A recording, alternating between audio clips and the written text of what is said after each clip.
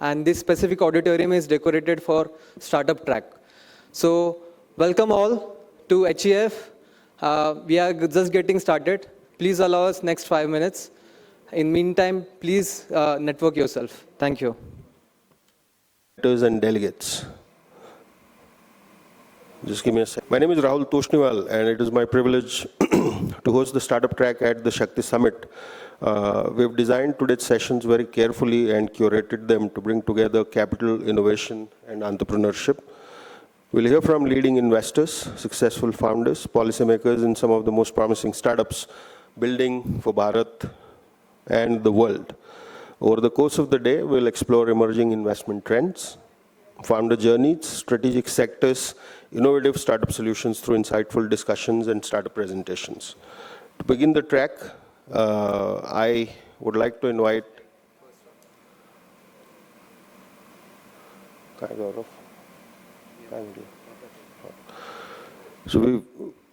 I would like to invite our HEF Pune chapter president, Shri Gaurav Tripathi. He's on his way, so bear with me for a minute while we wait for him to come here.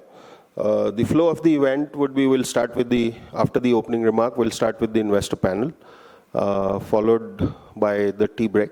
Then we will have the startup founders panel, and then we'll start with the startup presentations. We have about 15 to 18 startups that we've selected to present to the investors, and we'll have each one of them come and present their business, their requirements in terms of fundraise to you, and the investors can then, depending on the business proposition that they hear, the investors can then, basically work with them, grade them, and then eventually towards the end of the session we'll total them and we'll basically select top 3 winners in conjunction with the founders of IdeaBars team. The IdeaBars team is expected here in the second half. We will have Jeet Wagh, who is the CEO, and Ashwin Kumar, who is the CTO of IdeaBars. They will select the top 3 startups from the 18 that we have. And those top 3 startups will get to present to the larger audience towards the evening in the main convention hall, and they will also get the entry into the semi-final round of the IdeaBars show, the next season, whichever is coming up. Can you check with Gaurav? All right. Without further ado, let us start with our investor panel. The topic of the investor panel is where the smart capital getting deployed in Bharat today. As India's startup ecosystem matures, investors are becoming increasingly selective, focusing on sectors, technologies, and business models capable of gathering and generating both impact and scale. To moderate this important session, I invite Shri Vivek Ji Sadle, founder and managing partner of Legalogic Consulting. Vivek Ji, please come. Thank you. And to join him on the panel are his co-panelist, Shri Nirbanji Gupta, promoter, Harshalamba Family Office. Please welcome. Welcome, Nirbanji. Shri Karan Patil, co-founder, Sakar Robotics. And Shri Sanjay Ji Fadke, general partner, Mitcon A3 Capital. Mitcon A3 Capital is a deep tech fund investing in deep tech startups. Welcome all. Ladies and gentlemen, please welcome our distinguished panel. Vivek Ji, over to you.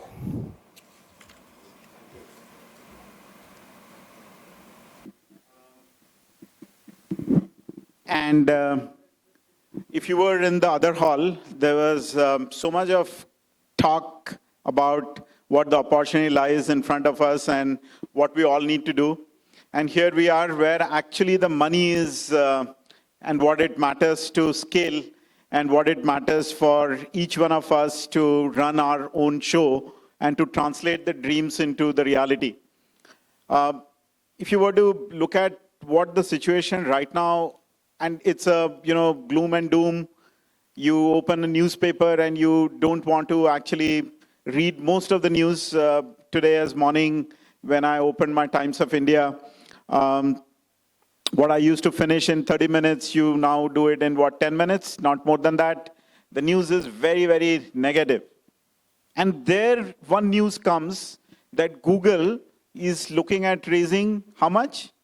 $80 billion. $80 billion by someone who has 60 billion in their bank at this point in time, or maybe more, the numbers keep changing.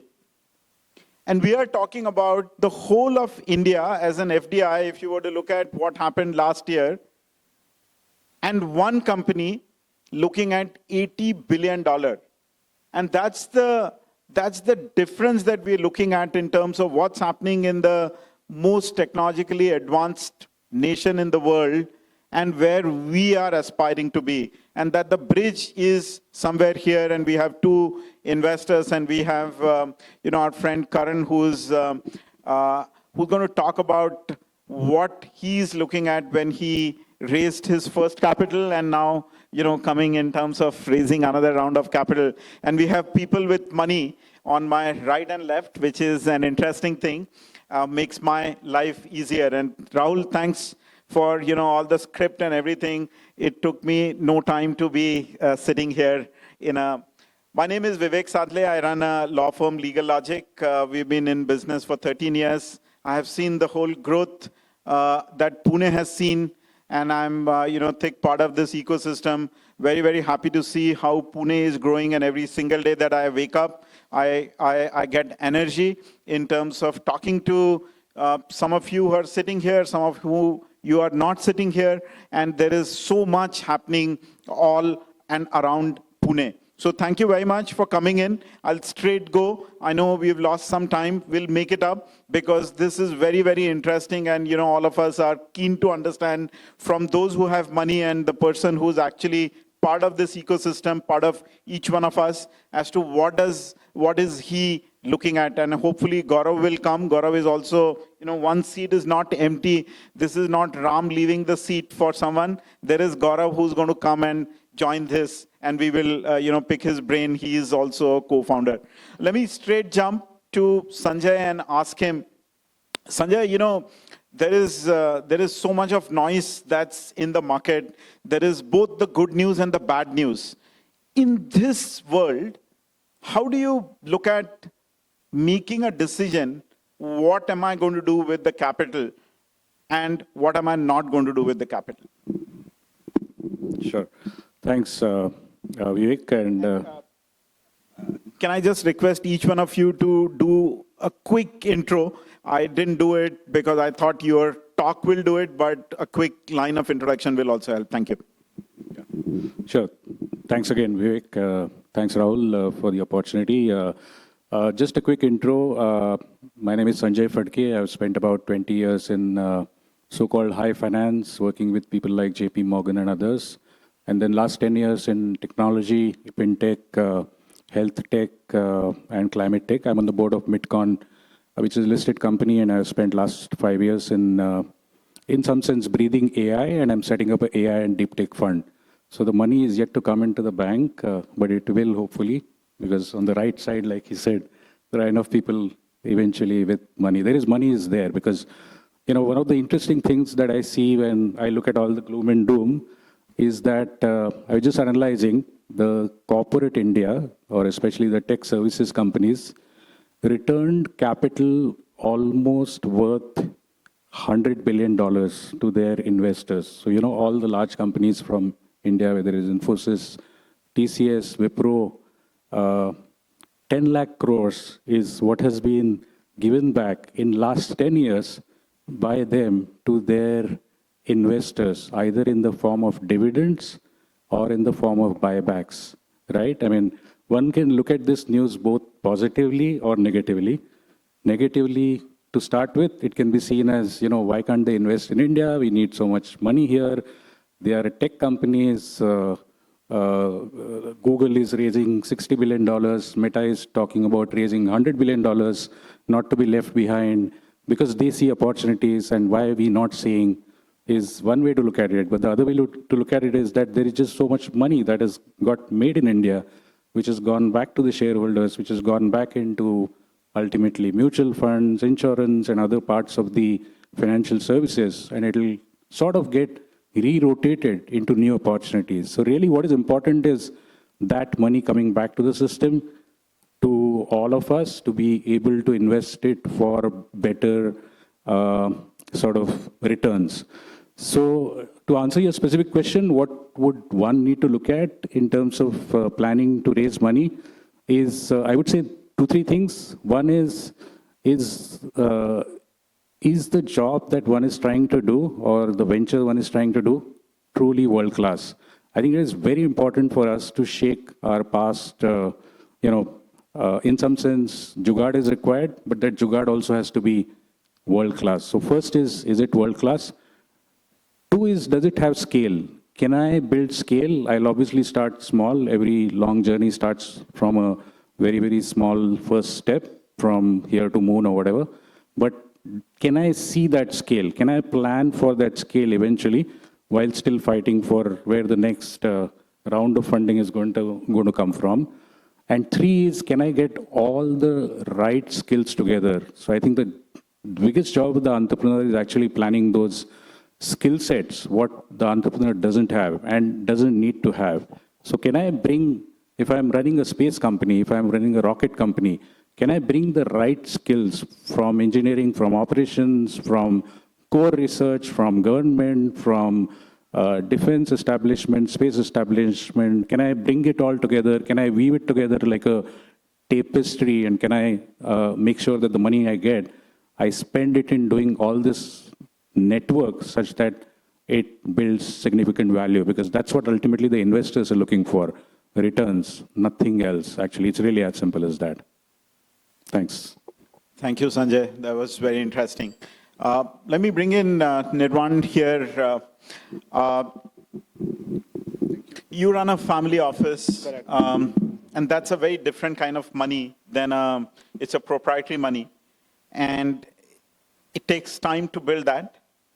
And I'm sure there is a different hat that you wear when you're trying to deploy that.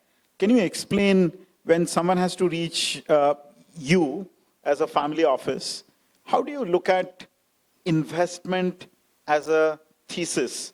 What do you not look at? What would you look at? And what do you end up investing? So for those of you all who don't know me, you've already given a brief background. We run a value family office called Harshalamba Enterprises.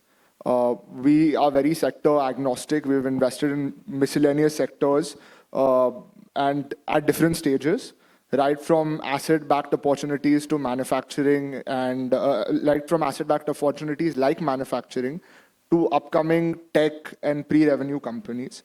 See, my father used to be an investment banker in another life. He, at his last job, actually used to run one of India's largest equity funds at that time. So traditionally, we are still very old school investors.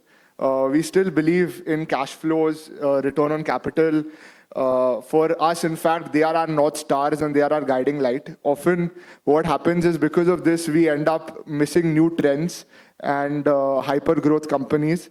But you know, as an investor, it very rarely amazes me when these hyper growth companies actually realize their valuations, and they are much rarer than you would think it is. So for us, you know, as I said, cash flow is king, ROIC is queen, and everything else is just stock promotion.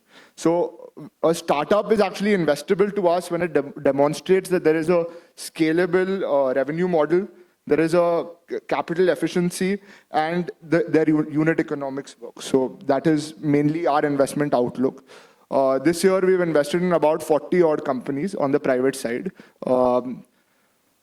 So, you know, most of our investments, we like to work with virgin companies that haven't been that are uninstitutionalized, where we come in, we have a small group of other family offices also within our consortium.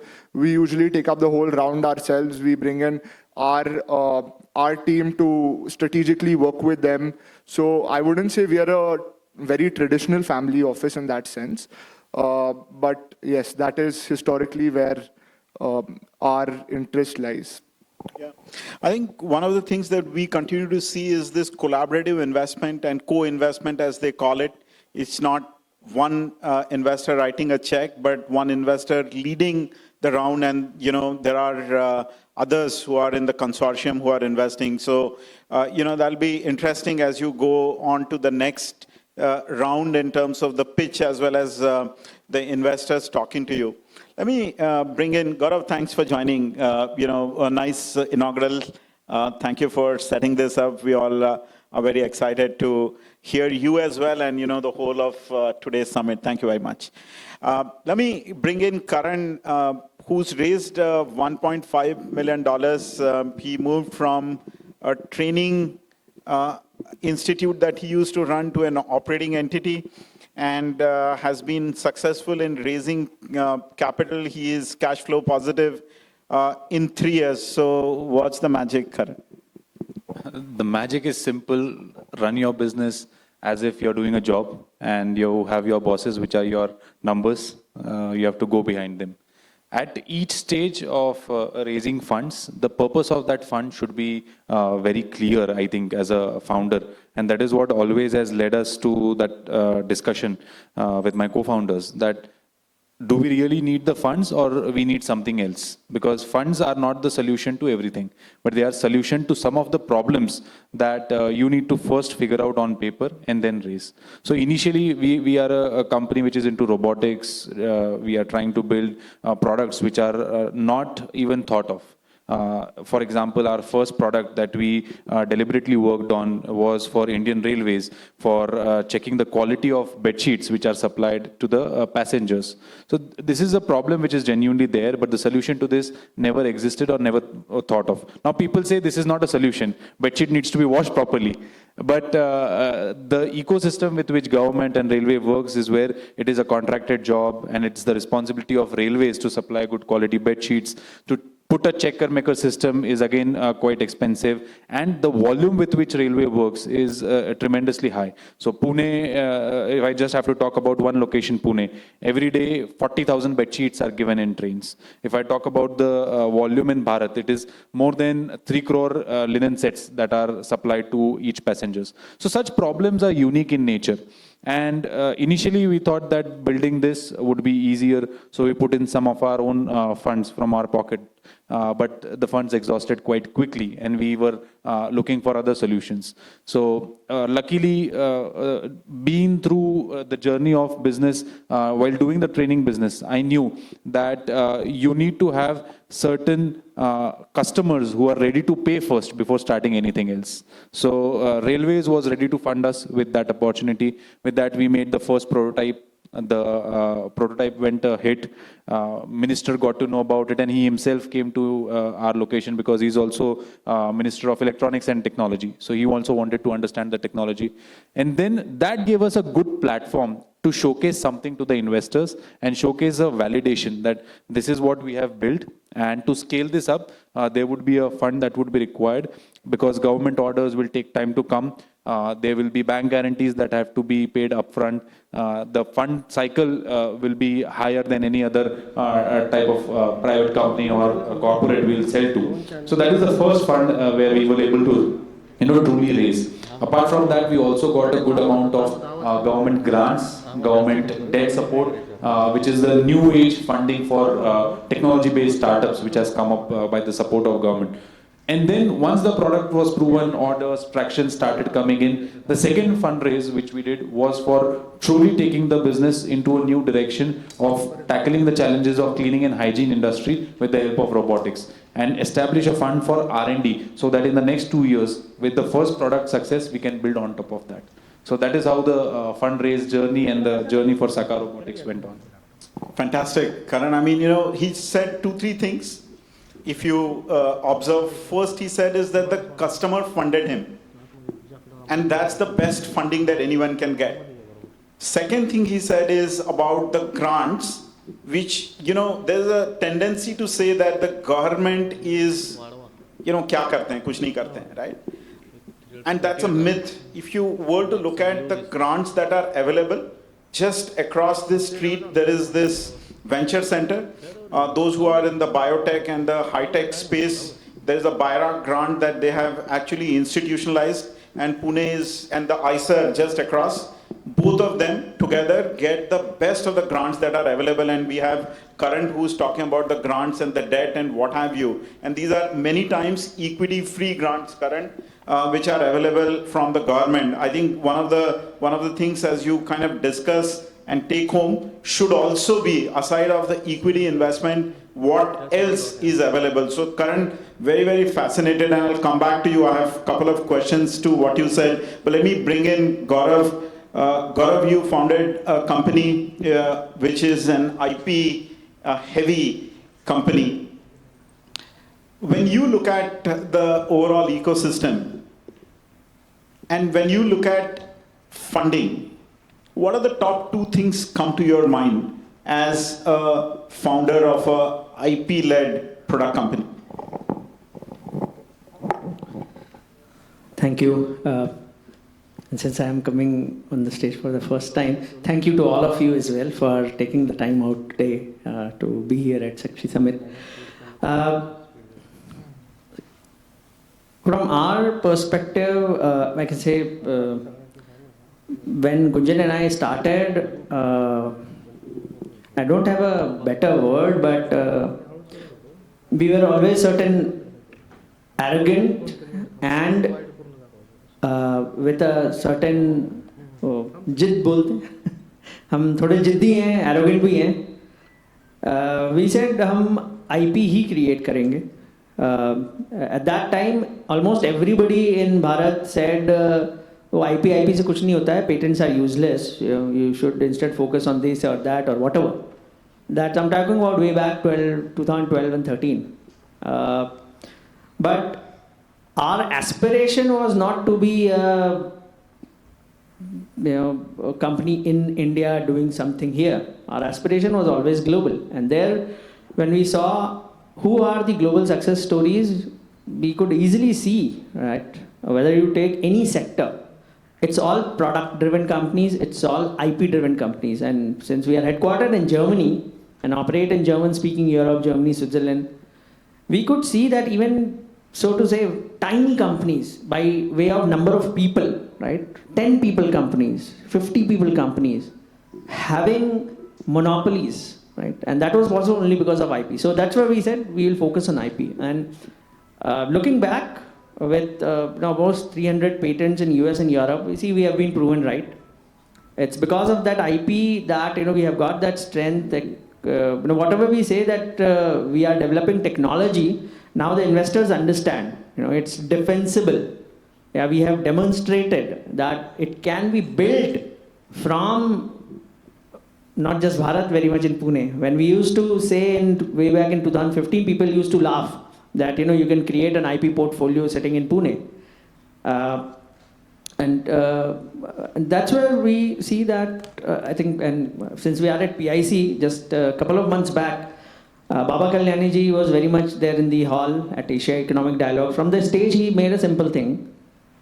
If we have to really grow the way we want, and we have to be whatever you call it, $10 trillion economy or Vishwaguru, whatever, we have to change the mindset. We have to become a product mindset nation rather than a services mindset. Otherwise, it won't happen.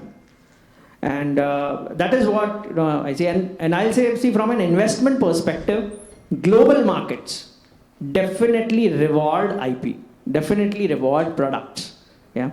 Don't shortchange. Don't think for the the immediate term, 1 year, 2 year term. You will get rewarded if you focus, if you develop IP, if you really are trying to solve hard problems, not taking shortcuts. You will get rewarded. And again, I'll say a lot of discussions have been, investors nahi hai. People are chasing money, this, that. I mean, I can't say the numbers, but the amount that we have raised just from Pune, right? That itself is much bigger than, a lot of Series B, C funded startups in India, right? When people say कि पैसा नहीं है भारत में, बहुत पैसा है, बहुत पैसा है, यही जो फैमिली ऑफिसेस पुणे में हैं, they will invest. They need the right story, right? And trust me, जिनके पास पैसा है उनके पास बहुत है ऊपर, right? They have made their money the right way. They also want to see the right story, the right value. If there is no differentiator, if you are not really building IP, if you are not product driven, they also understand. यहाँ से पुणे से बैठ के लोग OpenAI में invest कर रहे हैं, Anthropic में invest कर रहे हैं, right? Why would they not invest in Pune startups or Indian startups? You need to have the right story. Thank you. Thanks, Gaurav. Very, very interesting. We have limited time, and what I'm going to do is to, we have a bunch of questions, but let me ask Sanjay, and he alluded to some of it.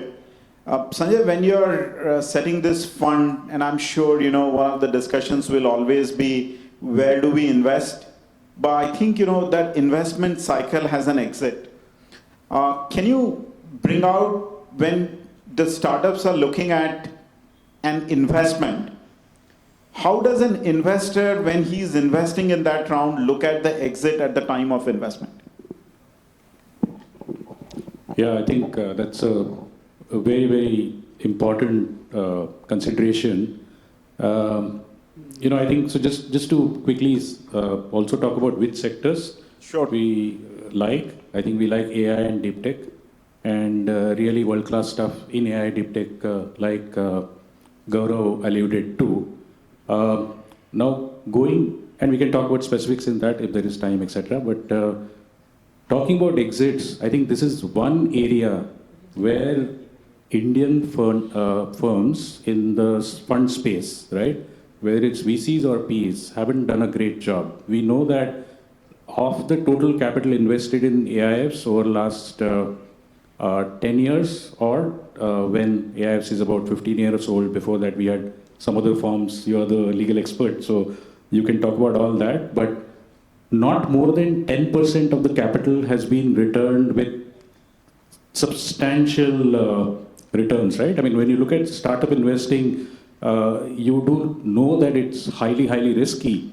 So the risk and return have to go together. And typically the investors, whether it's family offices, whether it's any other investor investing into OpenAI or Anthropic, OpenAI, by the way, is worth close to $800 billion, Anthropic worth $1.2 trillion, astronomical numbers, right? SpaceX worth 1.8. So you're basically looking at astronomical returns, which basically is not happened in India, in reality. And that's why the capital churn is not happening in India in a big way, because the exits don't happen. That is one of the things which is hardest to crack in India, because it takes a long time to build something. From an investor's perspective, if an earlier round investor wants to go out, it's always a big problem. It's also a problem for even the entrepreneur, because the entrepreneur is saying that I need fresh capital, and instead of getting me the fresh capital, you as my earlier backer wants to leave out. So there are multiple problems, right? So it's got to be handled extremely delicately. In my view, I think the only way to do that is for the investors not to be just pure financial investors, but to provide a lot more than capital, to provide at a very early stage maybe mentorship, acceleration, all kinds of support, GTM support, etc., such that when the time for that early stage capital to exit comes, the founder and or the entrepreneur is also on the same side of the table, which is very hard to achieve. But I think that's the only way to achieve, where the earlier investors actually go and get new investors, which are bigger and better, and say that, you know what, like for Gaurav's company, just taking an example, maybe getting a Temasek at some stage. I'm just taking a random example. It may already be there on its cap table. I really don't have an idea. But such that in the end, everybody has to be happy, rather than it's a win-lose situation between the founder, the early investor, the later investor. You have to figure out a way in which all three are happy. And if you can do that, then you'll keep getting exits, and you'll keep churning capital, which by the way happens in Silicon Valley extremely beautifully, and we have to make that whole ecosystem happen in India. Can't agree with you more, Sanjay. I think you look at the safe note. and in India, the safe note doesn't happen because of the regulatory things. We made iSafe, and we still negotiate the iSafe, right? You're making a lawyer rich. I'm not complaining, but the ecosystem doesn't get built because the trust deficit between the investor and the investee, that gap is still a humongous gap. I mean, both the investor side and the investee side, that gap needs to get bridged. The time to bank the money which is available and the exit from an investor standpoint. I think, we need to perfect that, and that these kind of summits, these kind of events do help bridging that gap. I keep talking about this trust deficit a lot. We need to find ways in terms of bridging that. That's one of the key things that I see from an exit standpoint as well, Sanjay. Yeah, no, just to add, maybe, I think you alluded to that. I've seen examples where investors meddle into startups, and that is not necessary, right? They just want to play a larger than life role in the startup. They've given capital. That's about it, right? That's correct. I've also seen examples where after the investor's money has come in, the founder does not take the calls from the investor. He's like, I'm out of this game now. Till the time I need money again, there is, we'll talk again, like after 1 year or whatever. I think both of these are undesirable practices. So you're alluding to that trust deficit. In a sense, we are all in it together, right? That is correct. That is correct. Both on the same page. Nirvan, let me ask you, this investment also has competition.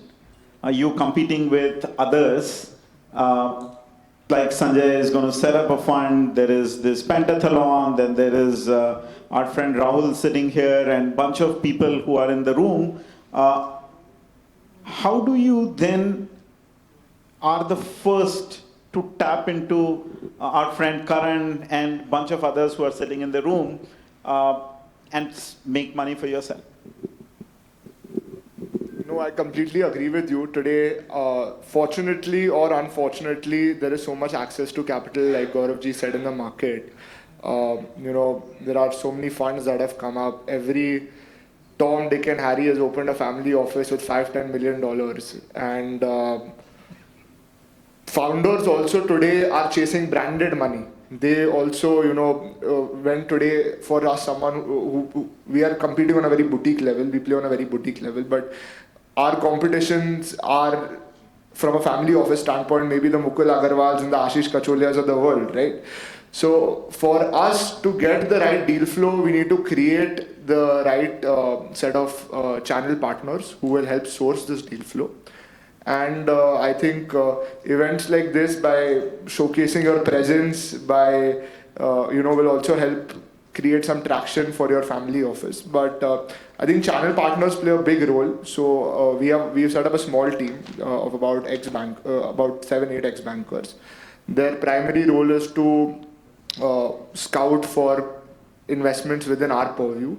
Plus, I would say we today, because of our investment thesis aren't exactly, we work with more fundamentalized companies. So, we aren't really in the rat race with VCs and family offices in regards to the pre-revenue companies. So, for us, finding companies and for our channel partners also finding companies are relatively easier because they are already established, they already have some presence, they are already at a certain stage. So, that is what it is.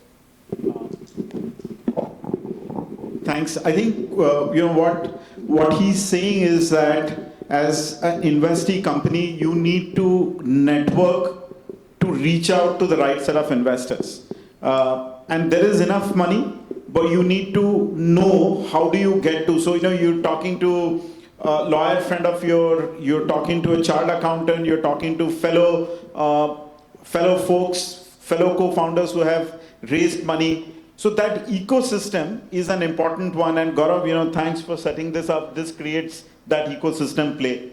Let me ask Karan, Karan, which investors you will go to and which investors you will not go to and the reason for it? It depends on power dynamics for sure, that do we have the choice or we don't have the choice. But given the choice, if I have to go, I even in the previous rounds that we have raised, so we had more interest than we needed the funds for.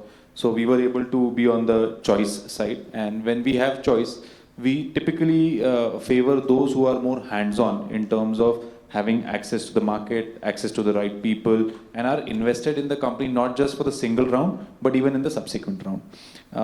From a founder perspective, you get the best investors at the early stage who are bringing your next investors. You don't have to run after that. So after your seed round or Series A round, I think your investors will do the job of selling you the next investments. Because if your business is doing good, if you are able to put in the right shoe, step up the game, then you don't have to find the right investors. Your existing investors will do that. So the criteria for selecting an investor, if the choice is there, is that who can give you the next set of investments, who can give you the right market access, and who is working with you on the business rather than just putting the capital. Fantastic. I met Karan, half an hour back? I'm becoming a fan of his. I love the way he puts it and that's a clear reason as to why you're successful, Karan. Gaurav, ending it with you, started with you, so I'm going to end it with you. When you host these kind of events and when you are inviting and you're creating this ecosystem, how often do you think these events should happen? May not be in this grand scale because it takes a lot of effort to get to this, but can we make this on a monthly basis, on a quarterly basis for both the investee and the investors and the ecosystem partners to come together and just talk, debate? Not everything has to be transactional. How do we build this ecosystem? No, definitely. That's what the focus is. So at Hindu Economic Forum Pune chapter, we are anyways hosting monthly events, monthly meetups, where now that thanks to Rahul ji, we have the HEF startup cell. The purpose of that cell itself is that we are able to meet more often and get things moving. Yeah. Who needs mentorship, who needs connects, who needs investors, what kind of investors, and above all, getting you to become investment ready. As I've seen most often, 99% of the times, the startups, the founders who are trying to chase investments, unfortunately, they are not investment ready. They are doing good work, maybe have started making money as well, but they are not investment ready. So that's where the focus is. And again, not just investment in terms of the equity investment, but there are a lot of government grants. I'm shocked, surprised when I see how many people have heard about CGT MSc scheme. Right? Still, this is, I won't call it, but this is free money. Government is giving, it's like 5 crores now. Most often I just hear, वो banks नहीं देते हैं, government का problem है, ये वो नहीं. Come on, nothing ever is easy in life. We took that way back in 2015 when probably 99% of the people had not even heard of it. Right? I just heard PMO mentioning it somewhere and I said, ये तो लेना है. Right? And we fought. We literally fought all the way back. At that time we were not funded, right, to do that. And see, we have, I can't give the numbers, but we are somewhere in triple-digit millions where Partex AI has raised. Right? And there have been so many who's who investors from Bharat who are now there. Right? So I see the only challenge is being investment ready. And thanks to Swamiji, thanks to World Hindu Economic Forum, where we got this network, right, which has put a trust in it, where we have got a lot of investors from. Now, why we are organizing this and all of it is to strengthen that ecosystem around that core philosophy that we have to grow together and share together. It's not just giving it back. I say that it's more like giving it forward, wherein you're also going to gain from it. Right? Every connect, every investor that we bring into the ecosystem, I know somewhere they are going to help us as well. Right? So that's the focus of Hindu Economic Forum. And I urge all of you, if you have not yet become a member, please become a member and be part of not just the monthly meetups, be part of the committee which will organize all of it and take it forward. Thank you. Thank you, Gaurav, and thank you all for patient listening. Thanks, Sanjay. Thanks, Karan. Thanks, Nirav, for sparing your time. and enjoy the rest of the day here at the Hindu Economic Forum. Thank you very much. Wonderful. Thank you to our moderator and esteemed panelists for sharing valuable insights into capital allocation trends and investment opportunities shaping Bharat's economy. Let's take one group photo, please.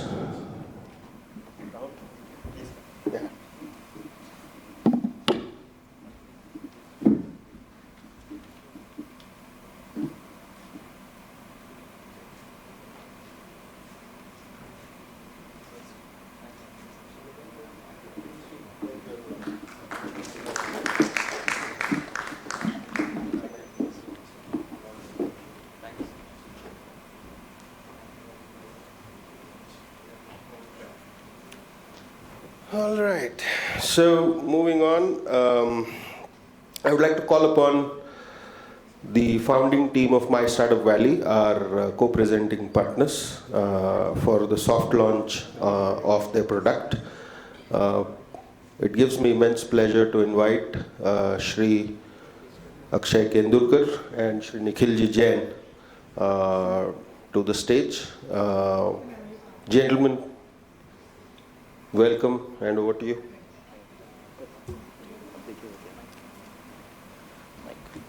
All yours.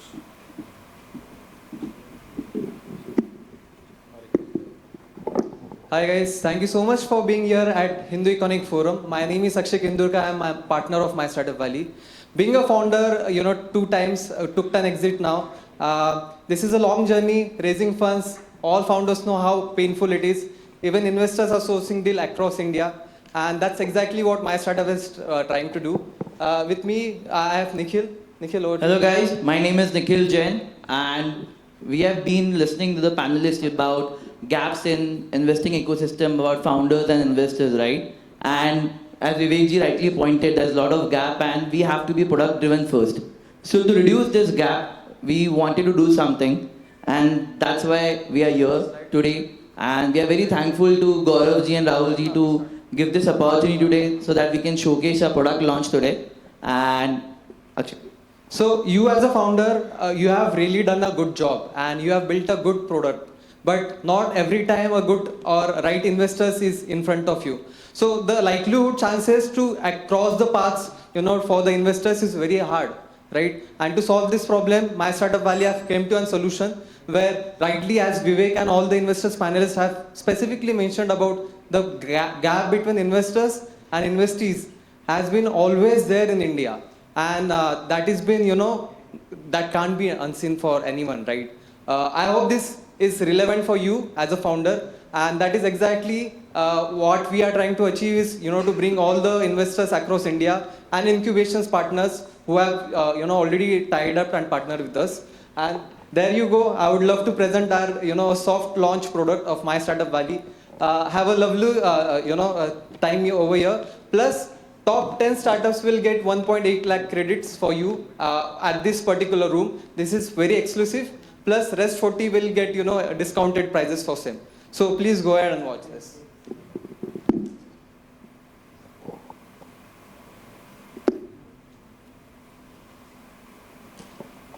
Does filter no.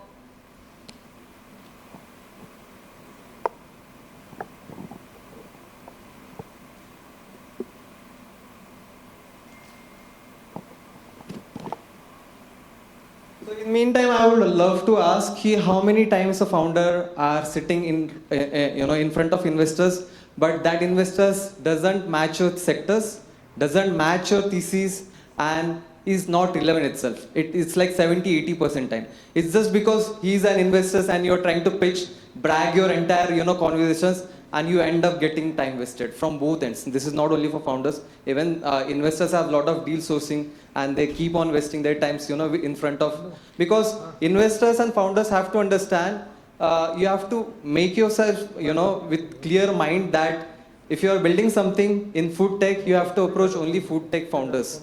Being sector agnostic, there is, difference in that. So, yeah, I hope that makes sense to you all.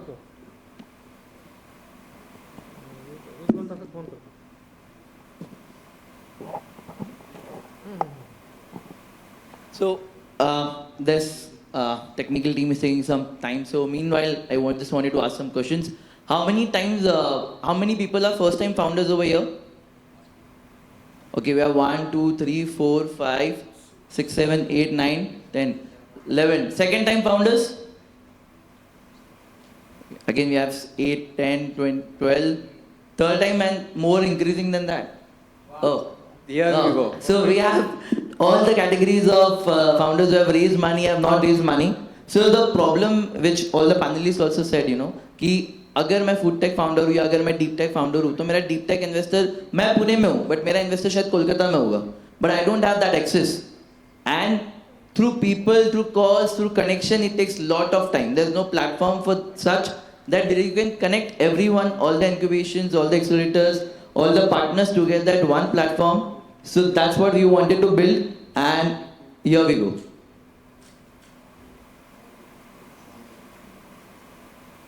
For months, but eventually, a wrong match.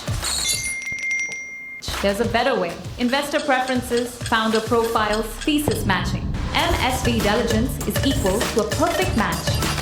Intro and meetings aligned. Deal, vetting and sourcing. Voila! Investment done. Yes! Yeah! Not 200 random decks. No cold outreach. No noise. Can we start from start? Deal flow. Only right connections. Built for investors. Built for founders. Every introduction is deliberate. Every connection has context. One closed platform. My startup valley, where capital finds conviction.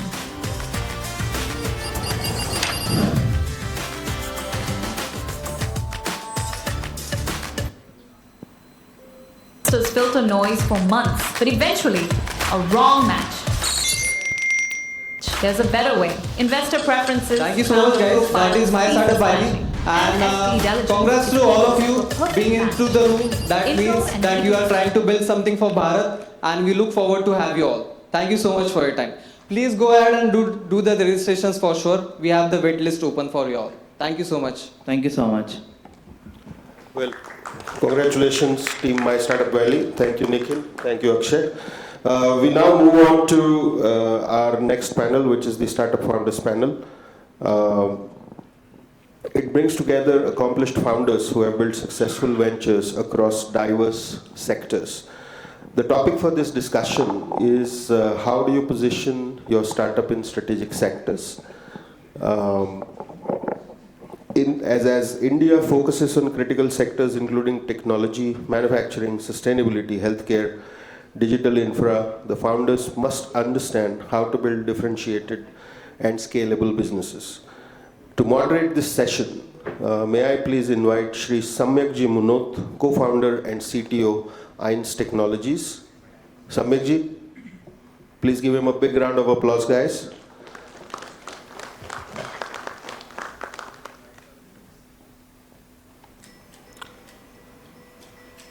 Welcome, Samyakji.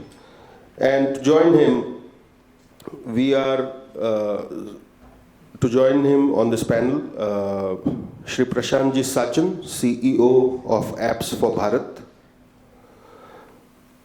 Shri Ajitji Deshpande, co-founder and CEO of Rises Analytics, Pune.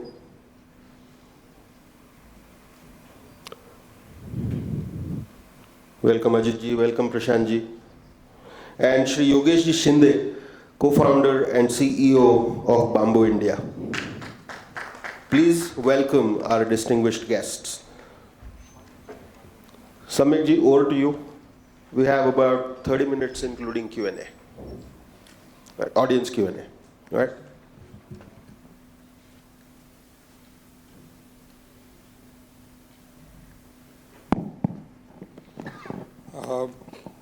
So first of all, thank you, Shakti platform here for providing this, elegant platform and August gathering.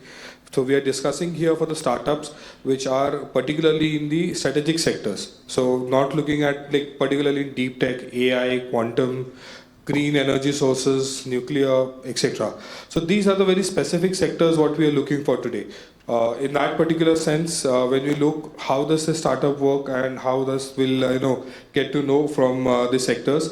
As we introduced, particularly we have people from Bamboo India. We have investors, also been founders, particularly from the app building sectors like Shri Mandir app. We have the co-founders from the Rise Analytics, and this, in a way, I also represent particularly a startup which has been building a nuclear reactor, that is a micro modular nuclear reactors, which is India's first.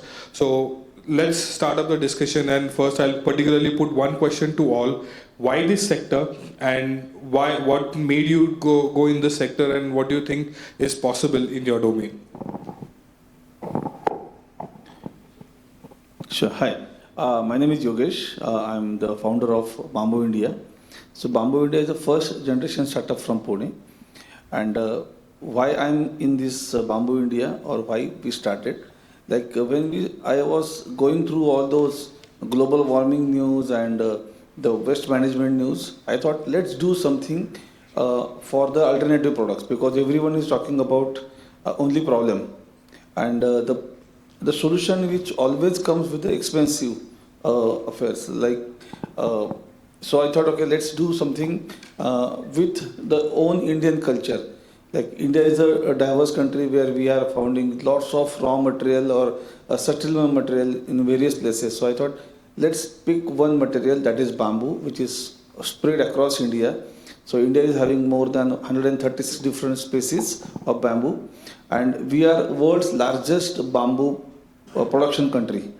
So when I heard all those things, I thought, let's use that bamboo culture and spread with all those kind of plastic replacement products. And we come up with bamboo toothbrushes, bamboo earbuds, bamboo comb, shaving razor, and it went well. People accepted that, and the price also as competitive with the plastic. So that is the reason I thought I saw the opportunity. I try my best and only select one particular sector. I have not, as Bamboo India is not doing all kind of stuff like furniture, cottage industry or mobility, but we are only on FMCG products, which is highly potential to replace plastic. So that's why we are here. Thank you so much. Namaste, मेरा नाम प्रशांत है. I graduated from IIT Bombay in 2014. Then worked with Samsung and Microsoft in the capacity of a product manager. Then started my first startup in 2016. Took an exit in 2020 mid. And then I was thinking about what's next for me. And that pursuit led me to what I'm doing today. I'm running a company called as Apps for Bharat. The goal of the company is to build products, which is primarily apps, services around the needs of devotion and spirituality, catering to people in India and abroad. Just to give you a quick context, we started this company in December 2020. It has been 5 years since we are operating it. We have around 250 people in the team at this point in time, have raised roughly $50 million in total in capital. We are a Series C funded company, and we have raised from folks like Sequoia, Elevation, and so on. Now, why we are building in this category? If you just think about this, right? Today, when you think of food, what comes to your mind? You think of Zomato, Swiggy. When you think of grocery, you think of Zepto, Blinkit. Or education today, the first snap in the mind is not about old age educational institute. You snap to a physics wala and so on. So what I'm trying to say is every human behavior has found a digital touch point. And that's when I was thinking about, if I were to, this is 2020 mid, I was thinking about what is it that I should go on and build next. And I wanted to build something very, very massy. At the same point in time, solve for a fundamental need of this particular nation. I realized devotion as an important behavior has not been served very, very well. There were many apps all around, and to think of one platform that serves multiple needs was something that I was not able to find. So I went on this journey. At this point in time, if you see, right, and it's fairly obvious, because if every behavior has a digital touch point, so should devotion be. Now, the question was that this category and primarily the people who would invest in these categories. And I was thinking of building a platform and largely a tech play. So hence you would need some capital to be able to start building, and over time you will monetize it. The bigger question in our minds was that there is no company in this category. The whole word that you will search, which is faith tech, got coined after we started venturing into it. And there are many more startups in the spiritual tech, faith tech category right now. And our larger pursuit, the question was that there is no private money raised in this particular category. There is no company which has gone public. Why would someone fund a company like this? To which our pitch was that if a platform is there to serve people's needs around fashion, grocery, food, why not devotion? And we were able to execute at scale. Today where we stand is 5 lakh people would use the Sri Mandir app every single day. 50 lakh people use it every single month. We have a bunch of services on the platform where many partner temples will actually come and onboard and will offer their services to the devotees. Today, 2.5 lakh people would do 5.5 lakh of these service requests in a given month. And this is where we are at. What's more interesting is 25% of our revenue comes from outside of India, which is largely US, Canada, and Mid East. So that's a short brief into what we do. Hello. Our journey with the forum, Hindu Economic Forum, we started working with Swamiji almost since beginning. Looking at his vision, we started with 2012. Then he launched 2014. He launched a big way in Delhi, World Hindu Congress. So we are completely aligned. We know what vision he is looking for. And for a small person like me, it's not very easy to cope up with that global, phenomena, what is happening here. So, but yeah, I'm here in front of you. I cannot say thanks for inviting because I am also an insider, right? So glad to be here, yes. And little bit of our journey. My name is Ajit Deshpande. I'm the founder, CEO of Rises Analytics, which is an AI-based startup. We raised 1 round of funding. Some of my products are already launched in the market. We'll talk about it in brief. So when we started, the phenomena of AI was a bit slower. Looking at current space of what you're seeing today from the Anthropic, Claude, and lot many Google products. There's so many products in the market. How to use it. So there's a lot of learning for us. We focused on the healthcare market, and some of my products, they are related to diagnostic screening. So my product is used for tuberculosis screening using chest X-rays. It's about till now 18,000 screens are done in Raigad district of Maharashtra, which is the mobility van-based things. When we started, we did not know the product will be loved by them so much because the mobility is the main challenge, and why we are not able to do before. The technology was not mature, like can we work with the edge device or something which can deploy on the moving van. So that is possible. Then the other one is for the woman health, which is related to breast cancer screening using mammography. So these products, once we see the ground reality, then we have to modify it. We have to learn a lot. Another stuff I want to quickly mention. Once you do something good for the society, obviously you get very good appreciations. Our product got listed in this India event. So they put it in the coffee table book, top 45 AI entrepreneurs. So we got featured there. And many more things they did in like Vibrant Gujarat and many other books. Government is doing definitely well there. When we talk about the strategic sector, I will mention 2 or 3 the thing which we observed, and we may be part of it soon. So they are related to Swamiji also always talked about the temple economy and how this can happen way before what we are seeing today, maybe 10 years back, 12 years back.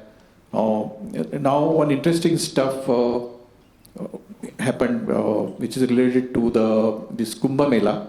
So hopefully I guess you have heard of the Kumbh Mela story, what happened recently. Now next Kumbh is coming in Nasik. So they are working on a project for using agentic AI which is for A2A communication. So the A2A communication is, you can think of next generation yellow pages, where you don't need really the internet. The project is driven by Professor Ramesh Raskar. He is an alumni of COP Pune, and he is now currently heading the media lab in MIT Boston. So his idea is to how we can help these people on the ground coming to the Kumbh Mela, and also test his technology at the scale, where you can find the parking, you can find the medical help, you can find the missing and whatnot. So there's a lot of stuff. You don't need to call anybody. Your agent, which is a software piece of software, which communicate to other agents. So when you talk about the disruptive technologies in this domain, the temple economy, we always think, when you think like temple, we think like, oh, there are the flower vendors. They are doing big business. That's not a thing I'm trying to see. So when you think of the temple, such technologies are definitely coming. There's huge opportunity. The second one is we also got shortlisted. We are incubated in the Indian Navy Incubation Center in Bangalore, which is specifically dedicated to AI. Pre-Operation Sindoor, we stood in a conference just for the naval commanders, attended by the Raksha Mantri ji and Chief of Naval Staff. And their aim was to identify the technologies which they can adopt. Obviously, they adopted the other technologies which we saw in the room. And when we say the defense, the first thing comes to the mind is something like weapons, which is partially true. The supremacy will come through that, I understand. But interestingly, they shortlisted us. They took so much interest in the healthcare, because healthcare is the primary thing, right from the personnel to the staff, Jawans, everywhere. And when we are standing there, the blast of the pagers happened, and we are brainstorming. We are the best people in the room. We discuss so much things, and then we realize there is something like a deep fake coming into the medical domain also. Like when you take the MRI, they can introduce the tumor, and there is a tumor, they can remove that tumor. So this is very advanced technology developed by some countries. So we'll see how our journey goes. They want to deploy technology on the ships. So the healthcare is also an important aspect. The sector is defense. So see, this is a thing we should definitely think differently rather than just looking at why this sector, the temple economy, defense. And the third one, Gaurav ji also mentioned here, is about startups. Is the grant we received, one Nidhi Prayas or some grant, which HDFC mighty grant we received, which is a small grant, doesn't matter how big it is. The second one we got shortlisted for the C camp. Again, people laughed at us. They were asking about what is the climate impact and diagnostic screening. They said no, climate is different and this diagnostic screening what you're doing is different. Then we read carefully. They said due to the climate, the impact is because of the heat, right? Airborne diseases, waterborne diseases. It could be related to the vector-borne disease like malaria, dengue. So we proposed 4 things what we can detect due to this climate change and the extreme pollution condition in the urban as well as very rural areas. We can early detect the respiratory diseases like TB, then silicosis, which is occupational hazard. The third one is the cardiovascular diseases. So these kind of stuff is on the growing, and also unfortunately for women, the lung cancer is growing, non-smoking lung cancer because of this pollution. So it has to be matched with that data, and it's very heavy AI problem what we need to solve. And internationally, I think we haven't received any grant like that, but we got some shortlisting from UK India grant, because India has signed the treaty with multiple countries, including France, UK. There's so many. There's a big list there. And for startups, if you get it, it's not just about the accelerator program. It gives the market access to those countries, and you get a chance to work with NHS. So we'll definitely eyeing for the bigger opportunities and building more complex products. Yeah, we'll let to stop here. Yeah, just to follow up on that, quickly, can you just tell me about when you have this kind of a startup in the AI, what is more important? Like, is it the data, is it the technology, is it the policy, or is it the partnership that you are doing with? So what is something which you're looking for when you're developing this kind of a startup? Yeah, that's a very good question. So what India lacks is basically the ecosystem. So we cannot do everything on the scratch. Like if I put things on the mobility and I have the same product, which is nothing but a container-based, API-based, AI-based algorithms, deep learning algorithms, and now we use RAG and something else, LLMs, etc. I'm already working with few hospitals. So that way what happens is the ecosystem means I'm not a driver, right? I cannot drive the vehicle. I don't know anything about how to run this diagnostic screening vans. So the ecosystem aspect, finding the right partners become very important. Second is we come from a heavy technology background. So almost 3 decades in the industry. I worked in California for many years and continuously traveling to those countries pre-COVID, post-COVID, glad that not less travel. But the point is when we entered the state of this healthcare, I almost talked to 150 doctors. I made multiple presentations in medical conference I'm talking about. Understanding of the domain is extremely important. I won't name the hospital, but there is a very famous cancer hospital where they treat about almost 75,000 to 1 lakh patients per year, which is way, way higher than any US hospital, They cannot do this kind of volumes. When our guys visited, they were shocked. There were patients sitting in the corridor with the tubes in their nozzle, patient on the stretcher on the, corridors itself. Doctors are very fresh, very alert minds. And why people come there? Because they get treated. So it is a big learning for us when we try to develop a technology. It has to be exactly tuned as per their domain needs. So the understanding of domain is extremely important. With the cloud, I may not need 10 developers now. I can do it to one developer. I can do myself. But if I don't know how to, put those prompts, it's difficult. I gave so many prompts. It was making some mistakes. So I said, no, this is not correct. Then they also gave up saying that, okay, why don't you put some more stuff and then we'll do it later. So it's not perfect, but then you need to see how we can leverage it. But the domain knowledge is not going away. You need that very, very strong, even bigger and stronger domain knowledge team and how to tackle that. Yeah, that was learning for me. Thank you. Now I'll get back to Yogesh, sir, but what I wanted to learn about it is when you go into such a venture, then how important is to align your idea with the national agendas like Atmanirbhar Bharat, Make in India, Green India, so vocal for local. So how basically these kind of alignments or national missions help you grow as well as help you raise money down the line? Okay, so for me or the experience which I have, so all these Atmanirbhar Bharat, it is only on paper. Okay, so wherever we approach, finally the execution agency is bank, and when we come to the bank always prefer to give loan to establish business or establish idea. If something comes innovation, they are completely clueless. So they always say for us like, अरे लकड़ी का brush है, ये कौन लेगा, इस पे fungus आएगा, इसकी लाइफ क्या होगी? But if you go to set up a beauty parlor, so they will give you loan, right? So for simple things, they always prefer loan. Gaurav sir says CGT MSc, I approach CGT MSc, I approach Mudra loan, but I never get any kind of help from them. So that is not stop us. We appear on the Shark Tank season 1, and the private investors happily help you out, right? So for us, like customer is the most important thing and the investor.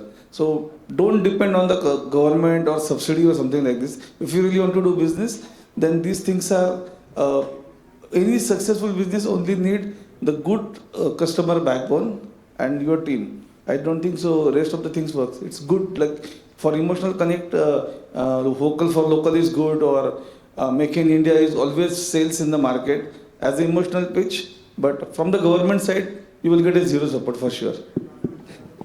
Oh, trust me, I support that part, because me being in the nuclear sector, I've tried this part. Apparently, there are many schemes available, but then they have a condition that you need to have TRL level 4 and above. And if you go for that kind of technology readiness level, we all know that nuclear particularly is a capital intensive sector. So even if I'm doing one of the experiments or lower the experiments, I need a good capital. But there are rules and regulations that if I'm not able to do those experiments, definitely I'm not getting TRL level 4. So yeah, I've been working with that, but I agree to that. But does it help in raising money if you're looking at the investor? Yeah, investor is very positive. What I feel, aligning it with the national ones. Sorry? When aligning with the national agendas, does that they look it as a way that, okay, it's a positive one and they can go ahead and go work with as an investor?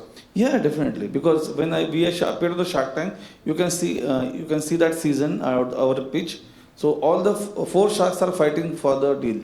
So that is a good thing. So when you approach the bank, especially bank or the government officer, they already cross their age and they all work from 2 punch 1 lunch, right? So their motivation is that only. So to convince them about this kind of stuff, innovation, so they really don't bother at all.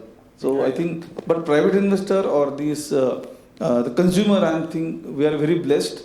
The ecosystem is very great. They are supporting each other, and because of that synergy, the startup is coming up, not for the government scheme, for sure.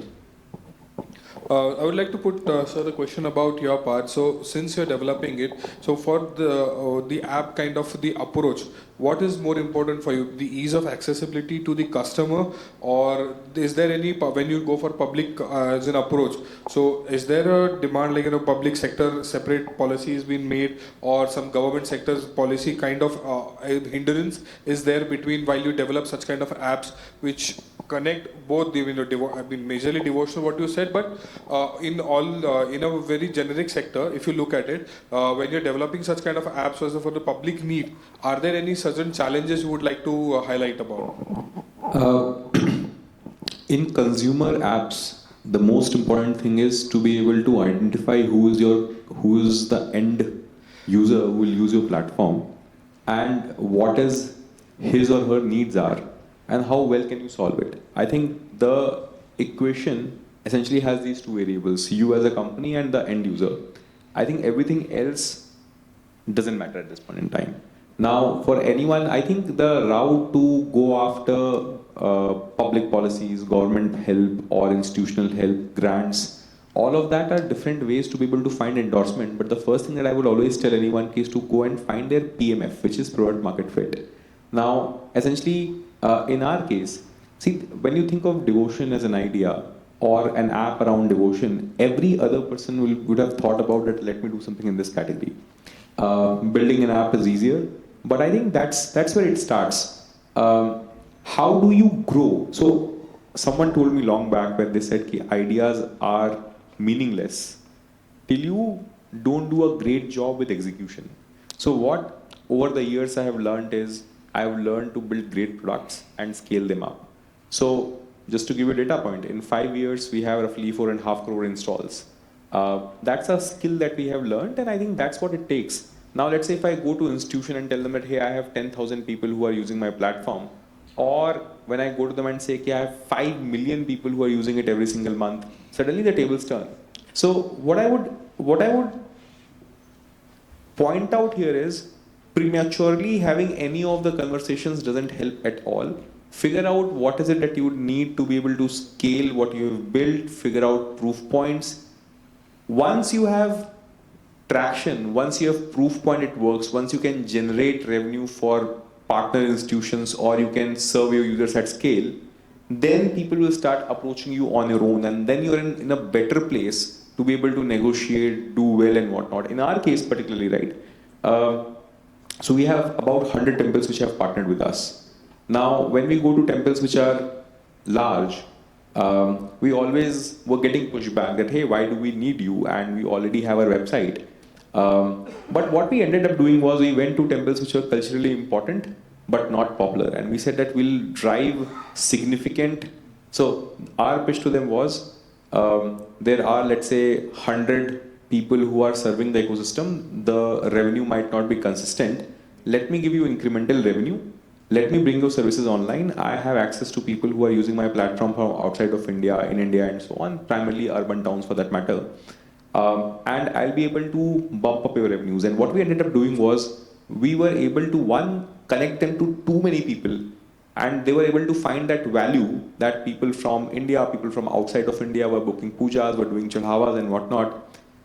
The second part which was magical for them was we were able to uplift or add 30-40% extra revenue to them, which was consistent, which was not dependent on the weather, which was not dependent on this and that and so on. So we were able to do that particular part well. And then we took that particular data to senior officials or government run temples for that matter, and that's when we started seeing some reception. Of course, in presence of a policy, our job becomes easier. By the way, if you look at similar institutions in the West, Mid-East, around different faiths, there is so much of work that people are doing around accessibility, where they're saying that, hey, these institutions can only serve. So let me share that with a data point. Last year, Vaishno Devi had 96 lakh people who could visit there.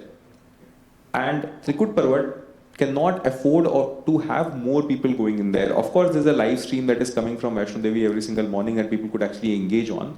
But devotion is usually two-way, where you would want to participate in that ritual. So what we have essentially built is a participative way where people can actually do things and so on. Now, Vaishno Devi is top of the mind recall for 30 crore people at the very least in this country.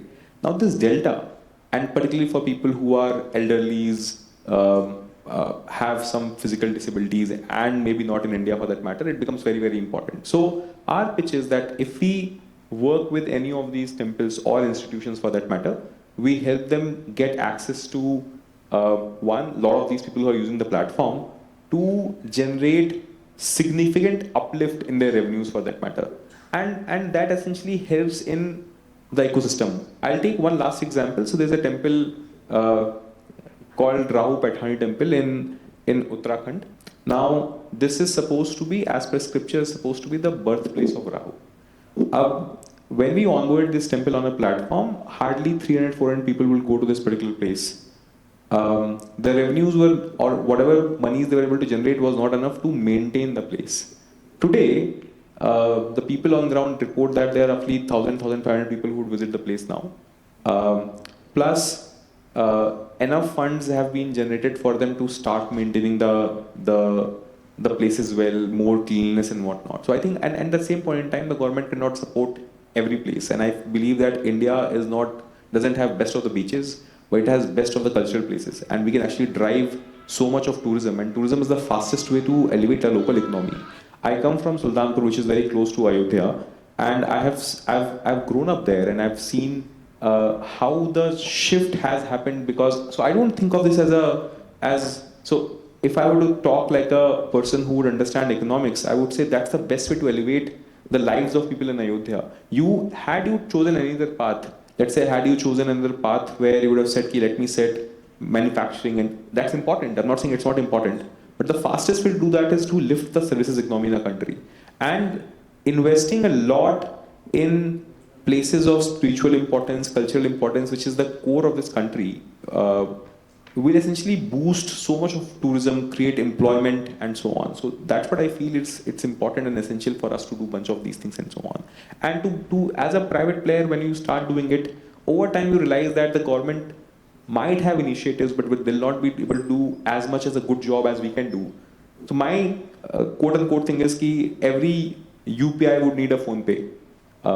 So that's what my That's great. That's great. So I think with the time here, we'll just lastly one round quick suggestions. If someone has to build a startup today, what is the one thing you will say that look for it, or one suggestion you will give it to that person? I think build customer or consumer backwards. There is no other way to be able to build a company. Don't build hype backwards, theme backwards. What all the large companies, and particularly I'm talking about consumer, I don't understand B2B that well. All the large companies that I understand today, which are doing really, really well, have built it with extreme focus on consumers and built it backwards from there, I would say. Same question for you, sir. What will be your suggestion for a startup who's going to enter today? Yeah, I think lots critical problem is solved by simple solution. So similarly, when we started with Bamboo India, so we just simply asked people to replace their plastic toothbrush with bamboo toothbrush. And now, when in the coming up to August, we will complete our 10th year of journey. And in 10 years, the idea was in my mind in 2015. And now we saved more than 6.68 lakh kilogram of plastic waste with the help of bamboo toothbrush or bamboo products. So that is a simple solution, right? So don't think so much. Right now, everyone is talking, when we say about startup or any kind of stuff, people start thinking about AI or a drone and all. But there are so many simple problems are there, solutions are there. So I think stick to the basics, check what is the simplest thing you can do to solve the problem, that's it. So don't think so much complex. Simple solution can give a big money and a good respect. Thank you. Same, sir, for you. One suggestion from your side for a new startup. So since we are all from Pune now, sitting in Pune, so in a lighter sense, if you want to start a startup, don't do that. Unless you have a very strong commitment, conviction, and if you are going to something like healthcare, you must have the compassion. Otherwise, don't go there. This is not the thing for you. You better do whatever you have been doing or you find more comfortable. And if you don't enjoy such things, what is the point? You know, the job market is going down and up, and they keep. I was there in Bay Area in this 2000 time. My billing rate was very, very high for that time also. Today also is not that very high billing rates. I work with the Microsoft and all these people.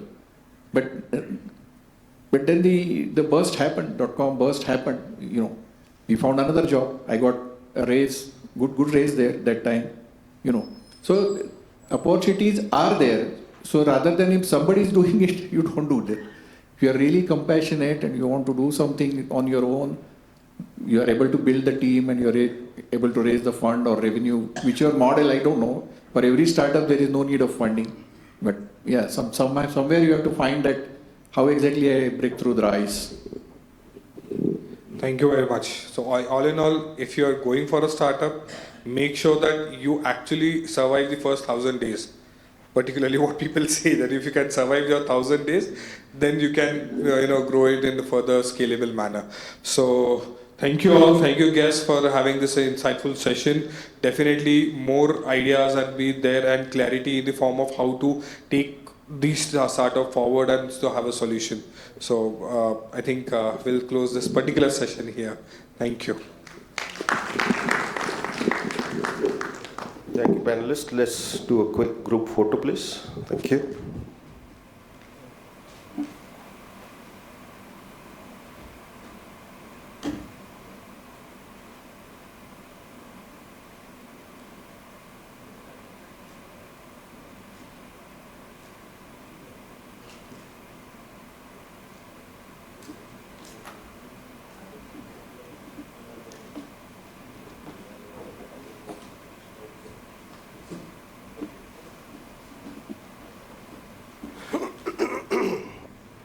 All right, so we'll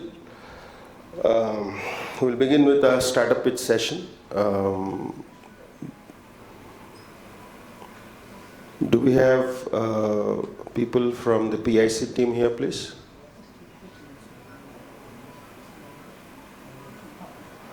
Okay, do we have the founder of Sisai Technologies?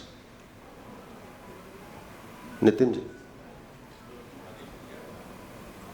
Rajesh will not be there. Yeah. Yeah, I have. So the format would be about 7 to 8 minutes for presentation. Also, the investors in the room, could you please come up front and sit in the first row, please, all of you. Okay. All right. Over to you, and if you could, you want to use the mic? All right.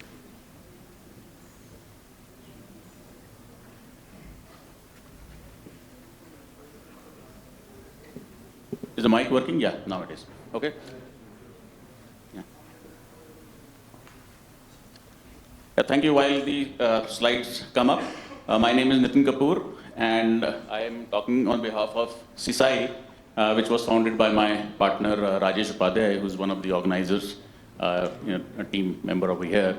And I guess it is fitting because being the number one, maybe starting up as a warm-up with a more, boring kind of business. We are a traditional IoT-based company, and we work in industrial automation. Do we have the slides? The company was started by Rajesh in 2017.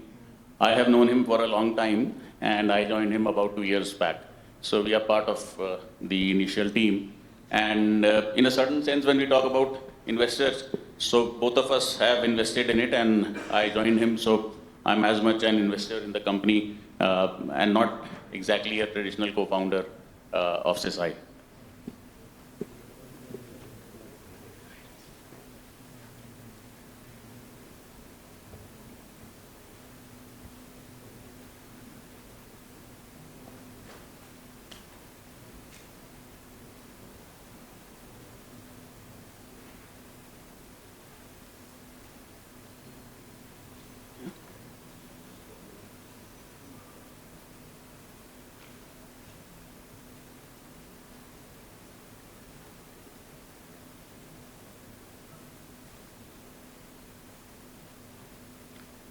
No, this is not the, this is a slide deck.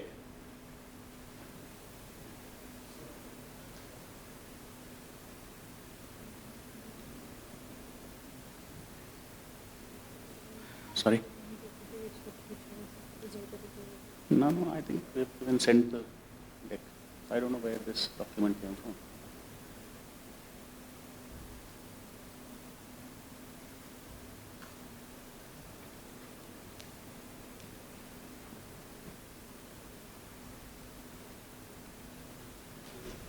Yeah, sure.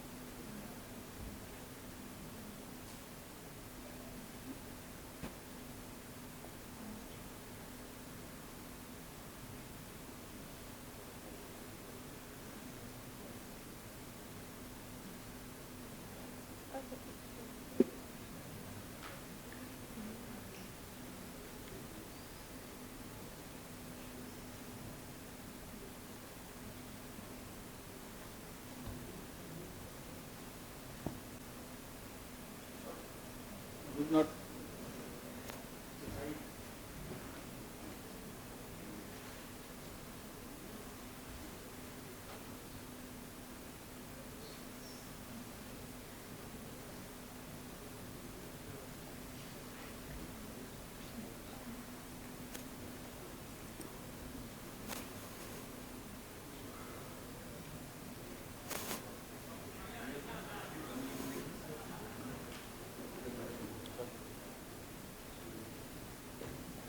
we play in the industrial automation, specifically on the IoT side. Industrial automation is a very wide sphere. So we do bring the end-to-end capability as far as the IoT part of the automation is concerned. Right? Now, one of the things is that we are not really a startup. We're not a startup because we actually have products, services, and revenue already in place. And yet we are not a full organization because most of the stuff is still done by the group of 10 people that we are. And, Rajesh, T and myself doing most of the sales. We don't have any HR, traditional, the organization setup that is required. So to that extent, we are still a startup.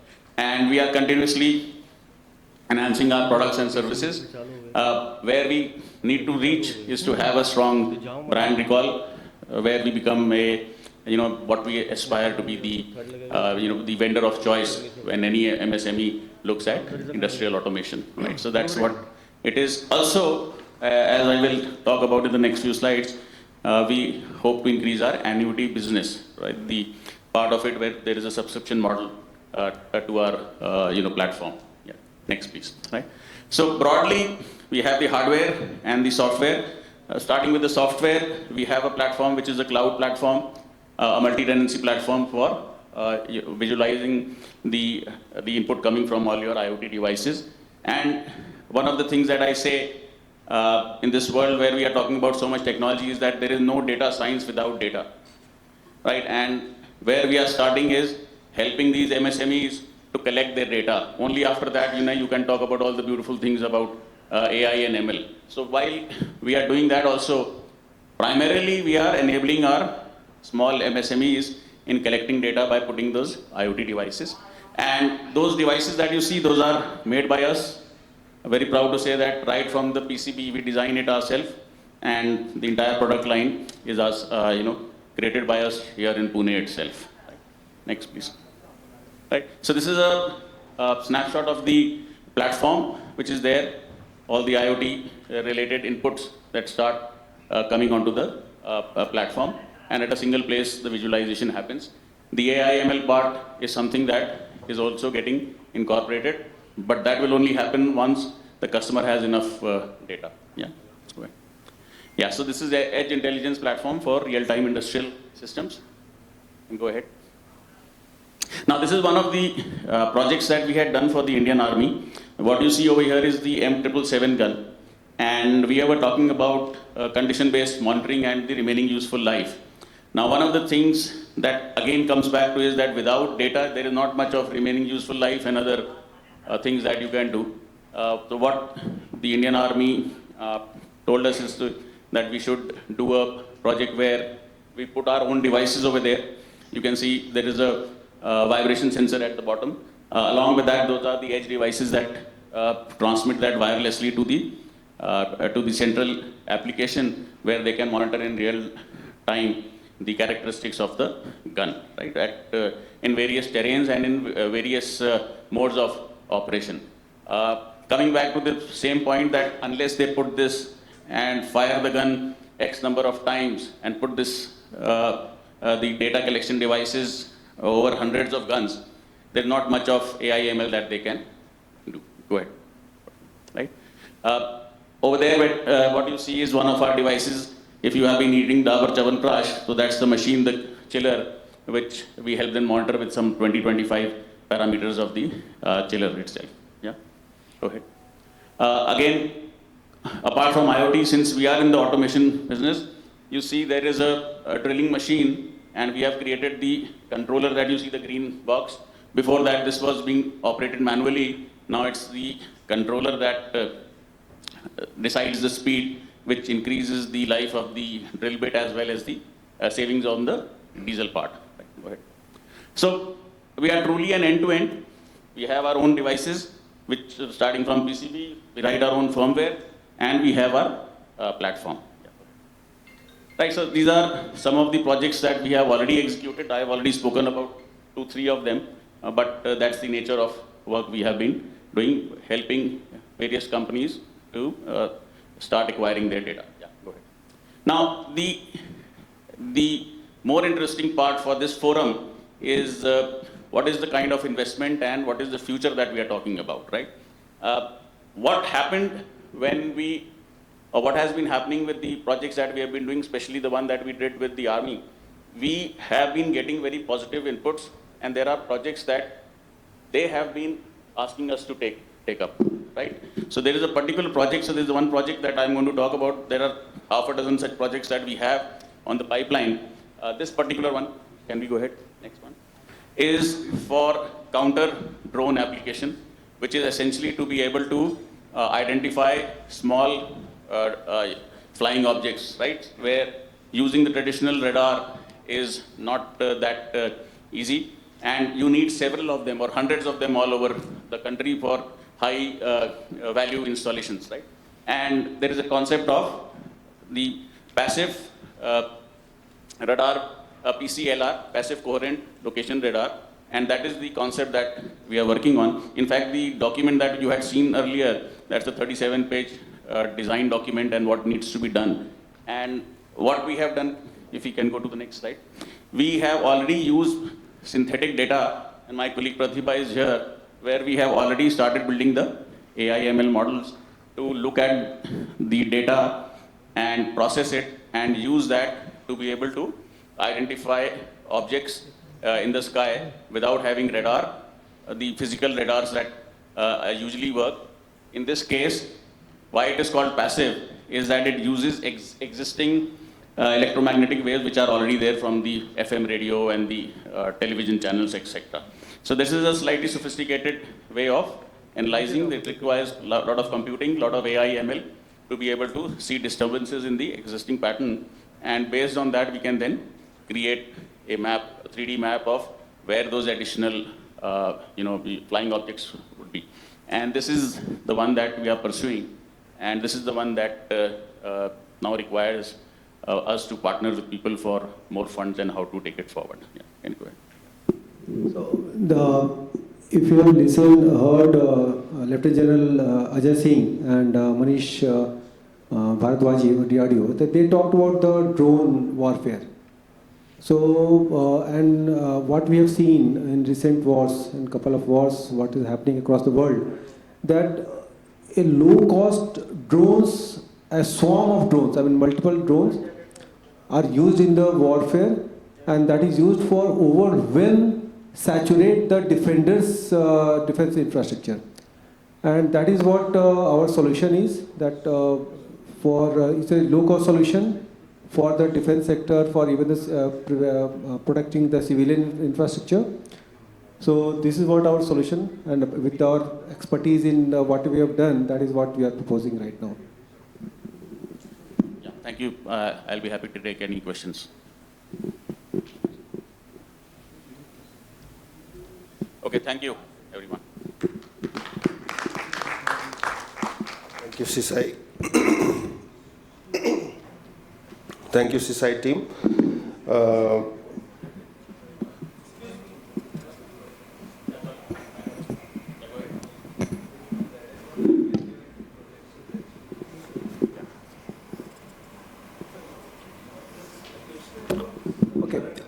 Yeah, so we have just this year only we have reached 1 CR of sales, and that sales is basically from our existing business, that is IoT and automation domain.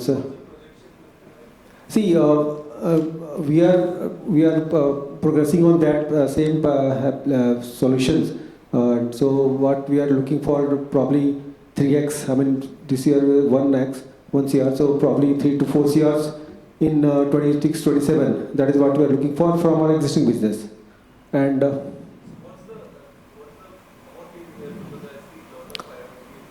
yeah.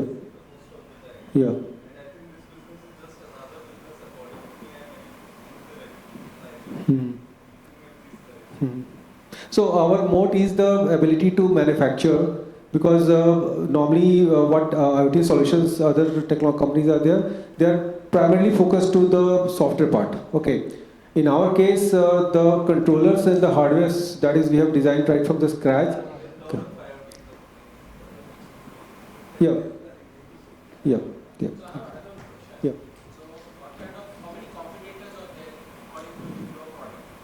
See, I mean, our competitors. In Pune, we have one company, but again, they are mostly focusing on the software part.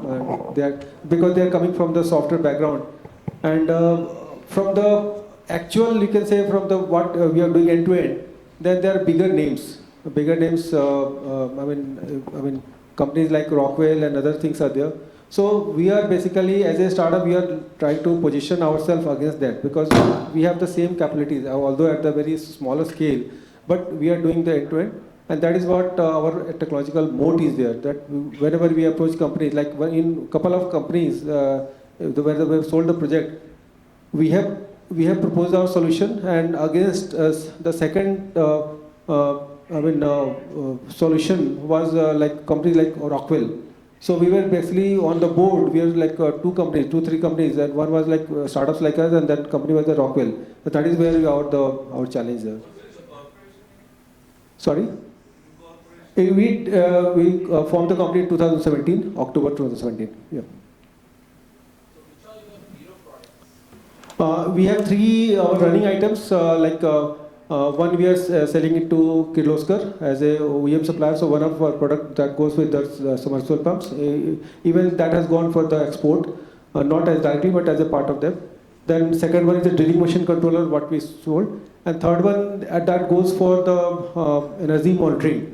So 2-3 companies are, so they are basically running items. So per month there are 30 to 40 units we are selling numbers.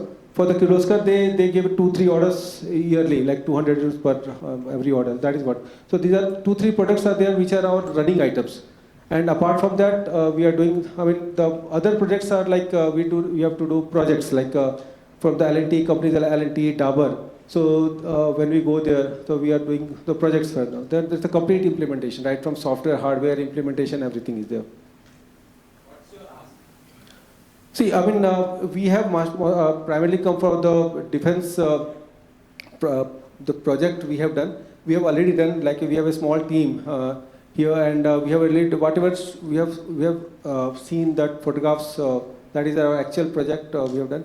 And with our background that we last year we did a project with the Indian Army.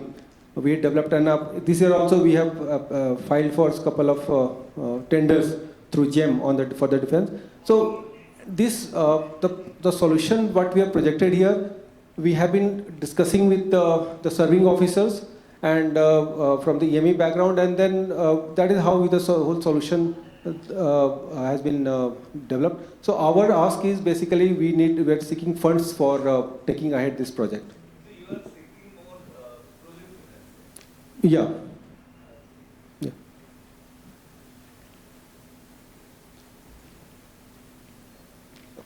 Okay, thank you. Thank you, Team Sisai. Next up is Nicole Evie. Can I have Arjun Pawar on the line, please? On the stage, please. Arjun? Yeah.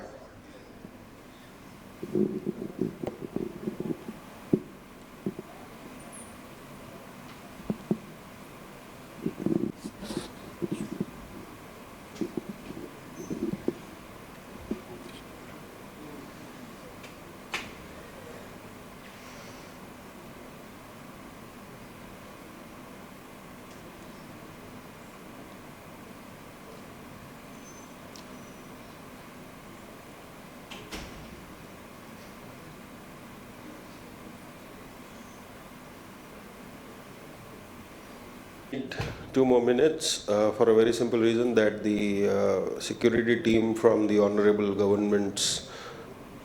No? All right. Afterwards? Okay. All right. Arjun, all yours. 8 minutes.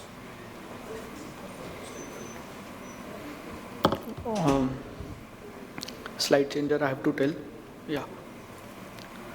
Good afternoon, everyone. I am Arjun Pawar, founder of Nicole EV. And we are in the business of EV charging infrastructure.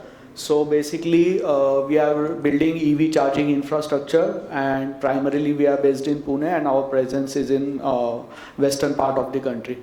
So we've been working in the EV industry from last 6-7 years, and while we started as a media platform, we identified a problem statement 6 years ago, which was the EV industry was evolving and vehicles were being sold, but the infrastructure was not there. And the infrastructure 6 years ago was scattered, was non-functional, and the experience that the EV users were having was bad. And we are today in 2026, and even today the problem is same. The problem statement is same.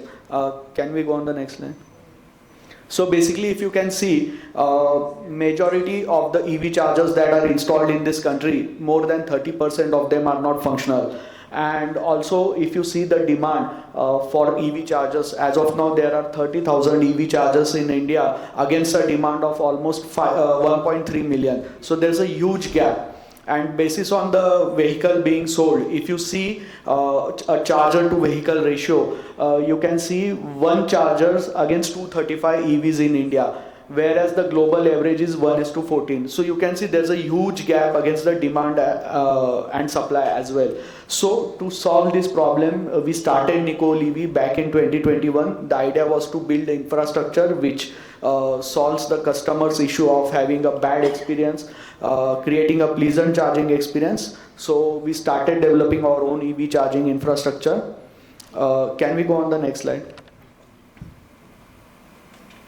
So this is how we started, by creating our own infrastructure. Earlier we started with building the whole infra setup, and after 1 year, so we started developing our own EV charger as well. So basically the idea was to have control on the overall experience that the customer is having, from the mobile application to the hardware and to the service as well.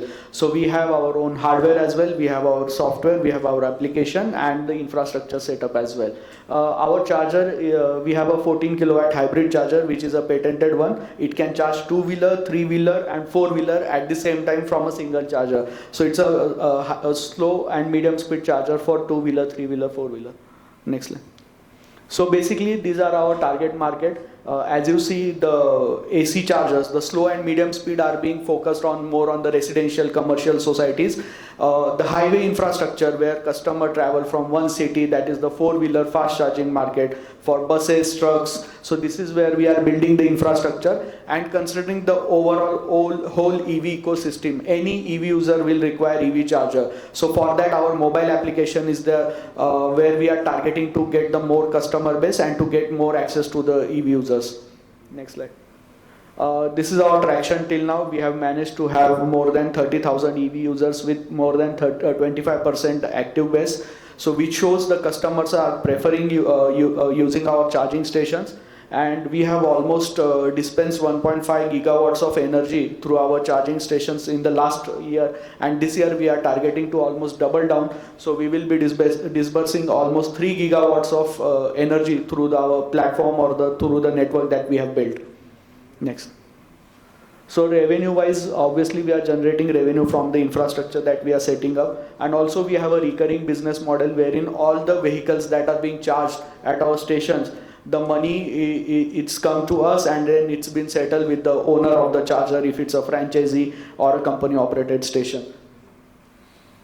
So we are also working with multiple IT companies, corporates and residential societies, restaurant chains as well. We have lots of demand from fleet operators, which mostly caters to the 3-wheeler, 4-wheeler buses segment, manufacturers also. So we are setting private chargers as well for some fleet operators or residential societies, and fast infrastructure for public also. We are working with multiple OEMs as well, Skoda, Volkswagen, and we have tied with big restaurant chains as well. So as I said, we are working in this industry from 6 years. We started with the EV media platform. Then we developed our own team. We have mentors as well from Stanford and other universities. And we have overall 2 decades of cumulative experience in the industry. So this year we are projecting to close somewhere around 7.5 to 8 CR of revenue, and with installations of more than 200 to be live by the end of this year. We are raising almost 8 CR. We are being backed by the Science and Technology Park, Jeep Electric. Mostly our funds are going to utilize in establishment of new charging infrastructure and expansion of our team. These are some of the images of the stations or the infrastructure that we have built. Most of them are all public and fast charging infrastructure targeted towards the 4-wheeler and the buses segment. Thank you.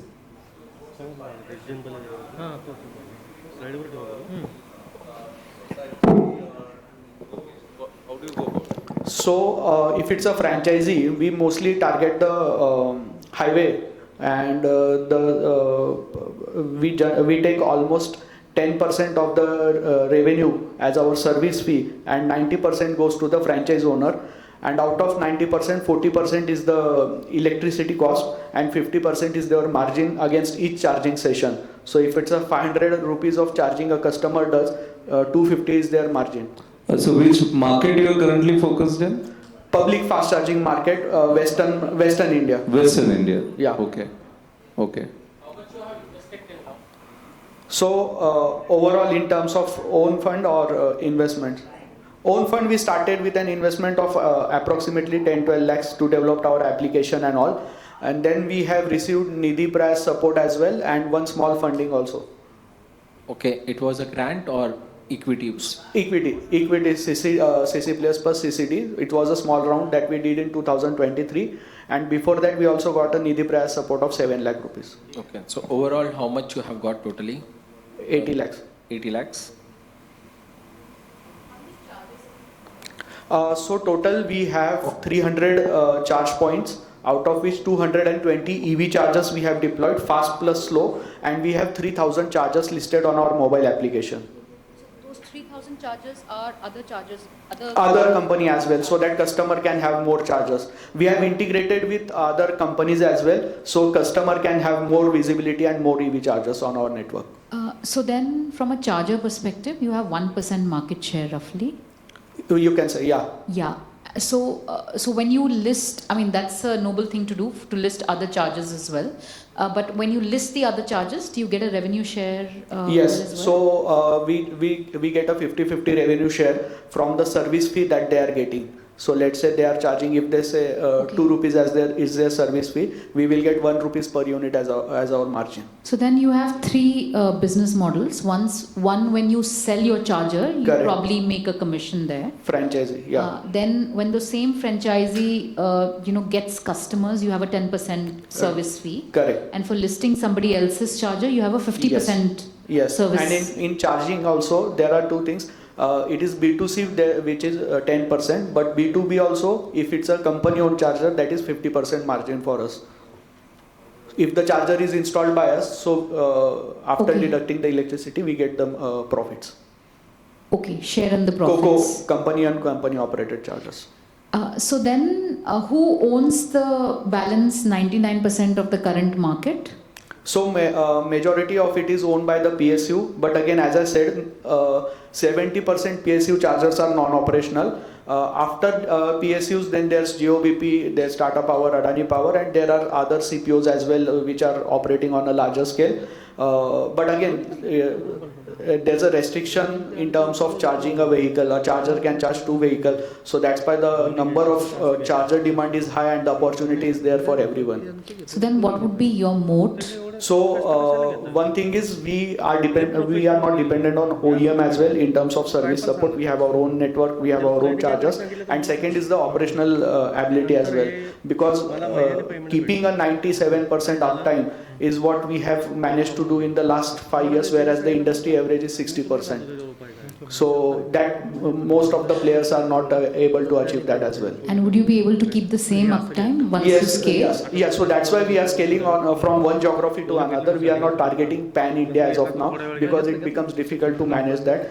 And that's why we were the first company to integrate on GOBP as well. So our chargers are listed on Geo as well, which is our competitor. But they tried, they had our chargers because they know the customers are going to get service, and that's why people are also preferring our network. So which means that you would also pay your share of service fee to them if you find a listing in somebody else's app. So our chargers are also listed on other apps, so they also get their service fee for bringing the customers. So basically then the ecosystem sounds to be more collaborative right now. Yes, and not cannibalizing. definitely. Almost all the OEMs are also tied up with Tata, Mahindra, Mercedes, MG, all of them we are working with. So the ecosystem is obviously working to get the industry ahead. So then what happens in a scenario when market gets competitive? So obviously, as I said, the demand is very high as of now, but even if it's get competitive, the vehicle, like charging is going to get required every day. So once you set up your network, all you have to do is just provide a good service so that you can get customer. Obviously, you can have more technologies. We are going to also integrate marketing, advertisement, LED board at stations as well, and further things that we are going to do. There's battery swapping that is going to come up in future. So that also we will set up at our stations. So new technologies or maybe new inventions that we are going to do so that customer can have an overall experience, not only just charging. That is the best part that we are focusing as of now. So then everything you plan to do in-house? Not everything, like marketing and all, maybe we'll do tie-up. We will have kiosk tie-up as well because it will become more difficult to manage all this. But again, whatever we can, we'll try to do. Thank you so much. Thank you. No, we'll be profitable after 15-18 months.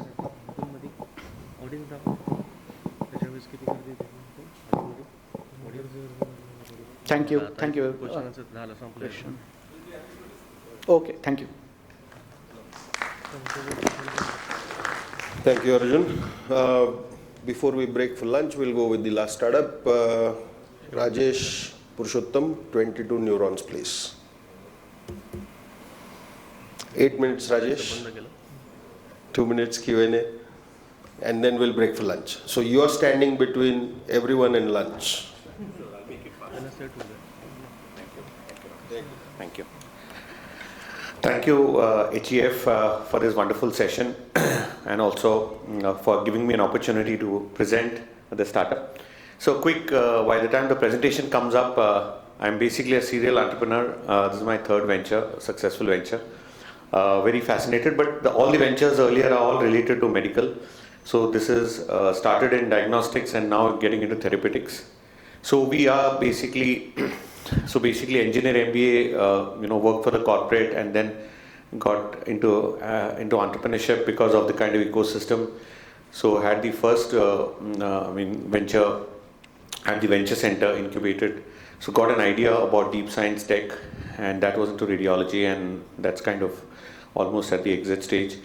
And now built this about 2.5 years back, which is into therapeutics. So we are building what we call as a care navigation platform for neurology. So 80% of neurology has no cure. So what we realized is that there was entire focus on oncology, which means that the why of doing this business, Simon Sinek moment was, we are here for the caregiver fatigue and caregiver bankruptcy. So we found that 80% of neurology has no cure. So even the specialty is under-molecularized. Now Eli Lilly has come up with a new Alzheimer drug. So we're going to see much more innovations because all the big pharma has put a lot of millions of dollars, and they are looking at India as one of the biggest market in terms of post-market trials. So here we are building India's first brain grid. There's a similar project which has been done for cancer. So we said, let's take a stab out of it. We are incorporated at ICER, and we got some huge good traction in terms of scientists who want to come and be a part of this. So what we are trying to do is, sorry about it. Don't know why. Sorry.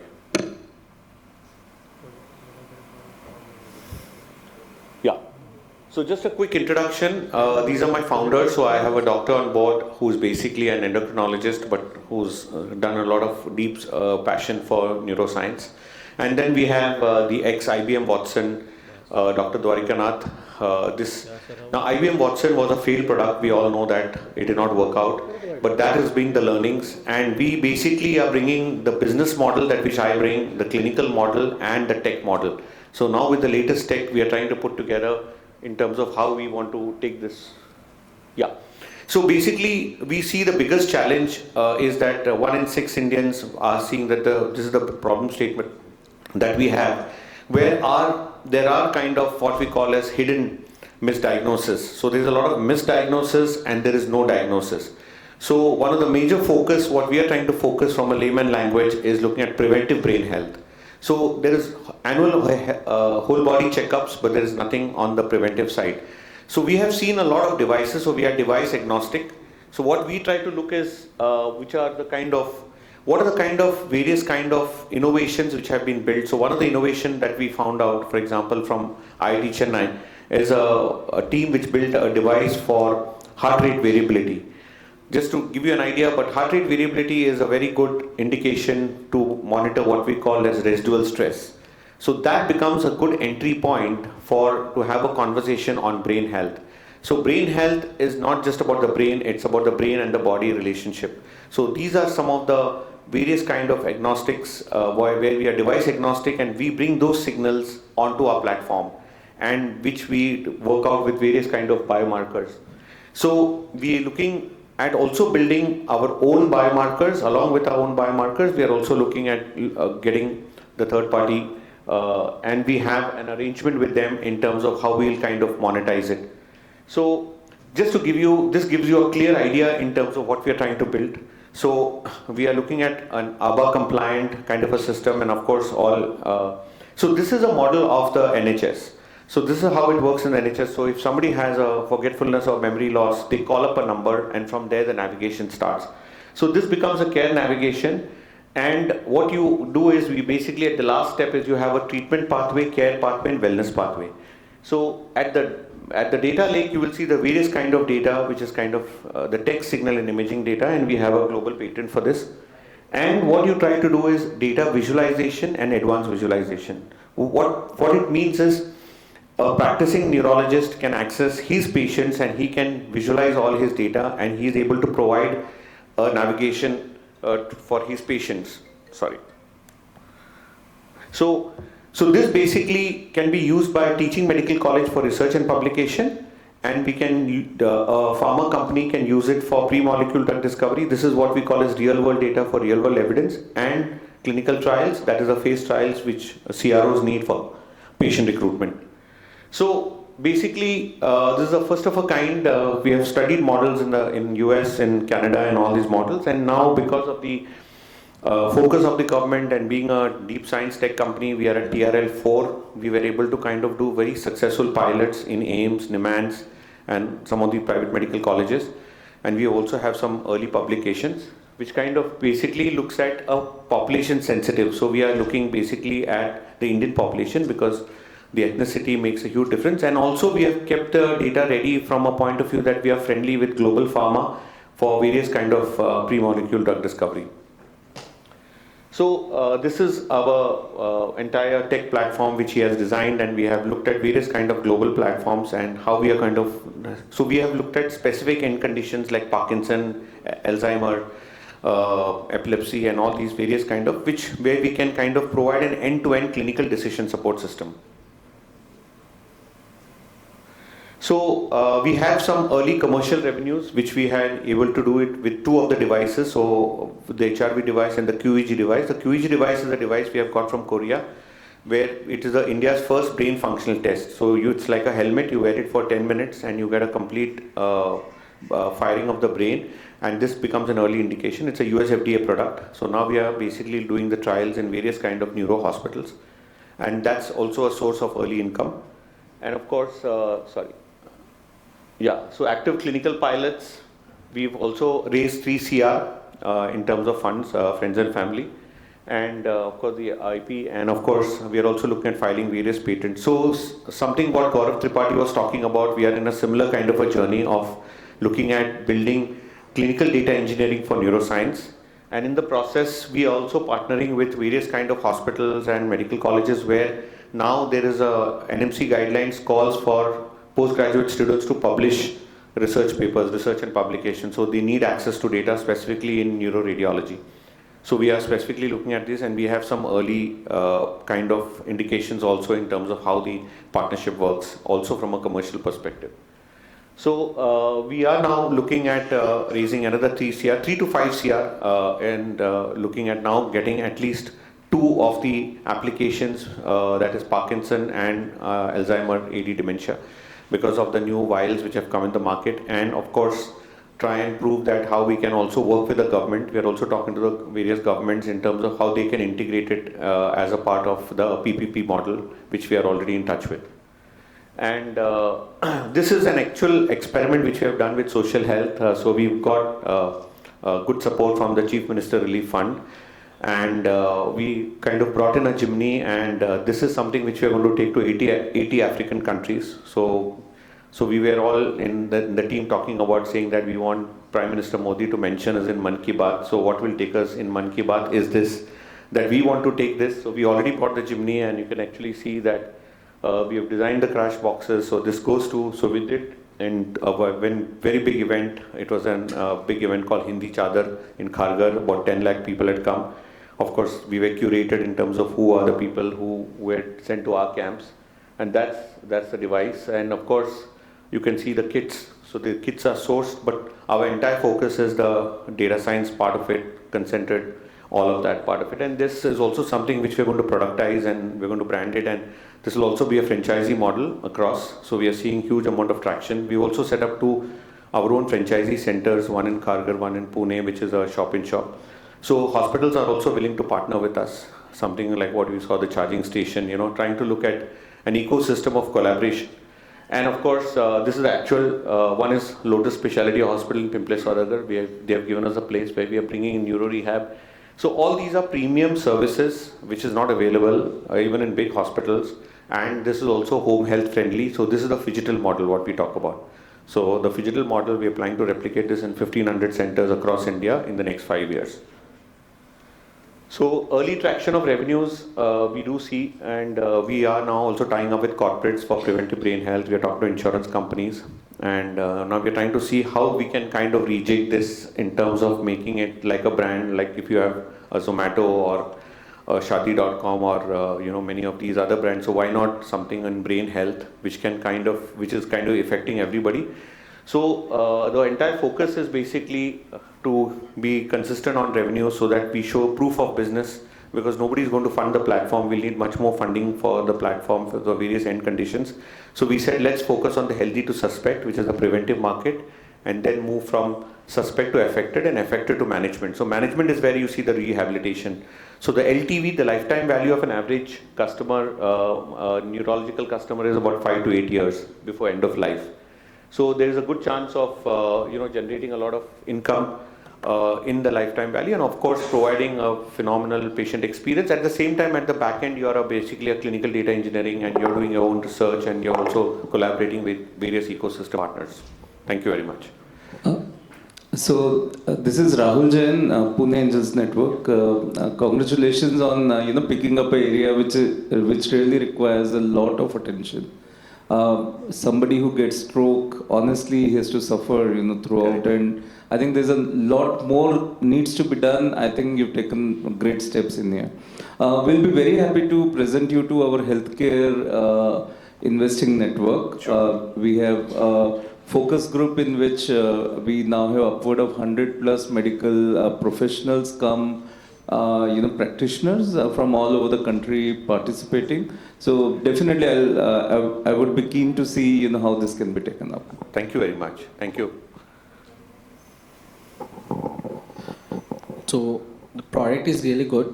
So just I wanted to know that if I can also buy the products from the Korea, it is something like the product which you have mentioned, you have bought it from Korea, right? Yeah. So even some others companies also can buy and they can start the same model? No, they can't, because what happens is they have come to us because we have developed certain other biomarkers, and they see that there is an upstream downstream. So so it's not a trading kind of a thing. So that exclusivity also we negotiate. Something like what Netflix does with other content. They produce their own content, but they also syndicate other content. Okay. So that's the kind of model, a Netflix model. Yeah. Oh, that's great. Yeah. That's what I wanted to know. Correct. So your ask was? 3 to 5 CR. So after mentoring from Rahul, he said ask for more, because if you're building, then you don't have to again do the round. So that's something which we are looking at. Investors' wisdom in terms of what's the runway like, kind of a thing. Yeah. And how it's budget friendly, because right now what is happening, particularly the market is big. When it comes to like middle class people, they won't be able to afford everything, because most of the people don't have the medical insurance. So how it's budget friendly? So it's a very budget friendly, because we started with practice health. So there's practice health, corporate health, and public health. So in practice health, we've looked at certain lower devices which can work with a GP practice. So for example, he's also incentivized to use it, and he can do it right there. And today he's not doing it. So we also see he's a potential income for him also. So you'll see some of the hospitals have tied up also, because they have some flow space, and we say we'll come there and we'll generate an income, because you're in the real estate business, and we will digitalize it. And then we'll also help you to kind of market it in that 5-kilometer radius. Okay. So that then, now this Lotus Hospital does not have a neuro specialty. So now we'll set up a neuro specialty for you. Got so it. you add value to the real estate, and then of course you enhance his practice. So who is running the show actually in this company? You or your co-founder? So we 3 are all full-time. Okay. And we are absolutely, and I have 3 neurologists who are also early investors, and they are also, so basically I always leave the innovation to the clinicians. So they are the best, and these are all very seasoned people. And then I focus on the business model and fundraise. Okay, great. Thank you. Thank you very much. Hi, my name is Rachna, Nano Pocket Ventures. I have a few questions, really. So what I understand is that you've procured, your primary service offering is screening. Yeah, it's screening, differential diagnosis, and management of the patient till end of life. But is everything live? No, everything. The management is not live. That is what we are building. Right now, what we are focusing is only on the brain health screening, what you saw. That is gone live, and that is what commercialized. And the screening is kind of B2C. Screening is, it's actually B2B2C because it is through an intermediary. Sure. We don't go directly to the market, Sure. and then they say come for the camp, and then we go and do these camps. Yes, and so essentially what you're doing is, collecting the data in the process. The data, exactly. That would, so basically you're in the preventive neuro health care Preventive neuro at this phase 1. Yeah. Phase 2 is now a lot of these cases are coming back for us for differential diagnosis because 60% of neurology is misdiagnosed.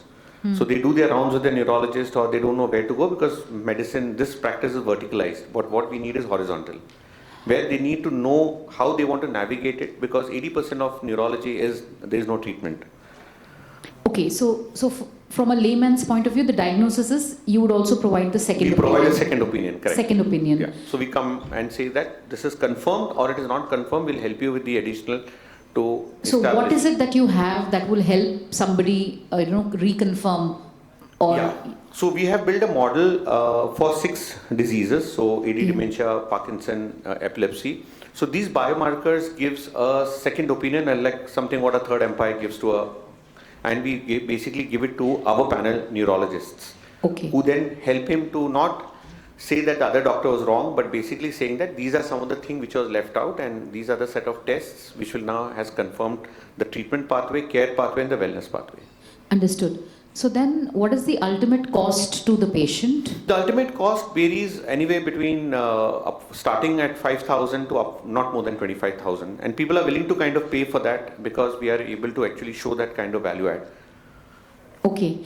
And from a market perspective, how big would it be in each of these? Somebody who wants to just get themselves checked, second being diagnosis and then caregiving. So from a kind of a market, what we see, the misdiagnosed kind of a market, what we see is when we kind of track with folks in Practo and a lot of these kind of things, they're saying that this is basically going to come out from doctors themselves. Many of the doctors who basically would want a helpline where they, and specifically these medicine doctors, because not everybody goes to a neurologist. So this is the market which will kind of give you saying that they want to refer this particular case before they refer it to a neurologist. So that's the market that we're trying to work on right now. The second opinion market, what they call it. The doctor themselves want a second opinion. And of course, the second is the patient also wanting the second opinion. Understood. So then my last question to you is, from whatever is being happening in the neuro, preventive care diagnosis and the caregiving, how are you significantly making a change? I mean, I can see the change here and I can also see the accessibility. Yes. And there's also a taboo and also access of good doctors in neuro. You have to kind of take references. So one part of it, access I can see. Yeah. But how else are you significantly... So the secret sauce here is the government of India has defined, ICMR has defined based on ICD-10 that how neurology has to be treated in India, but doctors don't follow it. Just like, imagine if India was 100% insured from first headache and migraine to the last. So there is a complete decision model which is available. So that model we have taken and we are basically putting it in terms of the different indications, and we are able to give an independent assessment using AI. So basically, even if there is an existing data they already have data, that also data is processed. Plus we also give them the pathways, and then we have neurologists who explain to them. So there is also an explainable AI part of it, which then convinces them to basically now decide what they want to do. Now, it all depends on their financial conditions, whether they want to go for treatment option A, option B, or option C. This is very popular in medical tourism, for example. We took those models from medical tourism, and people find the money. because they're convinced from an awareness to acceptance to action. So the main issue is the awareness to acceptance, because they feel that they've been fleeced or they are not convinced on the diagnosis. So that is a very important part of it. So what essentially you're trying to do is what dental clinics have done to our, the oral health. Correct. You're trying to do that for the neuro health, Correct. which will be more accessible. And the franchisee model also is very interesting, is because then you can penetrate into tier 2, tier 3 towns, because that is also where a lot of people have to come to the cities. So a lot of it can be done through a digital model also. Okay, one last question if I may. Then what would be your entry barrier for whatever you're trying to do? So our moat is basically the clinical decision support platform. Basically the data engineering, and we are able to provide all those decision support models, both for hospitals, that is doctors, providers and payers. So essentially the accuracy levels of what you diagnose will be higher. So we look in the future that payers also will come to us to basically understand that this is what is the fair value for this particular treatment or for that disease management till end of life. Understood. Thank you so much for being patient. 50 CR. Yeah. Yeah.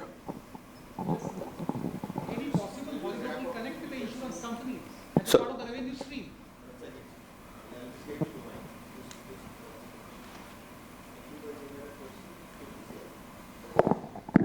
Hi, this is Manish Kulkarni. Wonderful. Just would like to ask you any possibility of connecting with the insurance companies? Insurance companies? Yes, for the predictions. Yes, yes. You have? Insurance brokers, specifically insurance brokers. Okay. Yeah. Okay, and that would be part of your future revenue stream? That's part of the revenue stream, because they are the one who are going to broker preventive brain health in corporates. Sure. Thank you. Thank you. Thank you.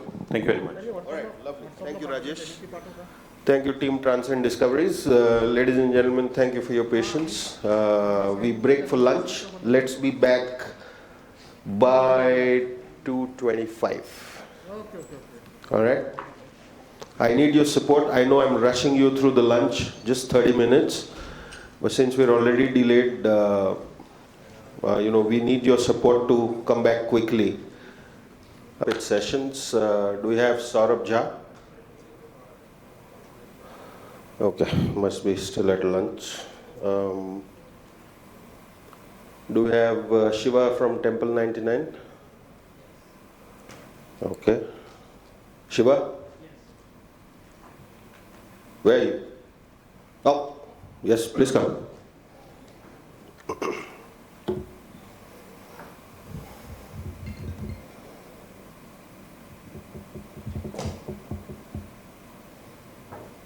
Temple 99.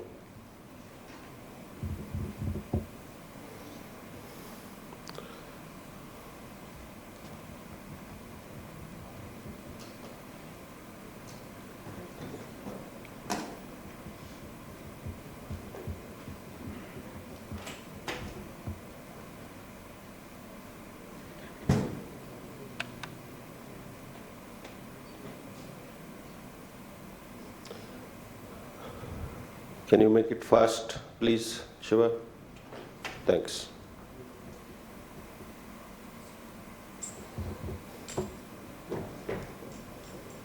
Eight minutes? Sure. Okay.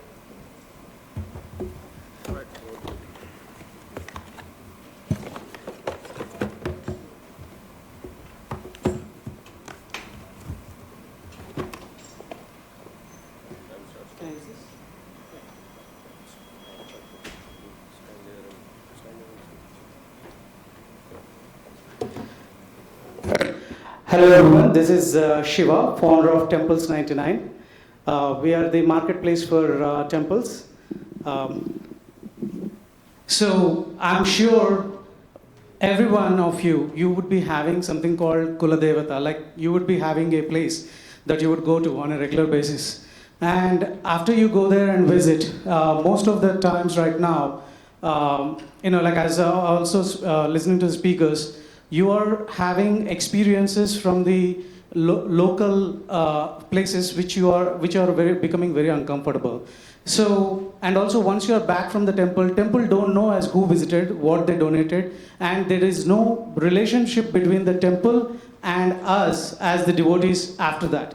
So to solve this problem, we came up with the Temples 99, we are the marketplace in the sense we are like the book my show of all the temples across the India, and also this aligns with our PM Modi's vision of having all the temples in one ecosystem. So the architecture of the software is built in such a way that you can have a temple of their own account, state level, district level, or even the national level. The statistics and also the revenue can be completely taken care of. Next slide, please.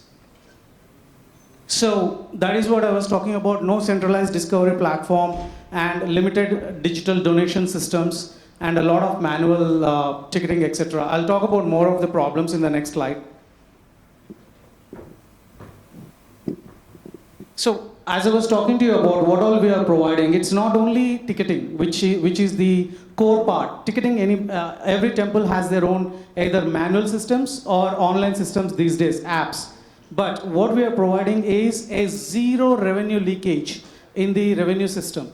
If you, we worked with a temple based in Telangana, and they used to have nearly 2 crores of lost revenue on their ticket sales. What you used to do, if you go to 50 rupees ticket lane, they used to just reprint the ticket and give you the receipt. That's it. There is no checking whether it's a genuine ticket or where is that revenue going on. The revenue is going into the person's pocket, not into the temple economy. So this is one big reason, even though there are 1,500 people walking in, but only 800 to 1,000 tickets are being punched.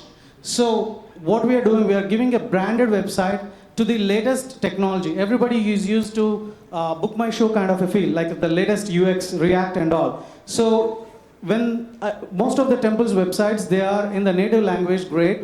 We also have the native language, but when it comes to the booking engine, it is all the latest UX that we are talking about. Smart darshan bookings and also donation engine. For example, I donate 1 lakh rupees. I'll be knowing the privileges. Next 5 years, they will be doing so-and-so puja on so-and-so day on my name, and I'm getting laddus and I'm getting something to my home on a regular basis. So you know as what are all the privileges.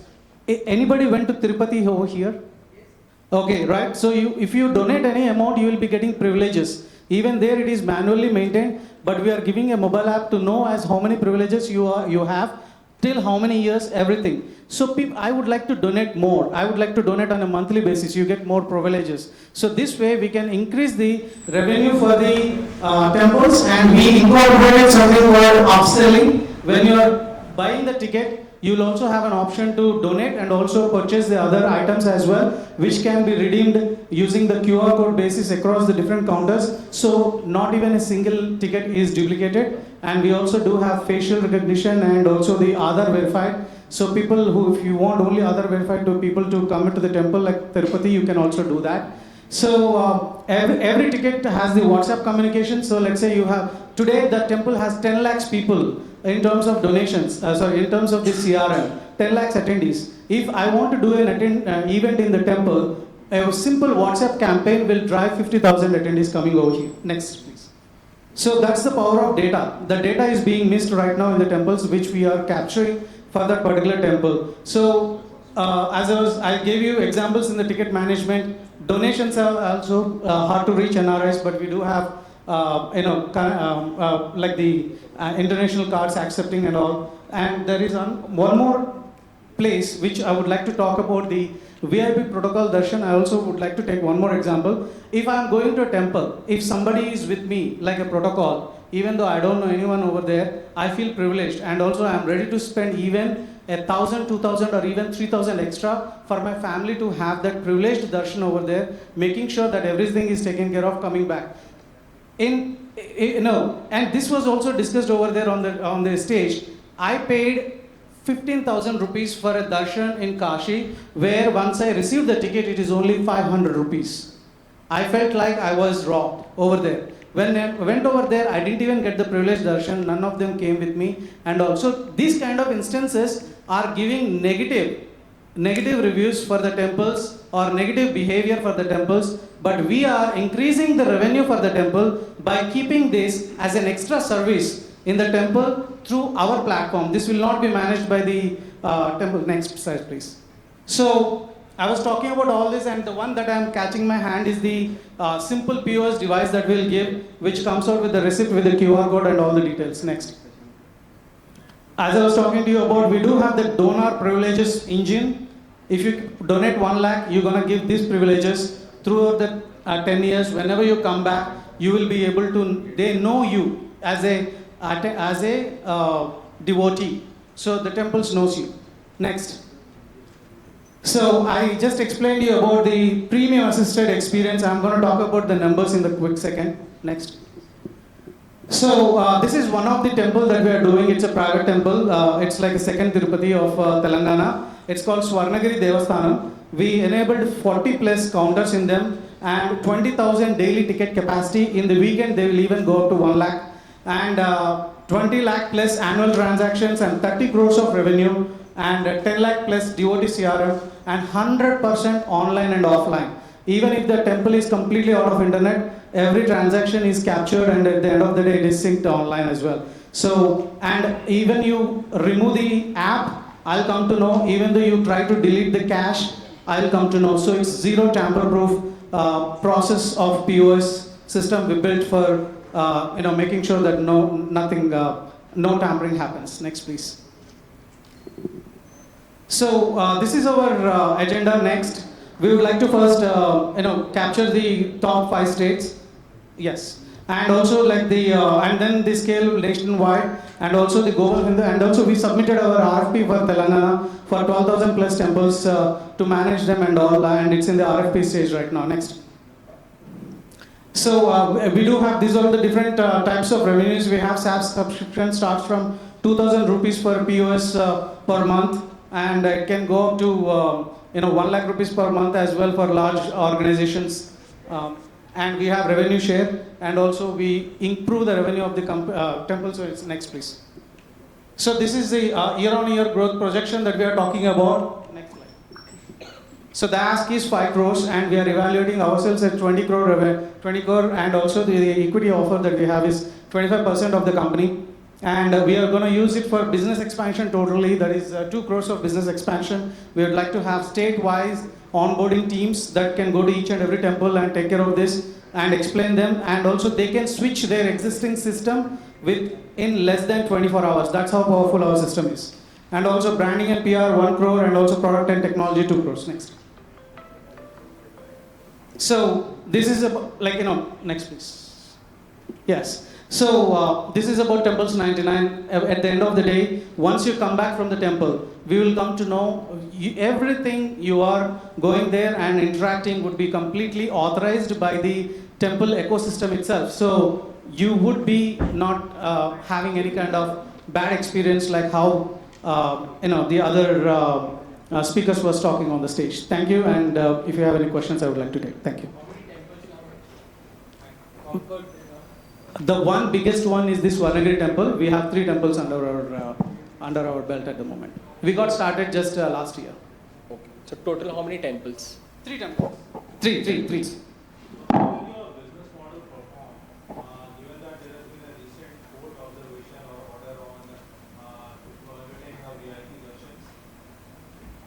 Like over here, these are all VIP darshans. Where did they prohibit, by the way?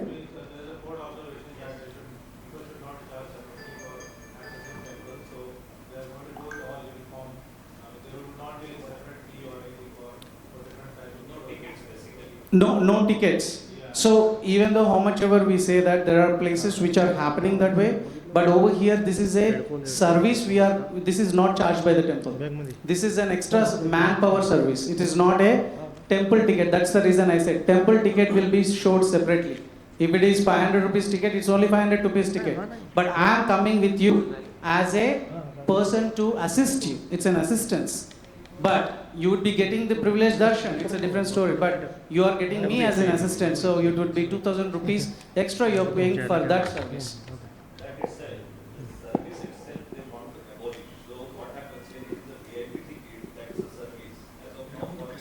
Formally, the people charge. So the court themselves, court want that to get that practice of preference to get abolished. Sure, sir. So at the end of the day, that's always there. The court want to abolish that, but that is only an extra revenue model that we are talking about. My revenue model is not only that. My revenue model is from this POS systems and also the complete ecosystem what we are providing them. If temple is not charging a rupee, it's all free tickets that they can register. For example, the Kumbh Mela, you can schedule on this day I want 1 lakh people, 1 lakh people on what time they would like to come, everything they can schedule it. And if they come, they come. But I know that that particular ticket is. So it's the technology what we are providing that we are charging. But the extra services in terms of the pujas or even the VIP darshans, etc., that we are voluntarily providing them the extra revenue, it's give or take, like sorry, you take or Understood. leave, So that's it. you watch out for the regulation study Yes. because it has an impact on Yeah, your also the core thing. Yeah. For this Varnagiri, I believe it is privately held, as you mentioned. It's a beautiful temple. I experienced that particular thing. How you have like 30 counters for that? 40, sir. 40. How is that? What do you mean, sir? Means is it in the There same is- premises yeah. or people can book from the different places? They do have online, they can do it. They have an app, they can do that. And online we are having right now 10% of the devotees are booking through online right now for Swarnagiri. And when it comes to the on ground, they have all the counters. Okay. And your revenue is basically only from the POS and not the percentage of the... No, sir. No percentage. No. Only from the POS. Only from the POS, POS. which is rented out. No, actually that's a user based. POS we will sell. This is an extra cost for this. I'm talking about the software user cost. And what has been like, last year's revenue? Sir, like we got started last year itself, and the revenue from this particular temple is 1 lakh rupees per month. Okay. And you have like 3 temples now with you. Yes, three of the temples that we have right here. And when it comes to the scaling it up, the temple's economy and most of the temples in Telangana are regulated by the government. And most of the temples in UP and other places are by associations. Right. So for us to go around and roam around and stay over there or hire people, that is where I do require the funding. I'm good in terms of the technology, but the funding all comes for the marketing and improving the revenue itself. Wonderful. Good efforts. Thank you. Thanks. What is that? Can you come again? Can you explain me what do you mean by that? Go to market. Yeah, like as I was talking to you about, first we have to hire people in each and every state that we would like to first. We would like to first go with the temples where there are associations more than government sector. Like I don't want to target Tamil Nadu or Telangana. I want to target UP and other states where like Maharashtra and all, where I do have friendly team that I can go and say like no extra cost. This is how it's going to cost, whatever you're paying, but you're getting extra privileges. And I'm going to make sure that you're not going to get any revenue leakages. And you're going to see what devotees are feeling. You will be connected to the devotees. That is the connect. And people would be coming to us. But for that to do that, we do require the funds to hire the people and everybody.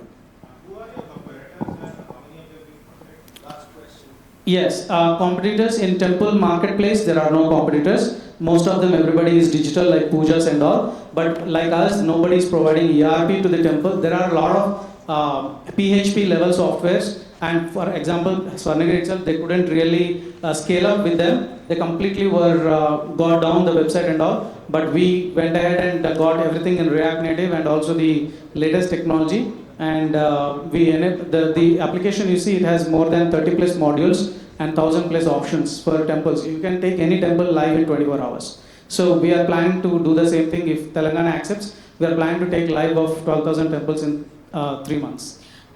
One question. So currently you are working towards digitizing temples, which means that these temples are famous enough that the devotees will have an outreach for these temples. At some point in time in the future, would you also work with temples who would be discovered by the devotees, which is the entire basis of the way Sri Mandir functions? Exactly, that is what we also would like to go to. If there are few temples, if they would like to use their own mobile app, and also where they are very small, they can use their own mobile and also connect a 5,000 rupees printer, and we are even ready to do enable them for free. No, what I mean to say is that have a B2C connect as well, where there is an app, and because you are working with these temples individually, yes, you form an app where you plug in those temples' ERPs, and then the customer can discover those temples? That's for the future, but what I wanted to do is I wanted to keep my focus to start with. To start with, as you said, I would like to keep the focus to temples. Basically B2B. ERP. B2B is something that I want to focus on because there is no player in that. Understood. And I would like to excel into that, and then later on would like to go to B2C. There are a lot of things. You can have pujaris, you can do puja items. I enabled the software to handle all those things. But as a business, I don't want to focus on that over there. We'll focus on the temples first. Fair enough. Thank you so much. Thank you, Shiva. Thank you. Thank you, Shiva. Very good afternoon to all of you. Myself Priyanka Girdonia, founder of eGiraffes Digital Private Limited. So I run a marketing and digital marketing and a branding agency, and InstaRank is my new baby. It is basically a SaaS platform, software as a service. It is a platform which helps business owners, basically MSMEs, to optimize their website for search engines as well as for generative engine optimization. So that is ChatGPT, Perplexity, Claude, Copilot. So every search these days, it is not made on Google alone, it is made on generative engines. So what our tool, which is more of a do-it-yourself tool, business owners can themselves optimize their website. They can do it very easily with as low as 3,000 rupees, and we have 3 plans. Next slide, please. So we are already in market from last 6 months. So because I already own a marketing agency, I've been using this tool for my clients. 10 of my clients' projects are already onboarded, and we have also sold it to them, the same software, and we are currently generating around 1 lakh rupees subscription through those 10 clients across 3 models of payment. The third pointer which was there was why I have an unfair advantage in this model is because I am personally a search engine optimization expert from past 8 years. So I have a complete command over the whole dynamics, how Google ranks or GEO ranks. The problem statement is that there are 80 lakh, I think, MSMEs, small businesses in India, but their websites are broken, nothing is optimized. So that brings a huge gap of getting their websites optimized. No AI search visibility, the tool fragmentation is there. So there are multiple 7-8 tools that currently agencies use, marketing agencies, to optimize a website. So we have integrated all the features and powers of those tools in one thing, which is InstaRank. Next, please.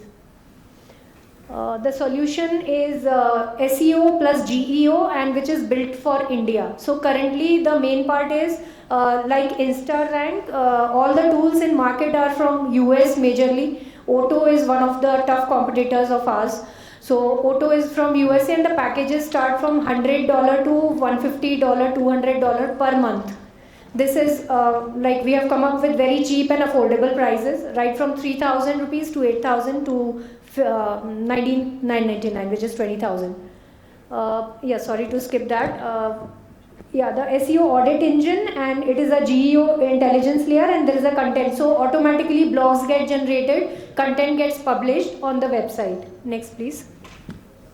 The market fit, product market fit is there are around 80 lakh MSMEs, that is the TAM, and the serviceable market is 6 lakh because I can target that much, and the obtainable market is 5,000.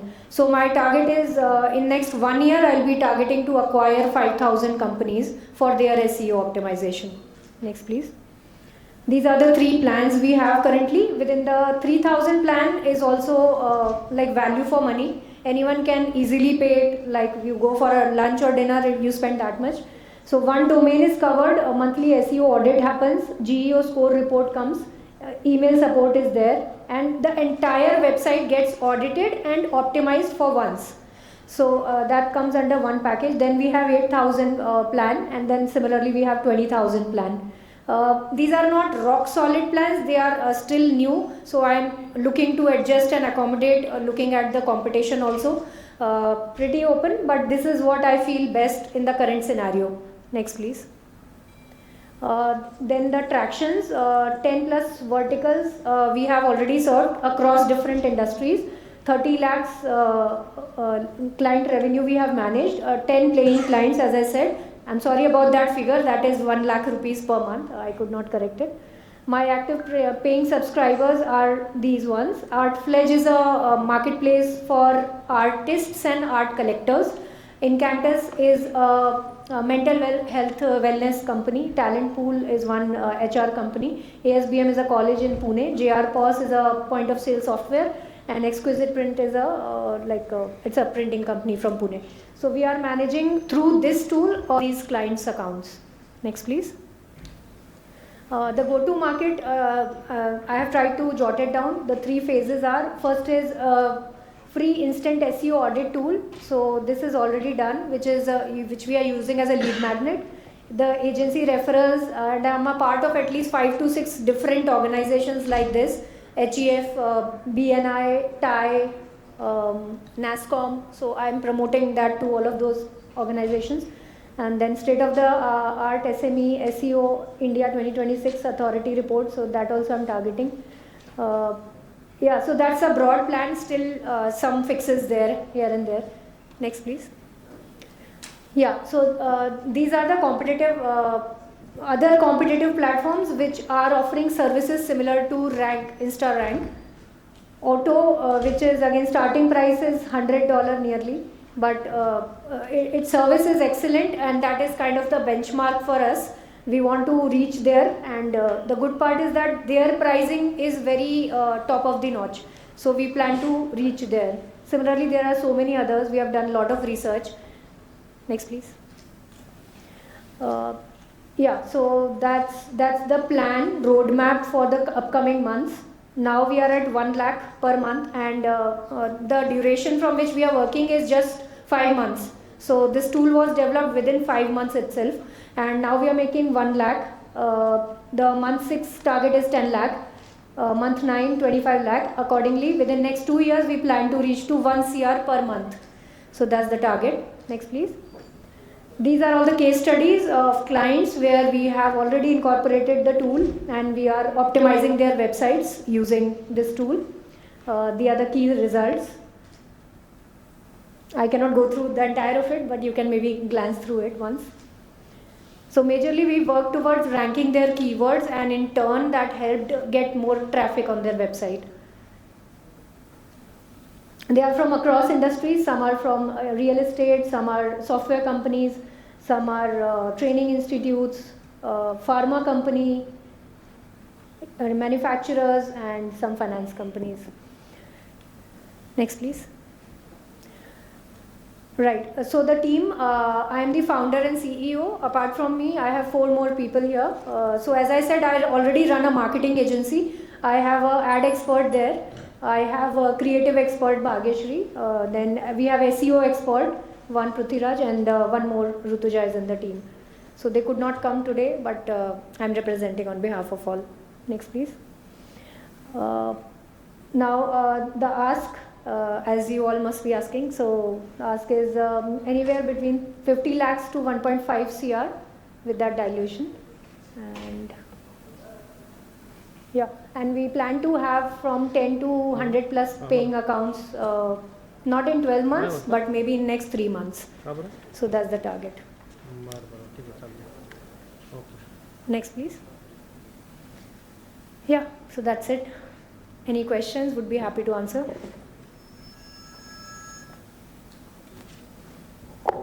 So basically you are pitching SEO or GEO? Both. So it is, the best part is that it is an amalgamation of SEO and GEO. So SEO is basically you are getting it ranked on Google, and GEO, the base of ranking is SEO has to be there plus the GEO layer, then only it ranks on GEO. What makes actually, people to get into the GEO? Because Right. I believe that is somewhere, everyone will be looking for in tomorrow's time, or rather, Right. I also want my brand to, get popped up when someone is doing the search on the Correct. engines that we, on day-to-day basis, we all use. What it makes to enter there? So there are certain technical configurations that we have to do. The major indicator for ranking is brand mentions. So what is brand mention? For example, my brand is eGiraffes. So someone is writing about eGiraffes, mentioning my name, eGiraffes Digital Private Limited, that becomes one brand mention. So the more number of brand mentions I have, there is a higher chance of ChatGPT and Claude and other engines ranking me. So we do that, the tool also will do that in next month, but right now we are doing it manually. Interesting. And the competition that you have shown, is that majorly focused on the SEO or again GEO kind of? It is both, and they have their plus and minuses. Many tools are very good, but they are not so good in GEO. Some are good in just suggesting, some are also good in implementing. Some cannot go in the website and make the changes. My tool will go inside your website. It's a WordPress website or a WooCommerce website. It can go inside it and make those changes. So that's the beauty. Interesting. We'll interact. Yeah, certainly, sir. Anything else? So I'd definitely like to connect with you because I also run a community of women entrepreneurs. So this tool, which is cost effective, can be of use to them. Absolutely. So that apart. So if I'm an MSME and I have a website, right, and managing website and SEO is not my core job, it's actually building my business. So your value proposition is I take 3,000 package, I give you access to my website, and then you may correct the communication out there. Is that the value proposition? Well, not exactly, because it is a do-it-yourself SaaS product. It is a product, yeah. So it is very easy. The steps that you have to follow are super easy that even a layman can do it. So you will find out that this page, this paragraph, this needs to, it will give me an alternative that I need to kind of... Right. Right. So it will give you options whether you want to rank for this keyword or this keyword. So you have to pick and choose which keyword. It will give you, this is the volume of this keyword, this is the volume of this keyword, this is the difficulty, this is the difficulty. Now you have to choose. It will contextualize to what the content, the current content of my website. Absolutely, right? Absolutely. And one more layer is that at the time of onboarding, we do give support, we do give counseling and consulting.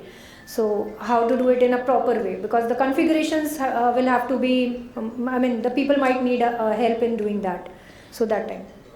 Understood. And you mentioned that, for the SEO, GEO, brand mentions is imperative.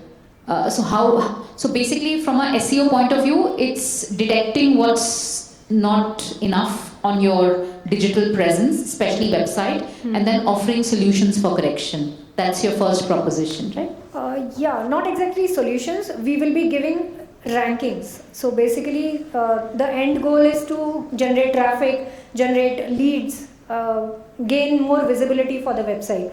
So we are selling that visibility. We are not going with the vanity metrics of we'll just sort your website issues for SEO. It's not till there. We will be getting results, we will be getting traffic, we will be getting rankings for your website, which will in turn will give you leads. Okay, so it's all the way to getting more leads on my website. Exactly. It's for business. For business. Yes. So the first step to it is correcting some keywords on the website. Right, targeting right keywords at the right pages. So after I've done that on a do-it-yourself basis, then what will you do? That will automatically ramp up my visibility or what? Yeah, so how Google works, once you optimize those pages with those keywords, Google catches and Google picks up your website rankings. So the rankings will improve, which will have to be given a little push with the keywords. Now the the backlink, So the backlinks push need to be given to the optimized pages. Now the backlinking process is not yet optimized, it is not automated yet. So we will do that manually. So basically suggestions to improve your SEO rankings and the backlink process. Correct. Plus implementation also, not just suggestions, plus implementation. Okay. Yeah. Thank you. Thank you. Hi. Hi. Good afternoon. Yeah, good afternoon. So I have many questions for you. Wow. Okay. The thing is, first thing I want to know, we will go step by step. For assume that I have built a platform. Okay. Build a platform. Okay. Maybe React, maybe in Angular I build the platform. Okay. Front end. I won't say React. I will say Angular. Okay. And back end maybe might be any language. Doesn't matter. So I build the platform. The developers have built it. So most of the 90% developers don't know how to build the crawl-based websites, honestly, right? Because only React Next.js we can use, or in Angular they need a good skills how they can do the crawling part. So for example, I built in Angular and I build it. So I integrate your platform. So it will give me the suggestions. What are the my application I need to do the changes? Very good question actually. I was about to come to that.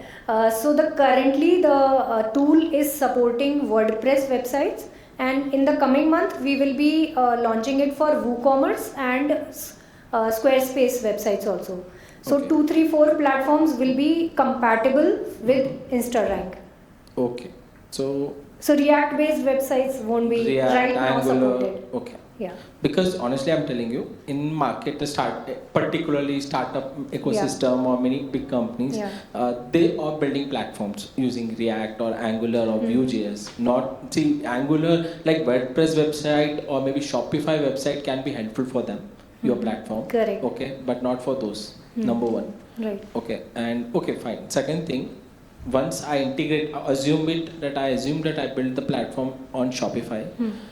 So there are many mistakes. So will your tool will give the audit report that this is the issues we found, you have to fix it? Is it something like that? 100%. So we are in fact right now giving free audit to all the prospects. Okay. So issues also will be fixed by your tool itself, or we need to fix it? Can be fixed with just the 3,000 plan. Okay. Yeah. Okay. And you also mentioned that in 3,000 plan that we will be able to add blogs also. Is yes. It? Okay. So it will be integrated in my platform. Is it something like that? So again, if your website is on WordPress, WooCommerce, these kind of platforms, blogs will be auto-generated with after consulting you for the keywords. Okay. Then the blog will be generated, and then it will be properly published in your website with proper formatting, image, everything. Okay. Because I will tell you one thing, I have recently built another one startup platform. Okay, and using $2,000 Claude subscription. We fixed all the issues. Claude did everything. Claude fixed the platform. It made SEO friendly, added all the links, keywords, even the alt text, what I understand, the namings and image, everything, even every page is getting crawled. Okay, within whatever the keywords were there, if I'm searching in next day itself, it's showing same thing on the top of the page. Okay. By the brand name, okay, not the keyword and the brand name. If I'm mentioning, it's coming on the first page itself, like third or second listing of the website. So I feel right now there's a demand will be maybe building a such platform where you can get more backlinks, more traffic, okay, because what right now the solutions you are going to provide, the Claude will going to eat it, okay, because Claude is amazing. Every week they are giving me new updates. Last week I had once upon a time I had 3 UX UI designers. I don't have none today because Claude design can do everything. It can do like example I'm giving you wireframe. It can build and everything. So I feel there's a demand for your platform, but for offline, like not offset marketing, like increasing the backlinks, generating the more traffic from the different sites. If you can work there, there's a good opportunities. Like for example, you can find some market industry-wise, some 100 websites, okay, where your agentic AI can log in, add the content, and then your platform can be much better. So may I know your background, what you are doing, like into? I'm a tech guy. Tech guy, right? So you are a tech guy. You will be able to understand Claude. You will be able to understand SEO. You will be able to take the corrective actions. What about the other lay people who are not? But Claude is now able to do that. If you just mention, no, can you make my website SEO friendly? It will give everything solutions. If I assign the code also, if I put my Claude inside the code, you are right, 100%. It will do that there also. But so it became more easy actually now, okay? Because the day by day, what I am seeing, okay, that's the reason I'm telling you. Yeah, I got your point. So if you can focus on off-site one, because none of those companies are focusing, there you can make more money. No, so you're not getting it. It's just half-cooked meal. What you are saying is half-cooked. Claude has pointed out. Okay, Claude will point out the keyword. Claude will tell you, okay, do these fixes. Even it will fix those also, because you can integrate your visual code into your code. It will fix those things also. Basic it will, but we have power of 5 AI tools. So it's not just Claude. There are multiple tools which are good in different things. Agree, but Claude also have agentic AI. Okay, Okay. So anyway, so we have done it. So that's the reason I said you. Right. No, you are a tech guy. I completely So, respect that. no You problem. have good knowledge. But Thank every business owner won't be able to afford and understand Claude and other AI tools. Yeah. So it is a AI backed tool. I clearly told it in the beginning. Yes. So Okay. yeah. Anyway, thank you. Thank you so much.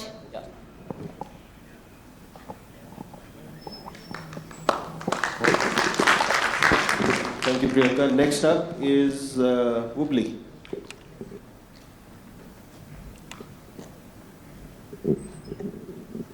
Is the Woobly founder around here?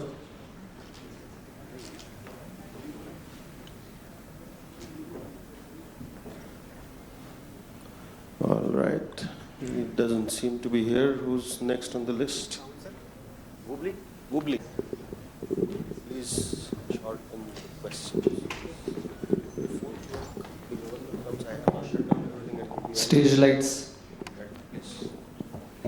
Hello everyone, how are you feeling today? For me, I am feeling wobbly. Akash, can we have the banner? Wobbly means a happy feeling, and that's what we aim to spread. Hi, I am Sandeep Modi, founder of Wobbly. Before starting my startup, I have done 19 ventures across UAE, Africa and India, made multi-million dollars and traveled around the world. During my travels, I noticed that luxury restaurants spend almost 30% of their revenue in just serving the guest. But they struggle to track the operational efficiency, server performance and guest experience in real time.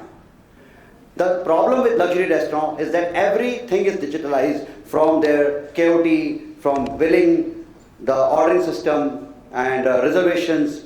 But the most important asset, which is the table, is not digitalized yet. To solve this problem, we thought, why not digitalize the table by developing an IoT device. So allow me to present you Lux Genie, the world's first smart table concierge, designed exclusively for the top luxury restaurant and all valuable tables across the world to elevate guest experience, enhance service and increase revenue per table. This device connects the table to the internet. And to explain the features of this device, I have created an interesting video. Akash, can we have the video, please? A 2-minute video to explain the features of Lux Genie. What's the most important asset of a luxury dining restaurant? It's the table, but it's not digitalized yet. So Woobly created Lux Genie, the world's first smart table lamp, designed for the top luxury restaurant worldwide to elevate guest experience, enhance service and boost sales. Lux Genie replaces the traditional table lamps and connects the table to the internet. Lux Genie integrates with the restaurant POS system and enables table reservations. Guests can call the server with a single tap on Lux Genie, which sends a notification on his smartwatch. Guests can scan QR for the menu and also check the chef specials. They can connect to Wi-Fi and also request a power bank. Lux Genie also provides the insights into the restaurant history, chef's background, club memberships and any upcoming events. If the guest feels uncomfortable for any reason, they can directly get the manager's attention. They can request the bill with a simple tap and scan to pay. During the checkout process, guests may provide ratings, ensuring maximum feedback collection. Lux Genie captures guest interactions and provides actionable insights into service quality, server performance, and guest experience in real time. Lux Genie drives a substantial positive impact on sales and profit. Lux Genie can be tailored to meet the unique needs of each restaurant. So, join us in redefining luxury dining with Lux Genie, because the future of hospitality is intelligent, immersive, and impeccably personalized.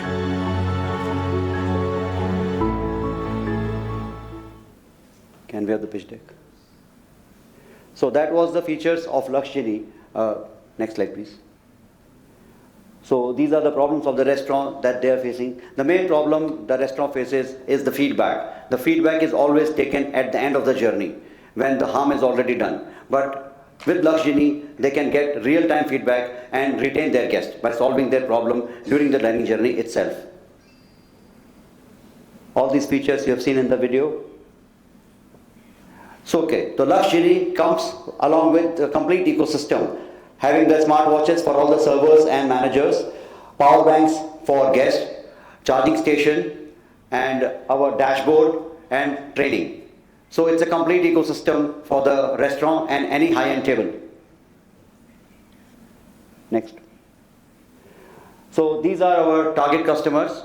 We are already live at Fairmont, and we have got mandate from Rosewind, Orchid, and Grand Hyatt Hotel. This is our subscription model. Basically, in India, we are charging 6,000 rupees per device per month, and for international, this price is $120 per device per month. Generally, a restaurant takes 20 devices for each outlet. The TAM for the lamp is only $7.5 billion, and for the complete table technology, it's quite higher. Next. This is our in-house team. We have an experienced team of electronic engineers, product designers, techies, and product manager. So our manufacturing facility is in Pune, and right now we are operational in Bombay. These are the financial projections. By the end of 5 years, this financial is an old one. We target to reach 300 restaurants, but the new financials, we are targeting to reach 900 restaurants in 5 years. This is our ask. We are asking $500,000 at a valuation of $3 million to deploy 700 Lux Genies and get an MRR of 700K per month. $70,000 per month. This was the mandate signed by Mr. Rajiv Kapoor, GM of Fairmont, for both the restaurant, both the hotels. We got order for 7 restaurants. Our total order was 150 units.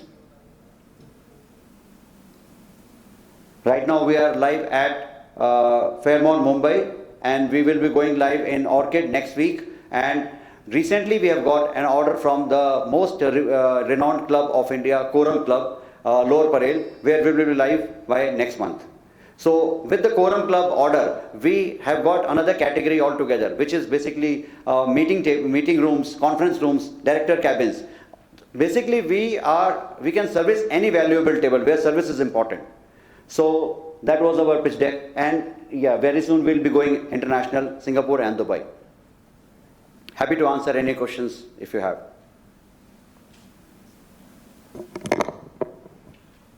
How does your plan looks to scale this product? It's wonderful though. Just wanted to understand how do you scale this product now? How do we scale this project? Basically, we are going in a 3-step process. First is to enter the brands, that is 5-star hotels. And if you see, this device is just a wedge to enter, because if you have a device, you get an entry. We generally say we give you 2 weeks of trial, and after 2 weeks, when they see the matrices, which are which are very useful for them, then we continue the journey. So once we enter the 5-star brands, we get that positioning. Then we plan to go into the conference rooms and meeting rooms of all these MNCs, clubs, casinos, and Google Office, LinkedIn Office, all these places. They are very much interested for this kind of product. So that way we plan to take it forward in India for the next 1 year, and maybe after 1 year we'll take it to Dubai and Singapore. Sandeep, the device is well crafted and looks awesome for the luxury hotels. But then a simple, tablet sort of screen, if someone, comes as a competition with the attachments that you do, how do you see that race coming in? Very, very good question, very valid question. I get this question most of the times. This solution had already come and it has gone from the market. Individual and fractional solutions for digitalizing the table have failed. This is a complete solution. If you see, you can reserve the table, the reserve tag is gone. You can get the menu QR is gone. You can get the feedback form, that is gone. You can get the bill, that is gone. Everything what was coming to the table has been conceptualized in one device. Why? Because this is a lamp. Even the lamp has been integrated into this. There is no place for another third object like a tab or something else on the table. The table is already crowded with, so we are not taking another space. We are replacing the lamp and making our own space. Now, to answer your question, second part, how no one can replace us. Basically, that is what you want to ask, right? See what happens in luxury hospitality. It is a very time-consuming process to enter the hotel. Even to change a soap, there is a 3-month process. So, because it is a new category, table technology, we are getting immediate entry. I tell you, any place I go, I show the product, I get immediate entry. Okay, ab laga do isko. Okay.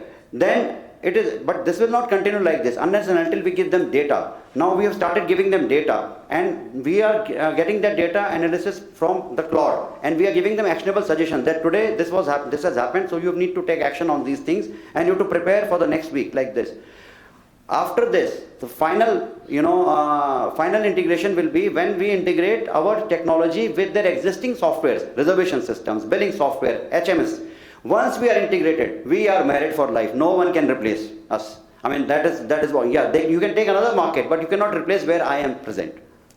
Wonderful. I mean, this is optimized onto the table, and at the same time, that real-time interaction is key to understand the dynamics, mindset of the customer. Wonderful. Right, right. I had a question in terms of, this is a super premium product meant for, the best of the restaurants. I would probably have a question. I mean, your requirement is also valid. The product is excellent. So my question would be in terms of the market that you capture, even if you're the single one. So assuming your product is super class and everybody loves it, even in that sense, if you were to capture 100% of the market in the country, how much would that be?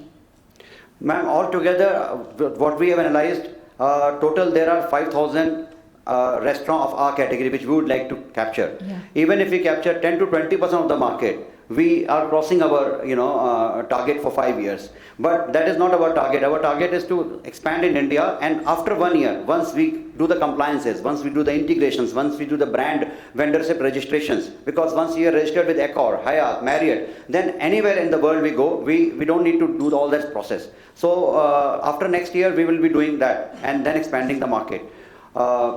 Yeah, I mean, that is about it. Okay, and then the next question is, are you assembling this device in-house, or how is it being done? In Pune itself, we are having our manufacturing facility with a partner who is doing the assembly for us. We are sending all the products, the plastic parts, the metal parts, the 3D parts, electronics, and then they are doing the assembly, testing, and then giving it to us. So where are you procuring the parts from? All across India itself. I mean, okay. From Pune itself mainly. Only the screen is imported from China. So we need to pre-order 1 month in advance. You have just designed this particular Absolutely. product? This is the 15th design. Before this, we have to, we've made 14 more designs, which, improvised time and again. And the software is yours? Completely yours. Ours, in-house. Our own team. In-house team, they live in the same house. It's so in-house. Okay. And isn't the screen small? Because if more than one person on the table wanted to interact with it. No, this is for one person at a time. See, if you have a QR, you scan and then you pass it on. Everyone scans and then they, order the menu from their mobile phone itself. Similarly, if someone is using, one person can use at a time. I mean, this screen is sufficient enough. We have tried bigger screen, a smaller screen, and then this has been optimized. After placing this device in Dubai and getting their feedback, I have in fact LOIs from Dubai as well. But right now we don't plan to go there. We want to do one market 100% better, and then we will go. But would you need equity capital at all? Can you not, get to other pools of capital like debt, etc., if you already have LOIs and demand in advance? Ma'am, we are a little skeptical about the debt. We want to raise equity fund itself. And right now, banks will also not fund because we have just before revenue. Like our revenue will start from next month. Understood. Yeah. All right. Yes, we have applied a patent. We have not got it, but February 27 is expected to get the grant. This is the old valuation, but yeah, I had the same pitch and suddenly was in connect with Rahul. So this is a $3 million valuation. But recently we have onboarded, in fact last week we have onboarded Mr. Abhishek Kothari from Flexi Loans as an advisor, and he is taking us to VC funding, and that will be around 5 to 6 million by the end of this year. Wonderful. So Rahul ji, you have 15 minutes and then how many startups? Yeah. One more thing regarding the revenue I would like to say, because that question also comes, that Okay, thank you. Thank you so much.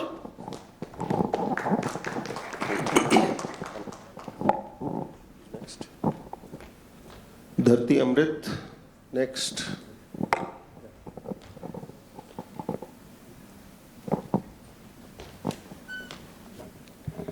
Hi everyone, my name is Amit. I am the co-founder of Dharti Amrit Eco Services. We create forests. So the problem is the forest is going away at an unprecedented scale across the globe, and we are replacing forest with trees. In industry, the good practice is whenever one tree is cut, we replace it with 10 trees. But the problem is those 10 trees are the exotic trees or they are the monoculture. So within 3 to 5 years, almost half of the trees are dead, and there is a maintenance cost to replace those trees. Here in our forest, we create 40 plus different species and we create a forest ecosystem. So in our forest, the survival rate is more than 85%. And we also use water optimal technique where at a very minimal water in areas like Rajasthan, we can have the plantation. We are also building capabilities to capture the carbon market for the corporates. Next. So we have 3 kinds of afforestation. First one probably you would have heard, Miyawaki technique, which is very popular in urban setup with a very, we can create a dense plantation in a small land parcel. Then we have the 1 liter dry land technique. It is developed by Padma Shri Sri Sundaram Varma ji. And he is our mentor, and we have implemented it in Rajasthan at a large scale. From last year, we pivoted to agri-forestry, taking the concepts of forestry, because forest doesn't create returns, so everybody doesn't appreciate that. So in agri-forestry, we have medicinal plants, we have fruit orchards, we have timber, so it creates a recurring revenue and a long-term return. Next. This is a showcase where this is an industrial forest we converted in 2 years, which acts as a barrier to heat, pollution, and sound. Next. So there is a big carbon market opportunity. We are yet to tap that market. Globally there is a voluntary carbon mechanism. In India, government is launching a carbon credit trading scheme, which is coming live this year. There is also SEBI's compliance for the listed companies. So afforestation meets all those compliance, but still it is at a nascent stage, and there is a lot of scope, and we would be ready to tap that market. Next. So we have a good clientele, including Tata Group, Reliance. We have done 50 plus projects across 11 states in India and a few abroad. We have planted 400 plus different species and total 500,000 trees. Next. We have presence in Ethiopia. We have done a project in Ethiopia, and we have done MOU with Ethiopian Wildlife Conservation Think Tank and Ethiopian government for the African Great Green Wall Initiative. We have done also an MOU with Cyprus municipality. Cyprus would be a good country for us to tap the European market. Next. So basically we have different revenue models. First 2 is currently present, where we are doing it for the corporates. And we can also do for the private HNI clients. Then this year we have started commercial plantation. We want to also tap the carbon credits market. Next.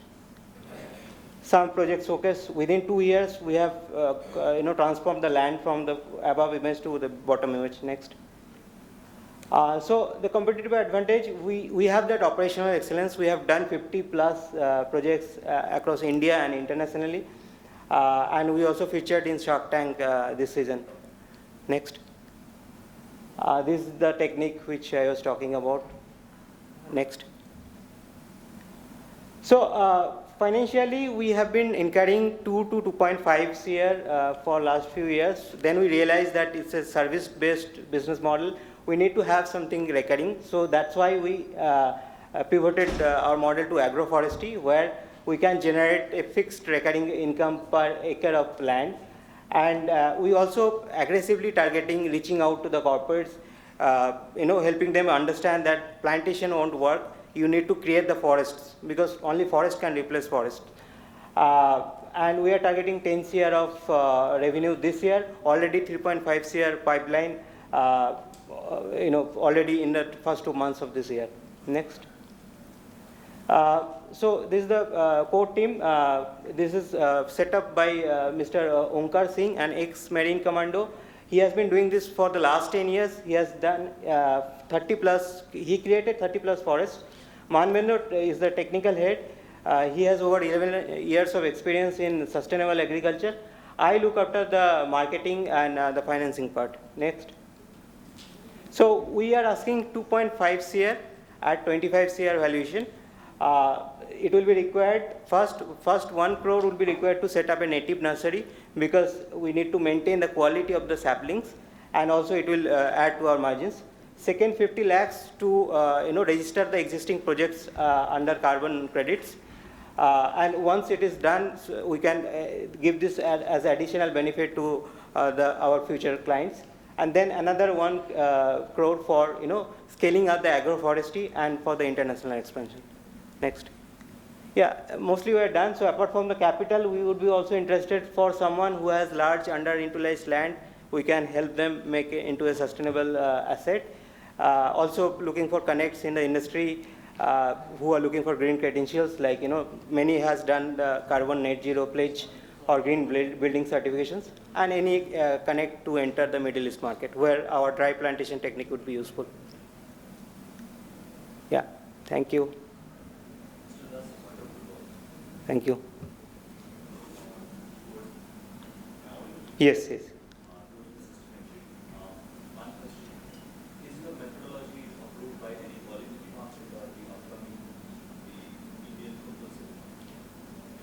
So methodology of forestation or the carbon?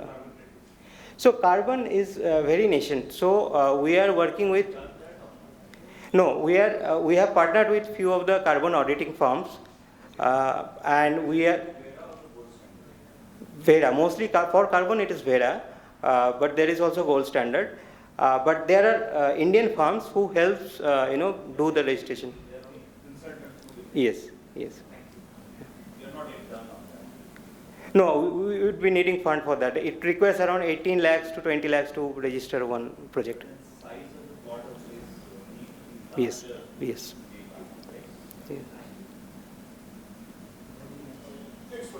Okay, thank you. So as Rahul said, I'll keep it shorter. Just wrapping up. See, I represent a startup from a very, I would say, lame industry. It's not very exciting as you see others doing beautiful things. So I like the early one, Bubli and Nicole, who's doing a lot of that. But we do something which is a secret sauce of all of these people to exist and function. Can you go to next slide? So these are 4 conversations. Again, as I said, I'll go faster. I was talking to an entrepreneur in Akola. He's saying he's a servicing guy, saying he has a team of 5 people. दिन भर काम करते हैं, but at the end of the day, he don't have any track of कौन कहाँ पे गया था और उसने क्या काम किया. He cannot understand if he has installed something, he's going to service that or not. He does not have a CRM software.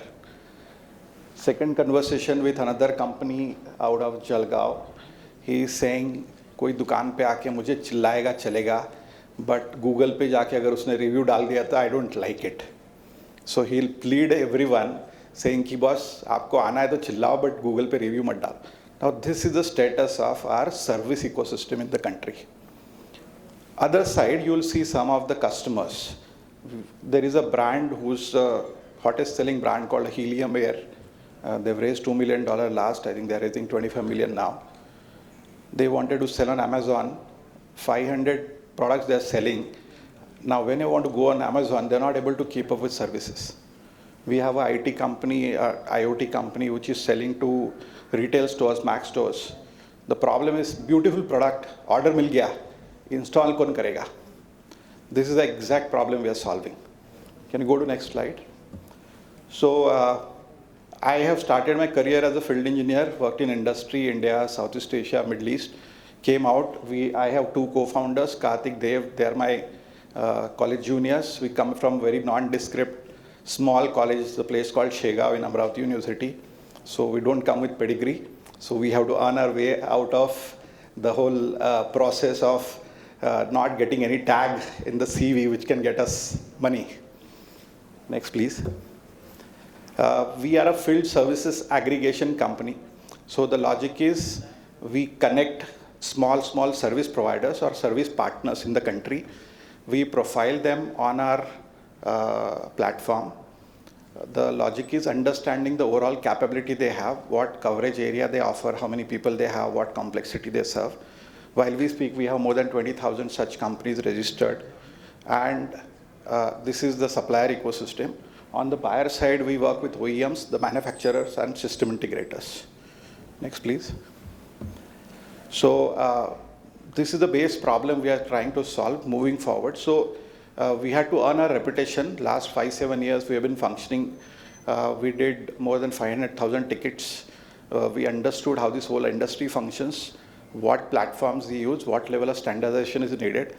And we came out with solving this problem. So on the supplier side, we want to replace the Jugaad stack that is being used. Most of the time, you know, your service partners, like you have a AC servicing guy who's right now using a WhatsApp most of the time to keep track of requests and everything, but there is no data that he's saying.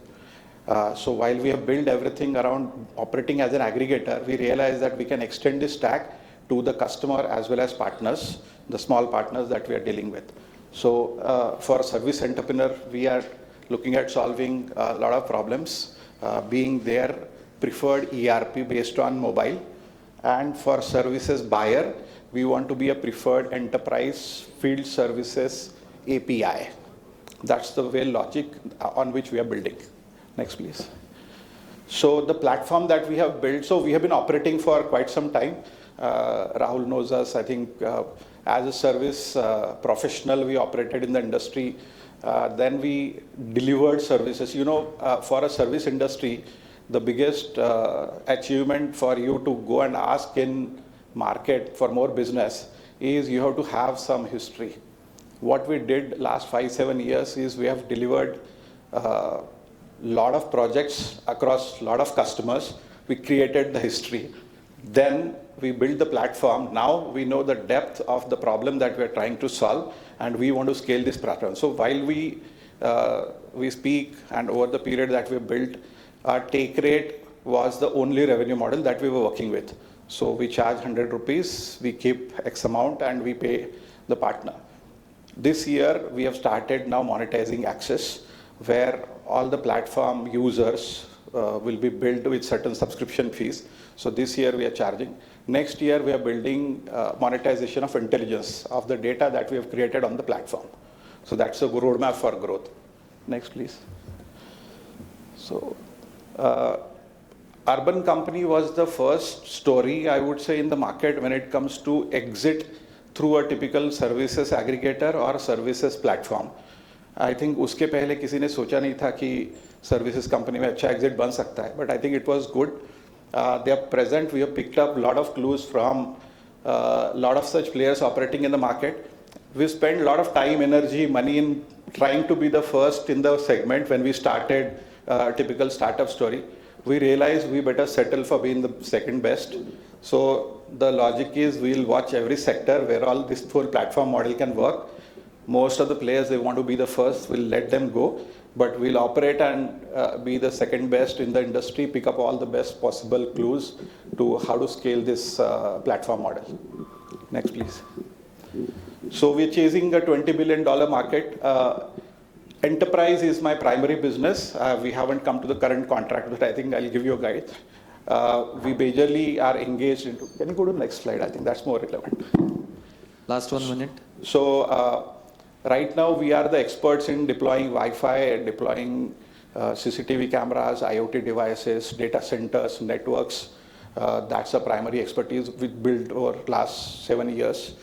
All the large players in the country, Jio, Airtel, Tata Communication, Tata Teleservices, Adani, you name a sector, most of the players are right now we are serving. So you talk about any manufacturer, any original equipment manufacturer, or any service provider in the market, we are the primary feet on street that they need. So if you look at solar, we are working with Solar Square and Adani, they're my customers. In terms of Wi-Fi, every Wi-Fi project of Reliance Jio is delivered by us. Every Wi-Fi project of Tata Communication is by us. Every Starbucks store in the country is supported by us. Every Fortis hospital in the country is supported. So we have a huge pipeline of customers that we have built over the period, proved our expertise that, okay, this whole engagement model being, getting every execution done via third party, and we cracked the code of how it is to be done and scale.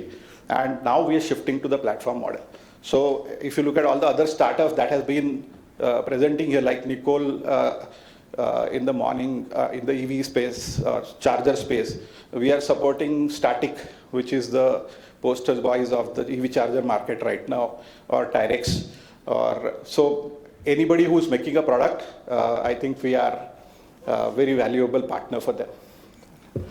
So we are raising, so last year we did 23 crores, we have a roadmap of 500 crores. I think we can scale properly. We have a lot of contracts in hand right now that can be scaled. We are not burning money, we are EBITDA positive as of last year. We are looking at profitability this year. So next please. We are raising 22 crore. This is a pre-series A round. We'll go for series A probably next year in 18 months. This is for 18 months that we completely spend on the platform and GTM expansion. We already have soft commits of around 13 crores in place, and with a lot of family offices showing interest. And as I said, this is a growth journey. This is not a seed journey where the risk now is minimized to the whatever best possible. So 3 areas where I would expect whatever support I can get while we raise funds. Any product who's interested, in fact, we've launched a pilot for startups wherein if they have a product to be supported, we are building a subscription package for any company who build a small product. They need deployment support, they need maintenance support, they can just buy a subscription on the platform. We are testing it with 10 companies, 10 startups right now, but this will go live by end of this year when we are talking about monetization of access.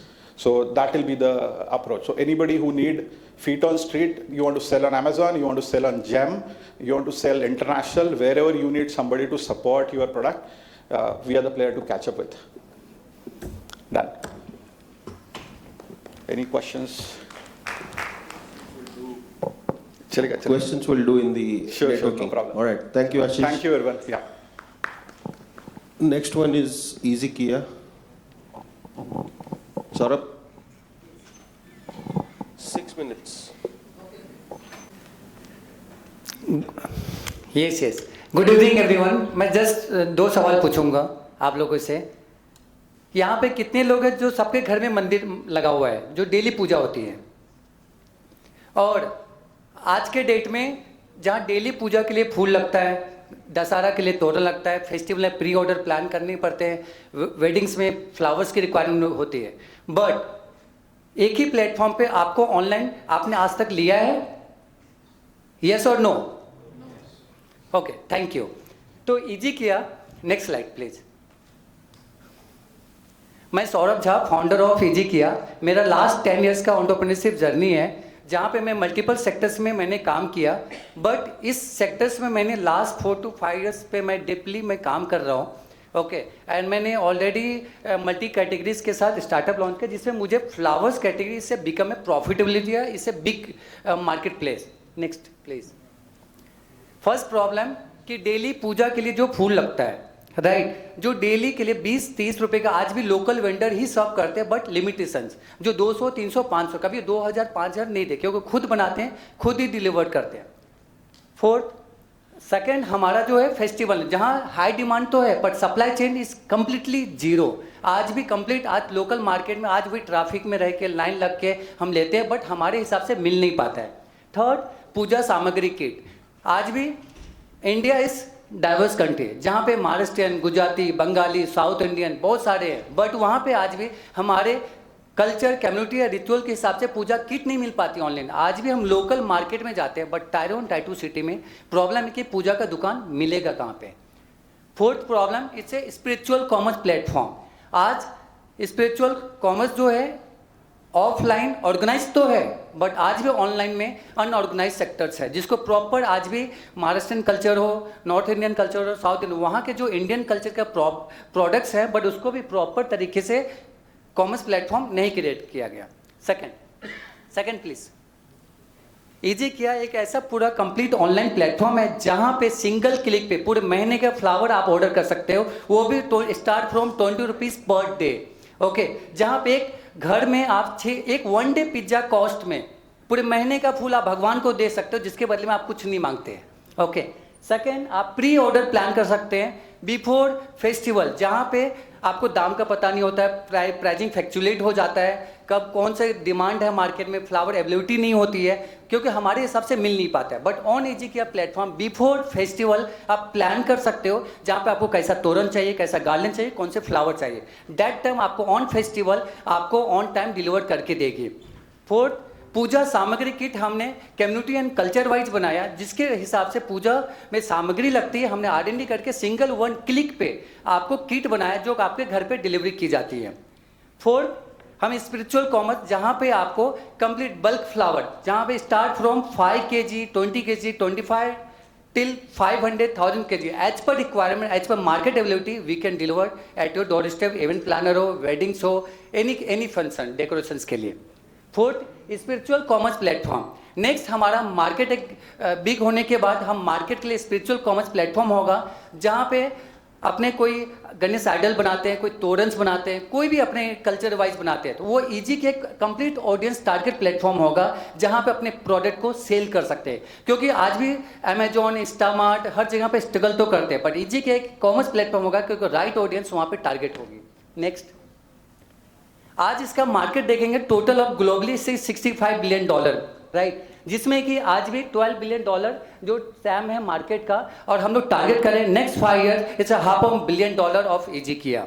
Okay, next, okay, as of now आपको बताना चाहूँगा कि last 4 months का traction जो है जैन से 4,000+ downloads, जिसमें कि 1142 पेड कस्टमर जो रेकरिंग बेस रेवेन्यू हो रहा है, मंथ ऑफ मंथ वाइज हम 500 to 800 कस्टमर एक्वायर कर रहे हैं, प्लस जिस एरिया में सर्विसेबल है 2000 कस्टमर, एक्यूरेसी आप देख सकते हैं, जो कस्टमर का कन्वर्जन रेट है इससे हाई। ओके, जिसमें कि मुंबई के मीरा रोड, हम भाईंदर सम पर्टिकुलर एरिया में ऑलरेडी लाइव है, और मुंबई का और नेक्स्ट 4 to 5 एरियाज में हम नेक्स्ट 2 मंथ्स में लॉन्च कर रहे हैं। नेक्स्ट, ओके, एंड हमारा रेवेन्यू मॉडल जो है फर्स्ट, हमारा रेवेन्यू मॉडल है कस्टमर से डायरेक्ट, जिसमें flowers, festival order, pre plan और डेकोरेशंस के लिए पूजा सामग्री एंड ये सारी चीज़ें, प्लस B2B हमारा है, बल्क फ्लावर्स ऑर्डरिंग, डेकोरेशन सारे वेडिंग्स में, प्लस हमारा हम बिल्डर्स के लिए और कार डीलर्स के लिए हम 2 किट बना रहे हैं, जिसमें कि कंप्लीट जो कार तो हम सेल तो करते हैं, बट हम अपने कस्टमर को पूजा सामग्री किट नहीं दे पाते हैं। आज घर तो देते हैं, गृह प्रवेश किट नहीं देते। हम इनके लिए प्रॉपर एक गृह प्रवेश किट बना रहे हैं, जो अपने कस्टमर को की देते समय किट दे सकता है, और कार लेते समय आप डिलीवर लेते समय आप किट ले सकते हो, जिससे कि आपका पूजा कार लेते ही आपकी पूजा संपन्न हो जाएगी। एंड प्लस हमारा फ्रेंचाइजिस मॉडल है, जो कि हम इसको स्केल करने के लिए मल्टीपल एरियाज में हम 4 आवर्स का बिजनेस मॉडल क्रिएट किया है, 4:30 AM to 7:30 AM, जहाँ पे जॉब करते हुए बिजनेस करते हुए इजी किया का फ्रेंचाइजिस लेके वो एक पार्ट टाइम में बिजनेस कर सकता है, सिर्फ लॉजिस्टिक करके। ओके, नेक्स्ट हमारा पूजा सामग्री के, इट्स ए कम्प्लीटली ये 4 रेवेन्यू मॉडल है। नेक्स्ट,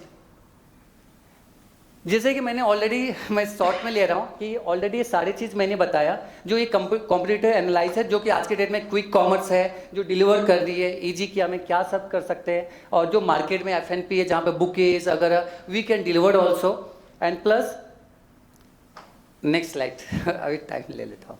ओके, रेवेन्यू जो हमारा टारगेट है इस साल का 26-27 2.5 CR ARR पे हम क्लोज करेंगे। ये सिर्फ आपको 5 to 8,000 कस्टमर, क्योंकि एवरी मंथ हमारा revenue and growth wise growth हो रही है, प्लस अपकमिंग हमारा जो है बहुत सारे फेस्टिवल। नेक्स्ट, अभी जो हमारा आस्क है 1 crore 70 lakhs, जो exchange of 8.5% equity, I'm open for a debt also, okay, because Easy Kia completely burn model पे काम नहीं कर रही है. As of now, it's a profitable model. It's a 55% gross margins flower, 60 to 65% is a Puja Samani and other products. And next. Our vision है जो कि Easy Kia proper एक पोजिशनिंग मोड क्रिएट करे जो नेक्स्ट 2-3 ईयर्स एक positioning पूजा spiritual commerce platform के लिए जहाँ पे इंडिया में एक जॉब क्रिएट हो, वुमेन्स को ज़्यादा से ज़्यादा जॉब मिल पाए और इंडिया में लाइक एक अमेजोन है तो इंडिया में Easy Kia एक प्लेटफॉर्म होगा जहाँ पे स्पिरिचुअल कॉमर्स इकोसिस्टम को क्रिएट करेगा.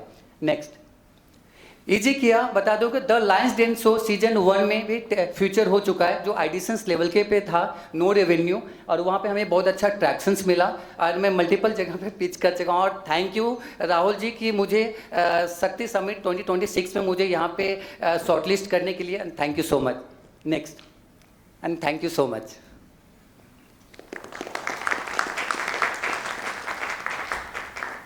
Great, thank you. Next is Zelix.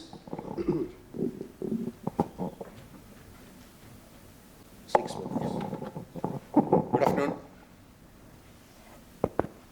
Yeah, I'm Nikhil. So unlike all the companies which are there from Pune, I'm from Bangalore. In fact, like I have one of the members in my team from Pune. That's how we got connected. In fact, like I know a few other people also over here. So just to start, okay, there is some presentation difference. Okay, like yeah, I think the presentation is wrong. No. It's okay. I'll cover. Like we don't have time. So to start with, I have two kids. Both are national champions in bike racing. So my daughter is the fastest girl in India right now. Right. So they started at a very young age racing. They picked up. In fact, I love motorcycles and in automotive industry. So they picked up at the age of 6, and at the age of 12, my daughter became the youngest and fastest girl in India to compete with the women category and win the national championship. So with that kind of a thing, like I started working towards or understanding about the racing platforms which is available globally, because in fact, like I was so much fascinated about this Formula 1s and MotoGP from a very young age. But it was a big realization for me is that there is absolutely nothing which is available in India for anybody who is passionate about racing. So most of you must have seen super bikes and all, but I'm sure like you must not have seen a race bike as such. There is a lot of difference within that. So then I looked into what it takes for somebody to build such a platform, right? So we need to have in-house capability, a scalability should be there, and we should have knowledge about the performance which is required in the racetrack. So all these things, next slide. So I found out people who are in the industry, who are the best in the industry, who are Indians who worked overseas. So one such person is Chilean. He worked with, I'm not sure like how many of you know MV Agusta. So one of the best superbikes available out there in the world. Siska, and he worked on this one, Aprilia. Then even in fact like TVS and Bajaj. So, and he's considered one of the topmost designers of motorcycle in the world. So he's there as my team member. And then we have Swaroop, who is a vehicle dynamics person. He worked in Netherlands with BMW team. So that's another person which I have got. And coming to the next slide. So to give an introduction about myself, so I had a company, like I'm the founder of the first LED lighting company in India. So back in 2006, I founded it. Basically, I'm an aerospace engineer. And that company turned out to be the largest lighting company, where the Connect with Maharashtra started there. In 2009, I did one major project in Maharashtra, connecting Mumbai to Surat, the entire highway, which was lit up with LED was my project.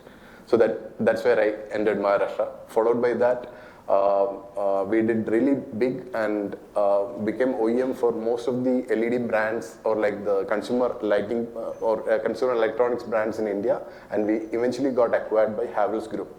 So I was a Havells Group CTO for 3 years, and I exited the brand. Like 2015 they acquired me, and then 2019 I exited the group. And from that time I was working towards like doing something on the other segments. Basically I came out with a non-competing clause, but this is the area which I focus from there on. Next slide please. So I have a couple of other people who are like prominent in the industry. I have picked up somebody who has expertise in machines and aerospace side, because for me, like revenue generation is something which I always focused on, because I just didn't want to burn only on the R&D side. So we started working on a revenue model from the initial days itself. So we did a lot of design services for other companies. In fact, like this particular ideation, I tried working with a lot of OEMs, like the bigger players in India, like the TVS. In fact, we built the fastest bike in India for a company called Ultraviolet. You might have heard of that. They're like an EV company based out of Bangalore. So the ground up, entire design is done by me and my team. Right, and the one-man drone which you see over here, this is the first in India. 2 years back we did the flight test for this. So coming to the expertise and execution, we have already done our part. And then the next slide please. Yeah, so then apart from all these things, I missed this particular slide. I have another team member of mine who is called Ankit Sharma. He is a photographer for MotoGP, Formula 1, Dakar and all, like the top-notch races in the world. He is a sports photographer, and he is also my partner. So, so that way, that makes the entire branding side covered as well. Next one. Yeah, this is a summary of the founding team. Go. Next. So these are the products. The first product is already ready, and this is the India's first motorcycle race bike, you can say, and that's already released, and we are going for the production now. And then we have other two vehicles which are coming up. In next few months of time, we'll be releasing these as well. Next. I think the next slide. Okay.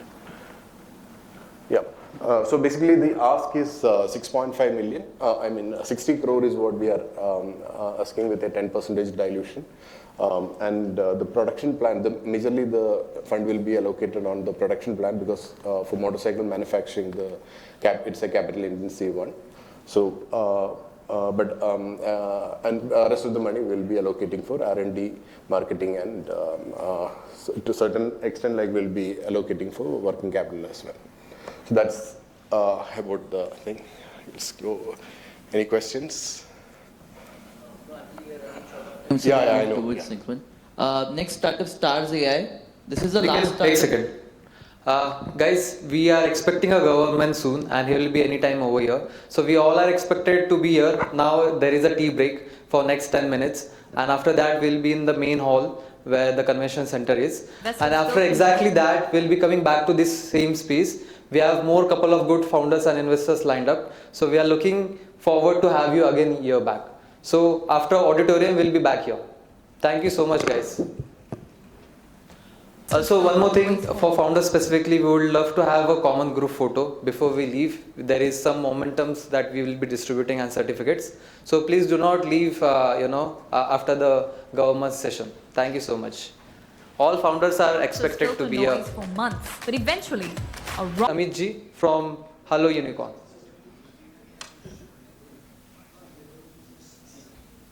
Hello.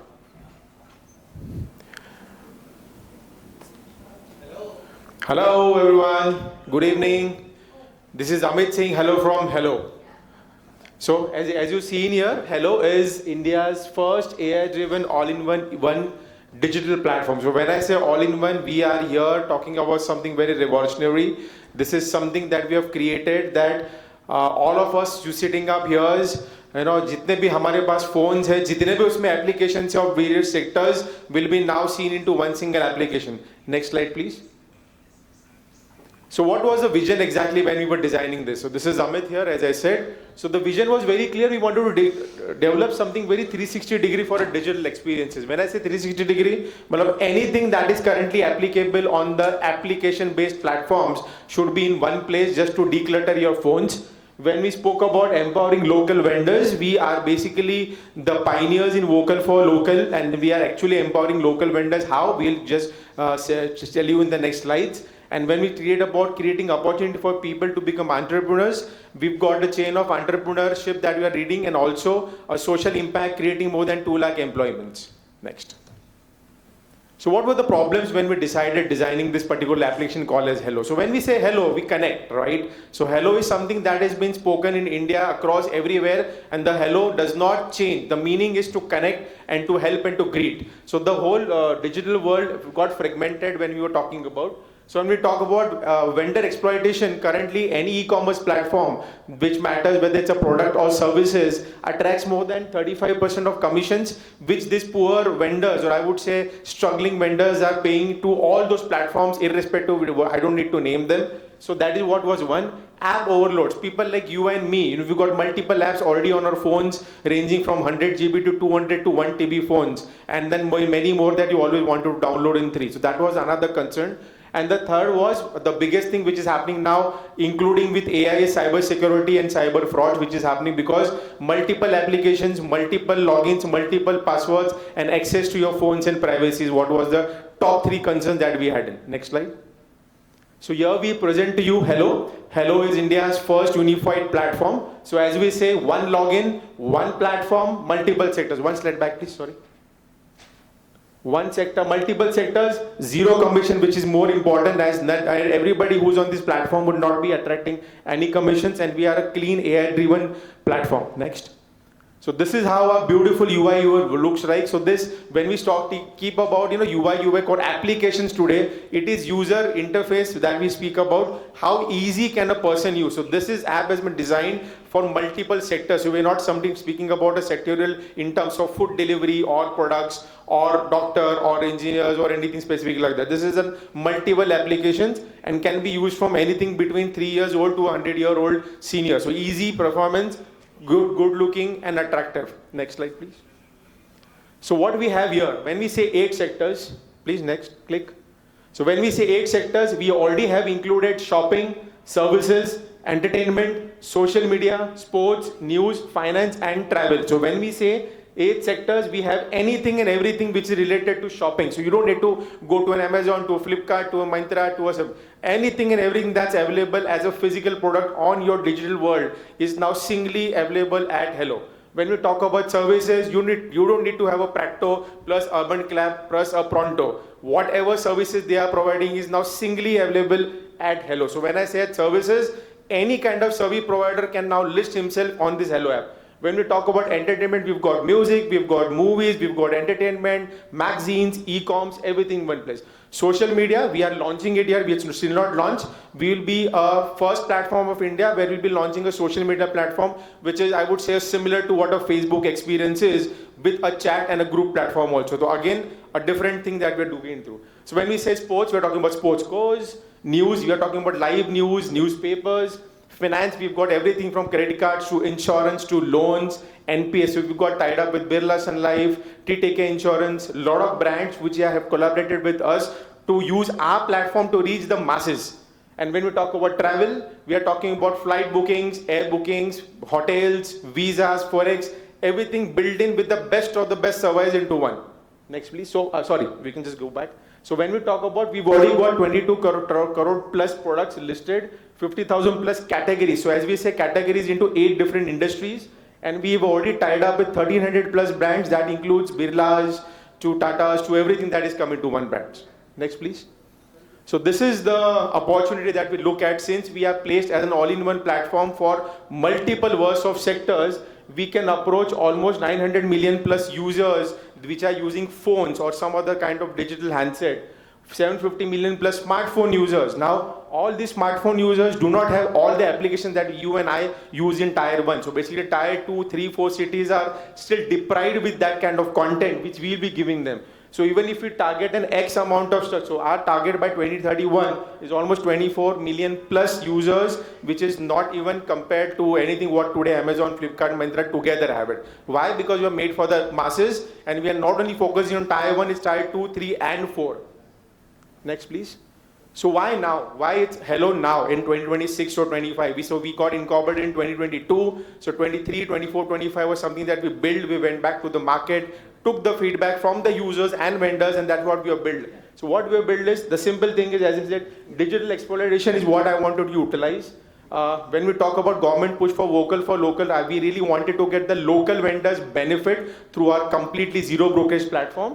MSMEs and vendors are going digital India. And when we say governing the services in terms of cyber security. So just to mention it between the slides, we were the top finalist for the Government of India National Startup Award, which happened in 16th of January this year. So we were awarded as a Disruptive Idea of the Year finalist through Mr. Narendra Modi and Piyush Goyal. So we were personally there at Delhi, and they really appreciated this, and they really wanted to have an Indian platform. So they like, India ka Google aap bana rahe ho, where everything comes under one platform. And I was personally obliged to get it appreciation from Mr. Modi ji himself.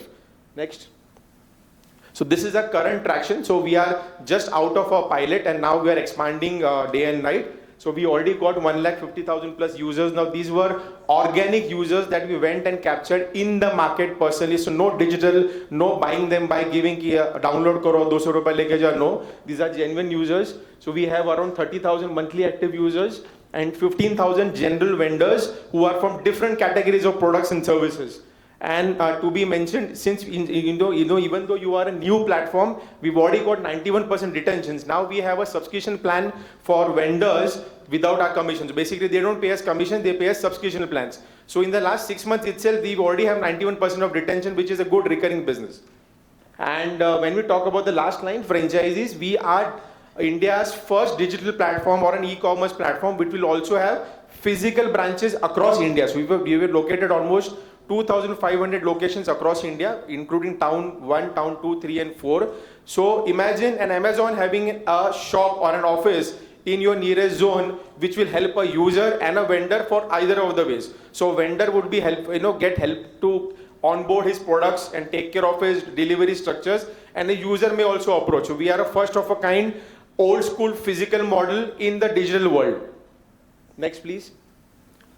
So this is the revenue that we have generated in the last, I would say, last 2 years from pre-pilot to the current year. So we are already at 26 lakhs of revenue, 1.5 lakh users. And if you see, we have been growing almost 300% in every parameters in the last 3 years, as in when we went to the pilot. But if you see the current year, we are already at around 20 lakhs in the last 2 months itself, because now we are in the growth mode. Next, please. So these are a few revenue models. So when I say few revenue models, again, we have a very clear mode. So any application or any platform or any startup that we talk about, they have like sectorial. Here we've got more than 23 different revenue structures through which we make fragmented money. Now that is where we pass on the benefits to our users as a free application and to our vendors as a zero brokerage. So these are few of our top 4 revenue models. So vendor subscription fees, which is only 500 rupees per month flat across any sectors, unlimited deals. We talk about franchise partnership, as we said, the distribution model, boost marketing where they can promote their products, and affiliate brand partnership, as I said, multiple brands are using our platforms for the same. So clear comparative between our big brands out there. So Hello is the only application currently which is multiple industry. We are a zero commission platform, again the first of a kind in India. AI personalization, yes, I would say not completely, but it's more of a digital physical.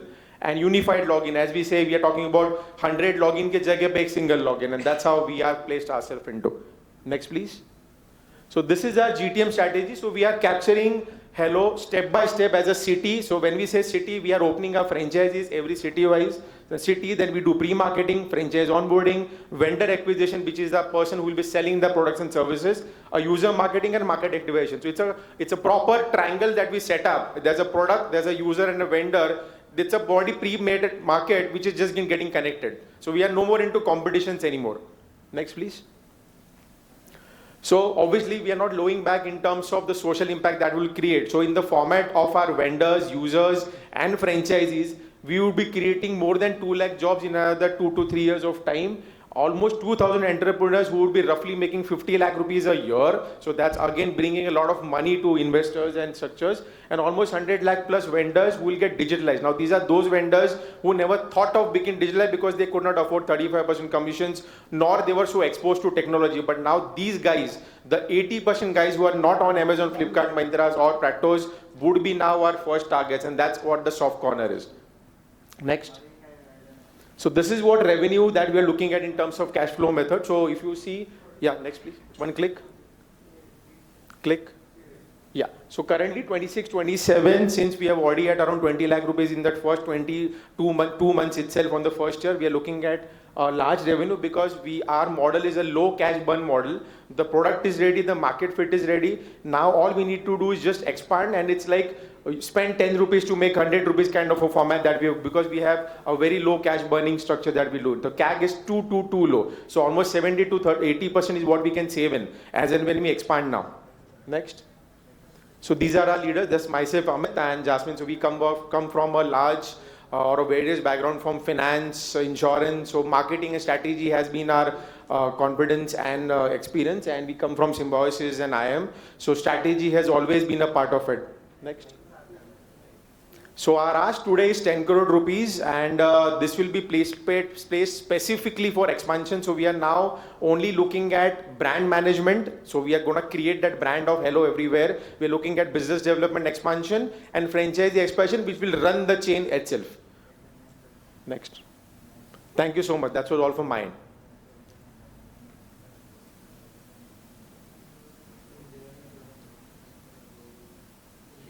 Sure. Thank you so much.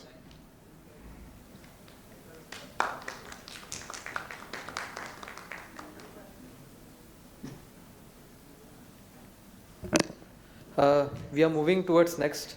Amit ji, please welcome on the stage. The startup name is Digibility. Towards you. बहुत कम लोग बचे हैं, लेकिन जितने भी लोग बचे हैं किसी ना किसी तरह से या तो फाउंडर हैं या प्रोफेशनल हैं या बिजनेसेस हैं. जो नहीं है वो अपना हाथ खड़ा करे. Everybody is. And why we go into networking events is because we want to meet many people. We want to build connections. Essentially, we are looking for becoming visible. And that has been the biggest problem that every founder, every business entrepreneur, every professional finds. They have a lot to do, but they know that they need visibility. And for that, they create random posts. There is no strategy behind it. And when there is no strategy, like for example, आपके पास employees हैं. One employee who comes daily, you call the productivity to be 80%. And there is an employee you call productivity to be 100%, but he takes random offs. He does not show up many times. If there is a next project which is dependable, who would you trust? The person who shows up daily or the person who takes off randomly? Just anyone. The person who shows up daily, but you don't show up daily on your social media, how is your visibility going to happen? And that has been the biggest problem for everyone. And that is why we made Digibility, AI-powered visibility management platform for founders, professionals, and businesses. What it does, it asks you to connect yourself to our system, understands your requirements, understand who you are, understand your business, understand your brand guideline, understand everything about you and your competitors, and create a visibility plan for you, which works on automation, which is handled by AI. And the AI, wherever it hallucinates, there is a human in the loop that intervenes into it to ensure that there is nothing wrong that goes into your profiles. Now what it does, it is creating a continuous visibility for you in the targeted audience. Creativity builds likes. Continuity builds engagement. Continuity builds audience. And that is what we give to you. Continuity so that you are visible in front of your targeted audience every time, and when they need the services that you provide, they're able to remember you because continuity brings recall. Is that correct?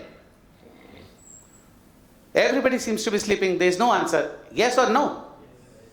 Thank you so much. I like to introduce myself. I'm Amit Gupta. We founded Digibility in 2025 along with my founder, Ratan Shankar Tripathi. This guy comes from a huge technical knowledge from serving currently as a director in a very large firm from the technology side.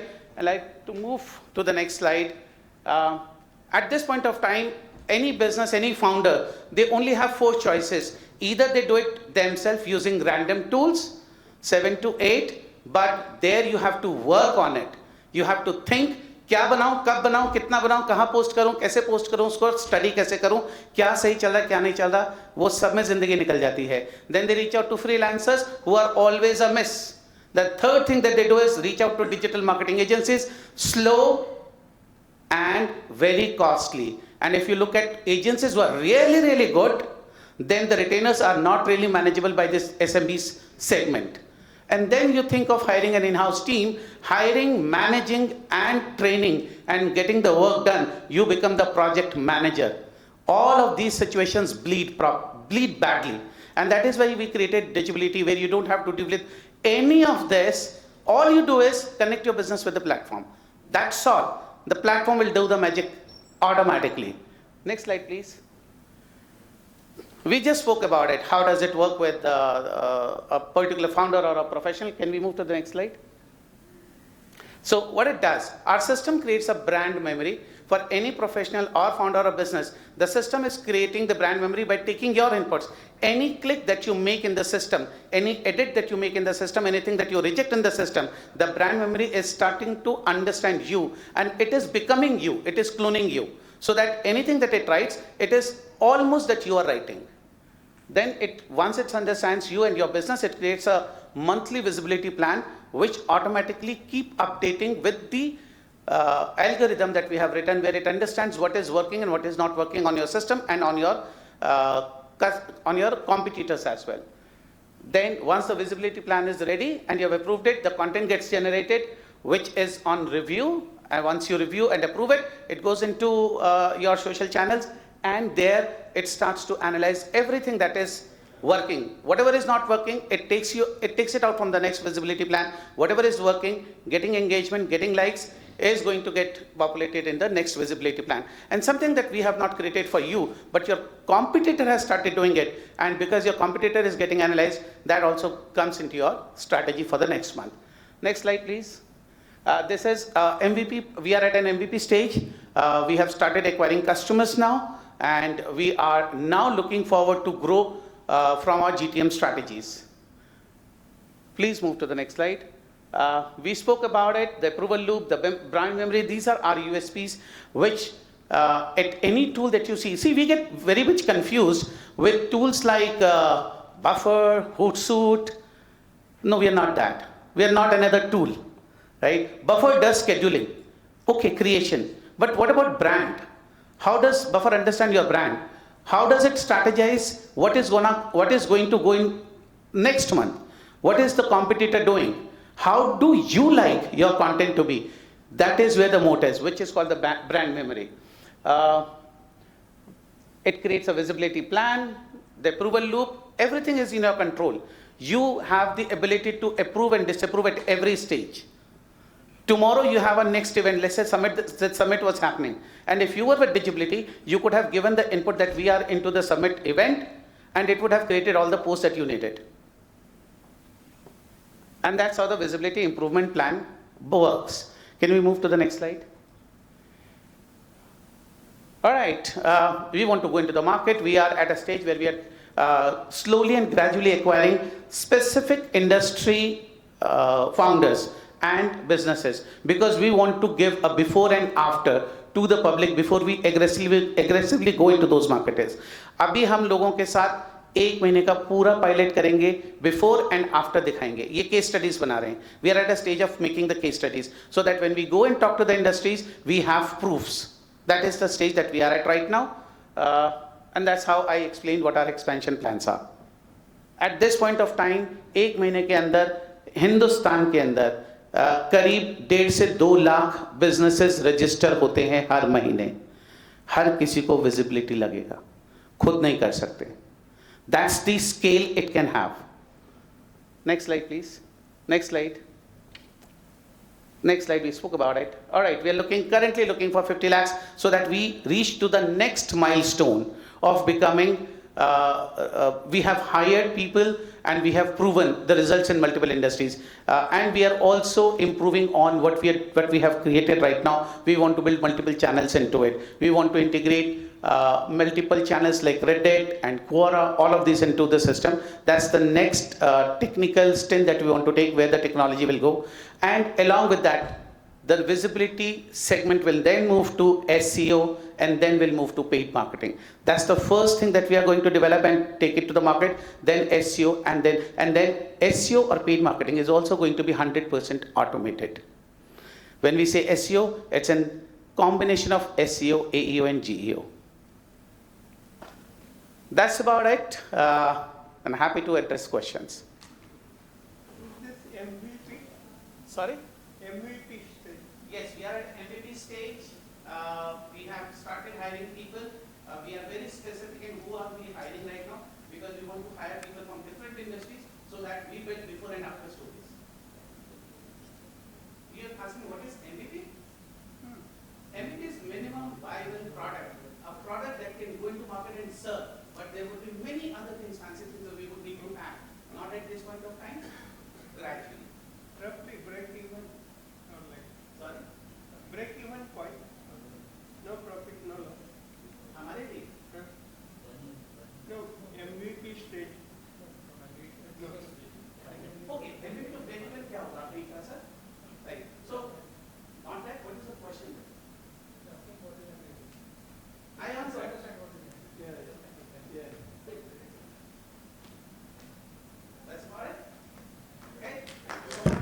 Thank you so much for this wonderful speech. We'll move next with Nitesh G from SNAS IoT. Before we move, just wanted to understand how many startups we have still remaining. Can we just come further so we can just keep it a track? I can see 3 more startups, right? Wonderful. Over to you, Nitesh Ji. Thank you. Thank you, Akshay Ji. Right. So my name is Nitesh Shah. I'm a co-founder of SNAS IoT Laboratories Private Limited, and we are into IoT and providing digital solutions to Indian Railways. We have worked closely with railways since last almost 3.5 years, and we are the first company who did successful innovation project for Indian Railways for wireless fire smoke detection system. So with an ask of 5 CR funding, can we move to the next slide? So our vision is to become a 1,000 crore plus company in the next 5 years because of the opportunity which Indian Railways offers. In the next 5 years, we are forecasting an opportunity of 1 lakh crore digital transformation opportunities, where we are closely working on. Next. These are the problem statement. As we all know, Indian Railways lacks demand-supply gap. There is a 20% demand supply. They are supposed to manufacture almost 7,000 coaches every year, but they currently manufacture almost 5,000 plus. And there is a huge gap in the wagons also, freight wagons I am talking about. Apart from that, it requires a lot of technological advancements. We have seen IRCTC and all these things, but still from the maintenance point and the operational efficiency point of view, Indian Railways really need a lot of things to be done. And we are fortunate to see first-hand requirement with regards to IoT, implementation, conditioning monitoring, predictive maintenance, etc. So the problem statement is very, very clear with in front of us. Next, please. So these are the opportunities which I have mentioned and put it on the paper. So currently they have passengers coach of 75,000. Every year they manufacture 5,000.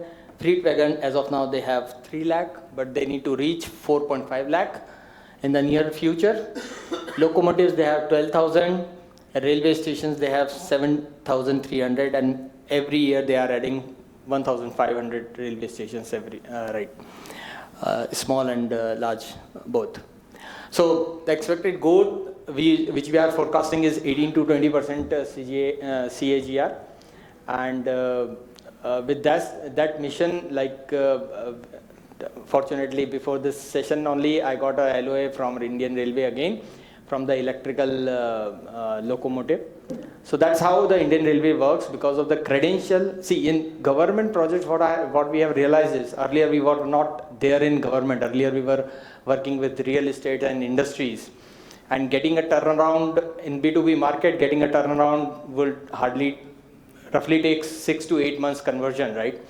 But here in Indian Railways, when you need to really provide a technology and advanced technology which will work in an adverse condition like railways, you need to really sit down and understand the requirement and deliver it at par to the level. Otherwise, your invoice will not get clear, and people will say that you don't have to go to the PSUs and work with them. So it's a misconception, I would say. We are working successfully with railways. Next. So our solutions is more or less in and around IoT. So we are a company who is having full stack technology development in-house built.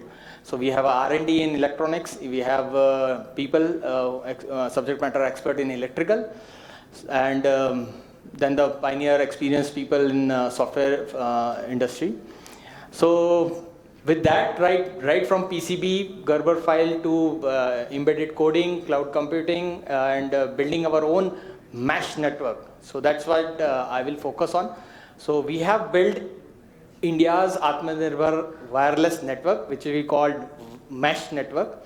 This mesh network works flawlessly without any dependency on Wi-Fi, Bluetooth, GSM, SIM, M2M, NB-IoT. None of them is required. It doesn't require a license cost. Okay, it doesn't require a license cost. It doesn't have a recurring cost. So we fits our solution where the customization is required, and that's what we delivered till so far.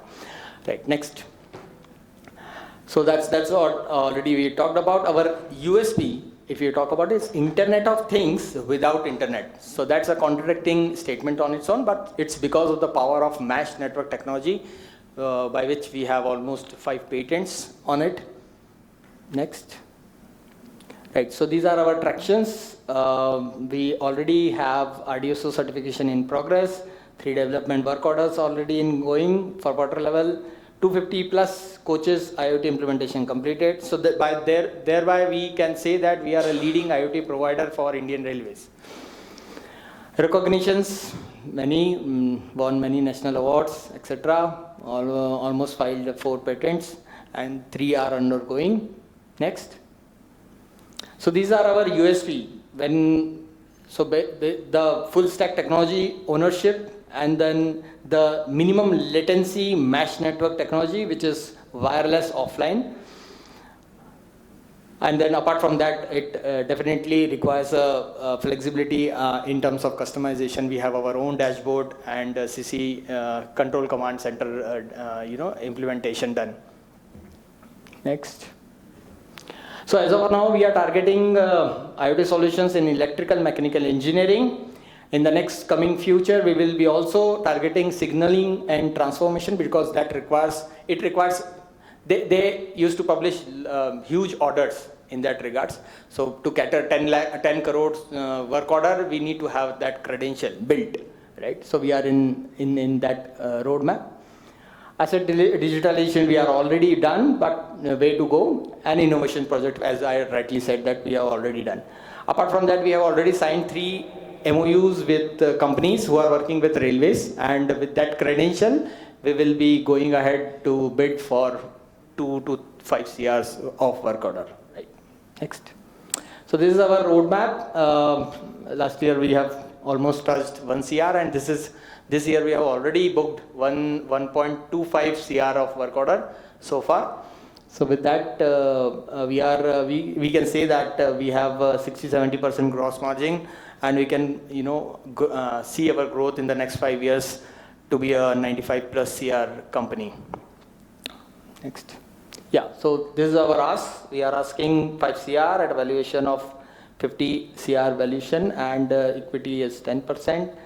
And thereby we will be mainly needing a working capital for growth, wherein we will be investing this amount in EMD, SDs, RDUSO certification, compliances, and product manufacturing, and team building in terms of deploying and installing at site, and maintaining the same for the next 3 years, because every railway work order requires 3 years maintenance implicitly, right?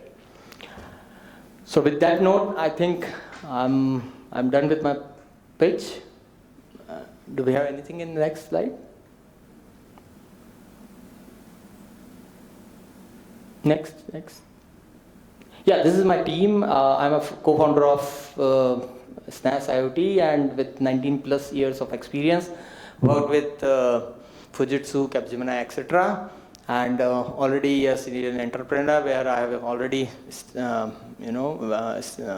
a venture, almost 3 ventures before this. And along with my founder, who is a technocrat, he builds everything on its own and built from scratch. And it's not something like we don't have to go to the other vendor or everything. We want to do it on our own, but everything comes with a cost. And as of now, we are raising capital to mitigate that problem which we are facing right now. Right.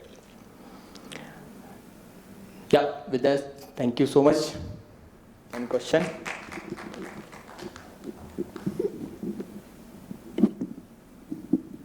Right. Thank you, Nitesh. Thank you. Next up, Stars AI.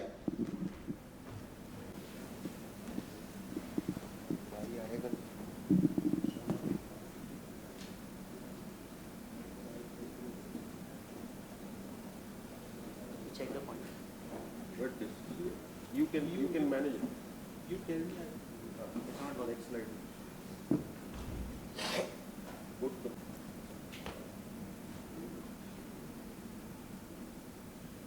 Click that. It'll go to the web page. Yeah, click that.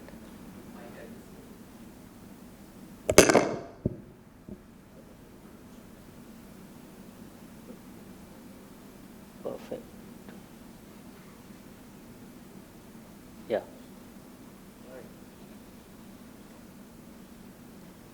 Okay.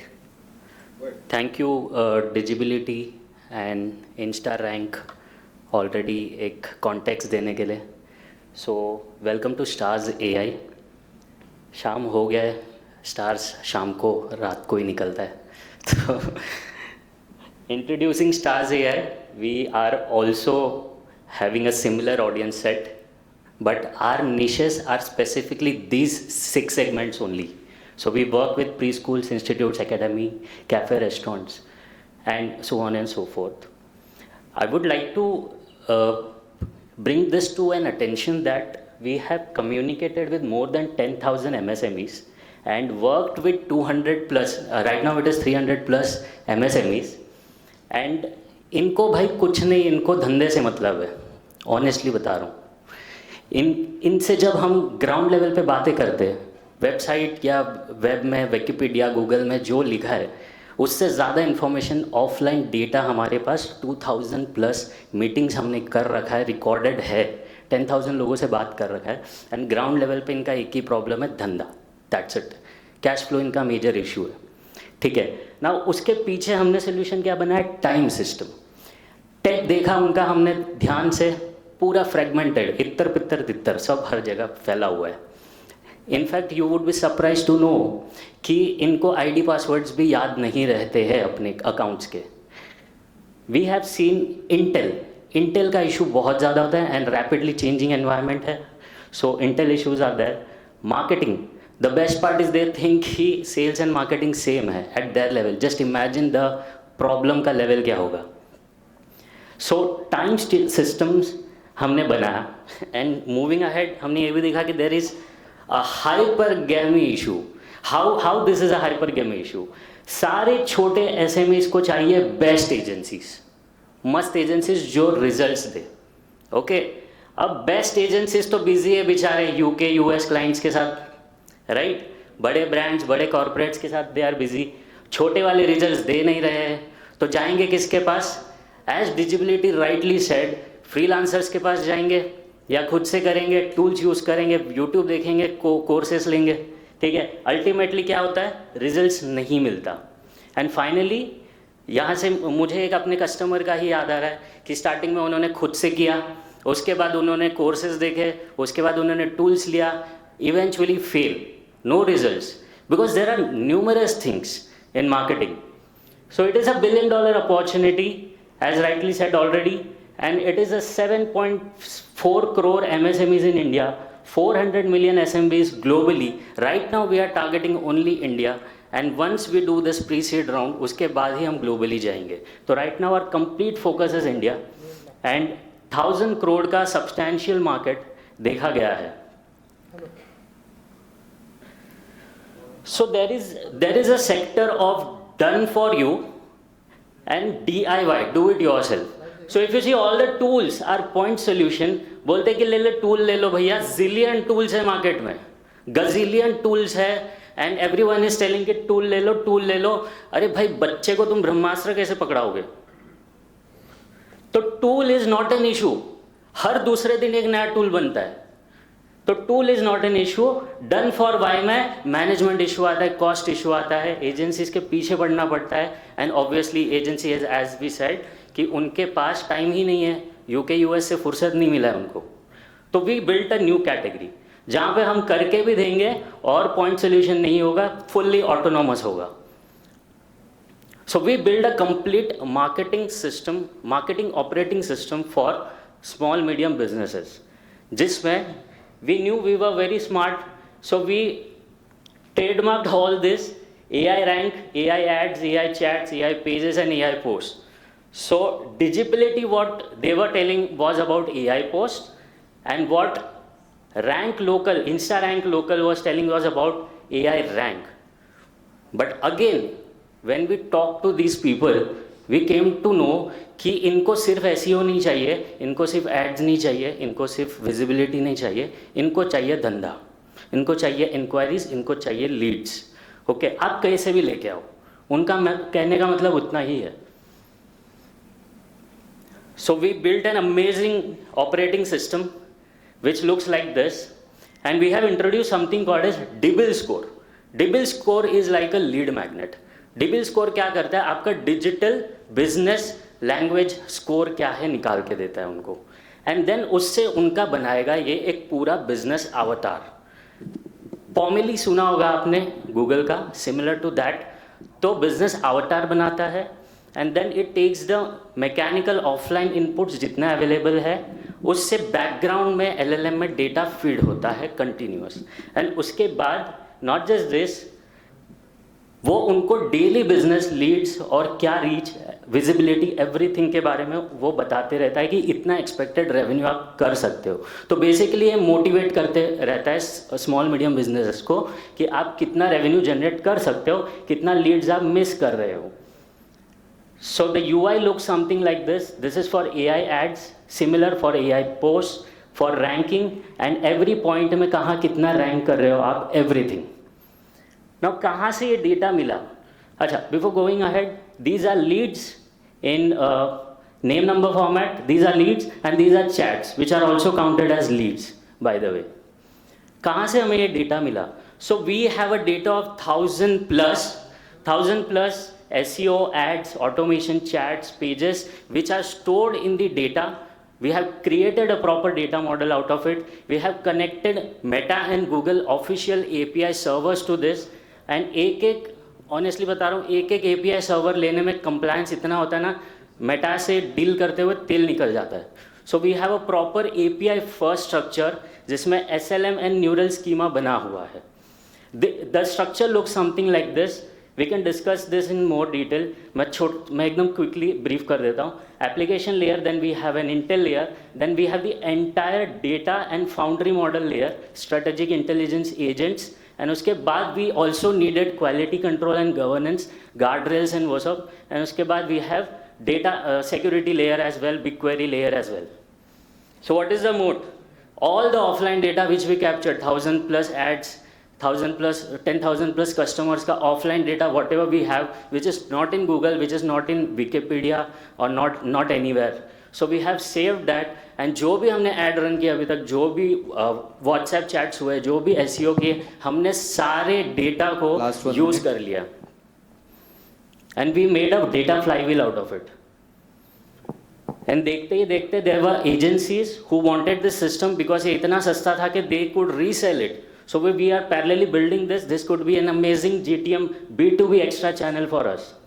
So we are not another tool or an agency. We are building a category leader out of it. जहाँ पे automation पूरा growth automatically होगा. आपको सिर्फ follow up करना है, close करना है. In fact, the pre-sales is done automatically, like booking appointments and all.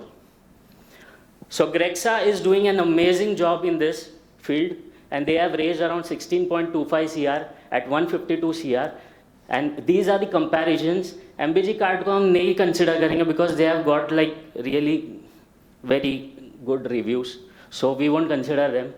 Haptic is our inspiration, जिनको हम देखते हैं, and these are the point solutions. These are our business model. Like imagine 5,000. So 5,000 you get all of this, and then 10,000 is like the advanced version of it. So we have a traction built, like 100 plus, these all are organic traction. These are all our customers जिनका positive top 10 rank आ चुका है, results आ चुके हैं. This is the actual traction. We have built like around, we have closed this year at 73 lakhs, 240 plus paying customers, 420 repeat orders, around 60% of recurring, it is like the recurring revenue which we generated from already customers who were there, retention customers, and we sold around 1,600 AI products at an ARPU of 16K.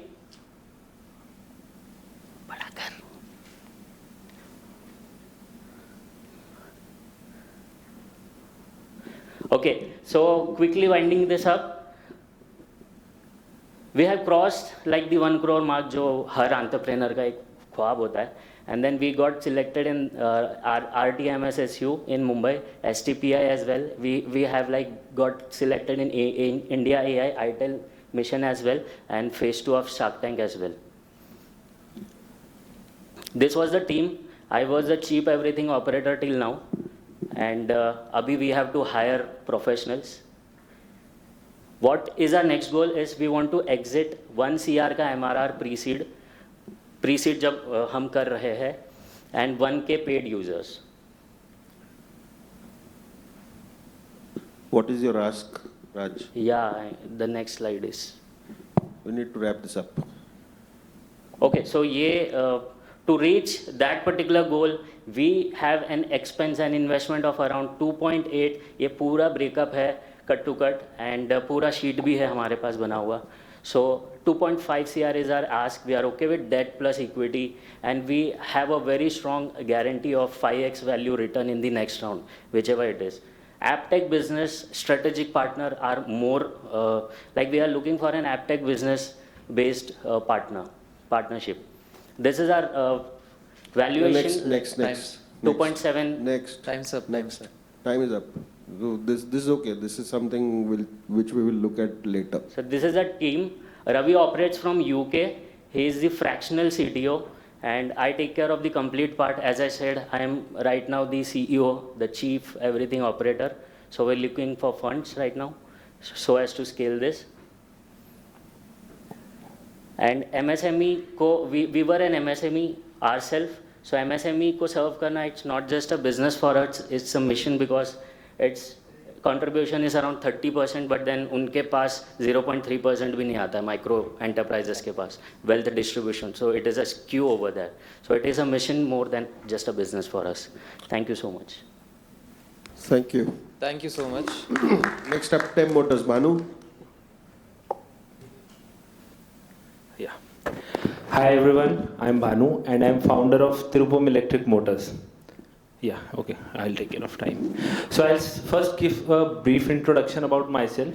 I spent over a decade in EV industry, in building the EV industry, and my start was by building one of the India's first solar electric car at Thapar University. Then I worked for ISRO in India's first optical communication satellite, building the gimbal mechanism, followed by leading roles in companies like Maxwell Energy, IndiGrid, Asian Paints, and Simple Energy. But in my last role, which was as a CEO of Weber Electrocorp, I realized that EV adoption is today only at 7%. And that is not just because of the technology part or not just because of the subsystem, but because of the product reliability and product part. So we are solving that problem. Can you go to the next slide? So since you see EV adoption is only at 7%, we see three major barriers in EV in today's time. One is the high charging time, charging kills convenience. Second is the range anxiety issue. Third is the battery safety. So because of these three, we see there's a big lag in the EV adoption. Now you might be wondering how we are solving it. Can you go to the next slide? Yeah. So to solve this, we have come up with a very groundbreaking, we have come up with a very groundbreaking solution. So we are the world's first electric bike to charge within 9 minutes for 300 kilometer range. So all over the world, this is the first of kind innovation. And to achieve this, we have got groundbreaking patents for 24 different techs. We have got 24 patents for this groundbreaking technology. Now I'll explain you how we are doing this and how we are building our mode. So what we are doing is creating a high voltage sodium ion architecture which can charge through CCS2 charging. Essentially इसका मतलब ये है कि मेरी जो bike है एक electric car के चार्जर से भी चार्ज हो सकती है, right? And this increases the accessibility of charging station. और just 9 मिनट में हो सकती है due to my sodium ion technology. इसको करने के लिए जैसे मैंने बताया आपको हमने 24 पेटेंट्स लिए हैं और इनमें से एक और चीज़ जो हमारे इसमें है कि ये तो हो गया कि आप बाहर जब चार्ज कर रहे हो, बट अगर आप होम चार्जिंग कर रहे हो you don't need to carry a charger. What we have done, battery और चार्जर को इंटीग्रेट कर दिया, which is integrated BMS charger technology. Coming to another major point जो EV को लास्ट ईयर बड़ा हैम्पर किया था, that was supply chain disruption of rare earth magnets. As you know कि रेयर अर्थ मैग्नेट्स की disruption की वजह से EVs were slowed down. So we are the world's first electric vehicle to incorporate a magnetless PCB motor. Magnets को हटाने के लिए we have come up with the PCB motor. इसका भी पेटेंट लिया, integrated BMS का भी पेटेंट लिया, as well as structural battery का भी. अब coming to the third problem जो मैंने range anxiety बताई, उसके लिए हम 300 किलोमीटर रियल वर्ल्ड रेंज दे रहे हैं. इसको करने के लिए we have used a structural battery. Now structural battery is basically an inspiration from aviation industry. मेरा जो aviation में experience था उससे मैंने inspire हुआ हूँ कि in aircraft fuel tanks were earlier clamped, but nowadays क्या होता है उसके wings को hollow करके they fill the fuel to use as a structure. So due to these technologies we are going to change the landscape of how user is convenient with the EV. Can you go to the next slide? Now you might wonder whether this problem is worth solving or not. So if you see the TAM of the market right now, the TAM is 25 billion. Last year 2 crore vehicles were sold in India. Agar iska you will see the SAM, that is $3.4 billion. How it is 3.4? Because 60% of the total two-wheeler sales is the electric motorcycle, उसमें से 10% premium है. And we are positioning our vehicle as a affordable premium. 2.4 lakh का price point हमारा. If we capture 3% of this market within next 5 years, we will be able to achieve $115 million ka SOM. So this is really something a big opportunity. Next slide. Coming to the traction, I've given the snapshots of some of our patents. Like I told, 24 patents we have filed, 8 are granted.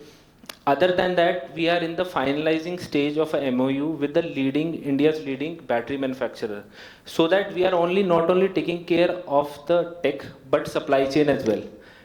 That's why we are doing MOU with Chassis and battery manufacturer. And these are some of the media mentions where podcasters invited us for giving insight on the tech. Can you go to the next slide? Now coming to the competition part. So since you can see at TM Motors, we are giving 300 kilometer with 9-minute charging. We have in electric bike segment, it's still an open segment. We have 3 more competitors, which I have listed, the major competitors. Now none of them is giving 300-kilometer range except ultraviolet, but ultraviolet at a very high price point, close to, you see 4.5 lakhs price. Now that's where I'm applying my patent. Patent सिर्फ tech के लिए नहीं लिया, to give a real world use case by competing in this market, ताकि हम best range, best charging time दे सके within a cost which is a affordable premium. Can you go to the next slide? Coming to the revenue model, तो हमारा जो revenue model direct to consumer है, that will be the major chunk of revenue. Other than that, we are also going to monetize on the data insights. We are also going to monetize from service, and also एक indirect sales हमारी IP monetization रहेगी, where to our partners we will be selling our IP. Already हमारा battery वाला they want to take our technology of integrated BMS charger, because it essentially solves the problem कि आपको charger उठाने की जरूरत ही नहीं है. Both the electronics are actually combined. Right. So this is our business model. Next.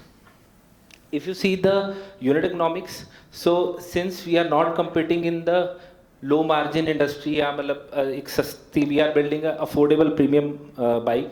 So at 2.4 lakh price point, in financial year 2030, when we are projecting 10,000 vehicles, still we have a gross margin of 15%. And we by 2030 we are projecting a revenue of 240 CR and net margin of close to 15 CR. So इसमें we since 15% is coming because हमारी positioning वैसे एक premium है और हम उस हिसाब से user को feature दे रहे हैं. कल को we don't need to compete for margins or become a commodity. So unit economics also work here. Next slide.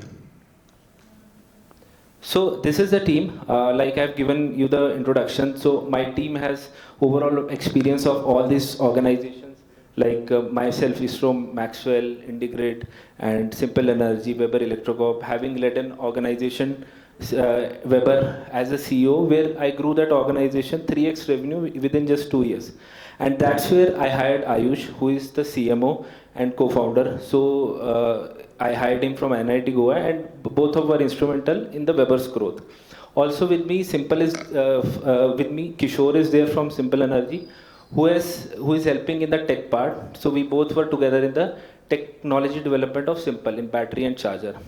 In the advisory board, we have Prashant Narang, who is the founder and CEO of Aerito Ventures, ex-Agility Ventures, a seasoned CA and author.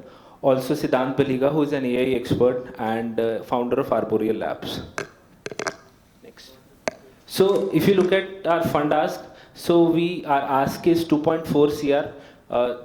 The deployment of this ask will be majorly for the certification and homologation purpose.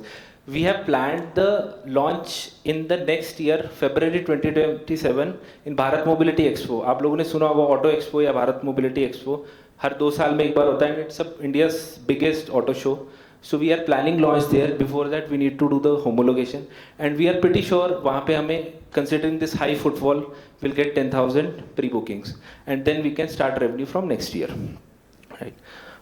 Next slide, please. So yeah, so this is about TM Motors. I want to end with our vision and mission. So we don't want to make Tesla of India, but Tirupam of the world. So our vision is to again lead India in the forefront of technological innovations, and we really need your support. Jai Hind, Jai Bharat. Thank you. Thank you, Banu. Thank you. Thank you so much. We have our esteemed investors and partners with us. One of the partners from Idabas team, Ashwin Kumarji, who's the CTO of Idabas team. He's here with us. So just 2 lines if you can add for Hindu Economic Forum, my startup Valley, who have shared this opportunity, and of course Rahul ji is here for. Hello everyone. Hello everyone. Good evening. So first of all, Jai Maharashtra, Jai Shivaji Maharaj. And thank you Rahul, Nikhil and Akshay for calling me here. Okay, it's really pleasure attending such beautiful event, and we had a good chance to interact with Mr. Governor of Pune, right? Yeah, Maharashtra, sorry. Yeah, I was not aware of it. Okay. So yeah, so it was really good. So when it comes to now, there were many good startups, what I can see here, and I definitely see there are some 55% startups, they were really good. I really found very difficult to choose 3, but I will put it to my management. Okay, so I will be shortlisting 3 startups, which I will be giving to our management. So by next week, I will be announcing. So who were those 3 startups who will be shortlisted for semi-finalist for our season 2 show. Okay, that is one thing. And I would like to thank Mr. Jeet Wagh and Shagun Wagh. They are the founder and chairman of Idea Bars, and their vision have taken this Idea Bars into next level. Idea Bars is not just a show. Actually, we are building a complete ecosystem where you will get access of lot of things, not only just investors or funds like incubation, funding, go-to marketing, partnership and associations, and government tie-ups. All those things we are trying to help our startups. Plus, this year in August 26 to 30, we are launching our Idea Bar Startup Fest in Bharat Mandapam, Delhi, where there will be 5 days event and the collaboration with Film Expo India, which is like India's top Bollywood and South, like Tollywood and kind of industry people will be coming, many Bollywood stars. Plus, there itself we will be having our startup fest where you will be getting interaction. At least 150 startups, 1 plus 150 investors will be coming minimum, and we will be getting 300 to 400 startups so that you will get a good exposure of it. So our main goal is to get maximum number of investors in that event so that our startups get more opportunities. Second, we will be getting lot of activity for you guys, like workshops, like for your content, for your brand, some kind of a strategies, how you can grow your brand. All those things will be there. So we are trying, because we have attended so many events and we trying to bring what we have missed in every event, those things pins, we have noted it, and we trying to bring in 5 days in August month. I hope you will guys will be there with us. You will have definitely good exposure over there. That's it. Thank you. A round of applause to Ashwin Bhai and the entire team of Idea Bars. Thank you so much, guys. The announcement will be done from my Startup Valley page and Rahul Ji's page for the semi-finalist selection. So do follow us. Rahul Ji is here, Ashwin Bhai is here. We'll keep you all, everyone posted for all the people who have selected. Top 5 starters will be selected for my Startup Valley credits for sure. Thank you once again, entire team. We look forward to have you in future events. Thank you so much. Thank you, guys. With this, we come to an end of this session. Before we end this, again, as a formality, I need to thank my sponsors. So, our Kuber sponsors are Accurate and Cosnosis. Thank you for them. Our Hiranmay partner is Partex.ai. Thank you to Partex. We've done this event, or we've conducted this event in association with Pune Samvad, and our media partner has been Sakal. This event would not have been possible without the support of all our ecosystem partners. I would also like to thank My Startup Valley for co-organizing this event along with us. So on behalf of HEF, once again, thank you everyone. We would be in touch. We will let you know what are the next steps. And we now will go back to the main hall for the integrated sessions. I think there are a couple of them left, and then we'll follow the schedule in the main hall. Thank you everyone. Jai Shri Ram and Jai Hind.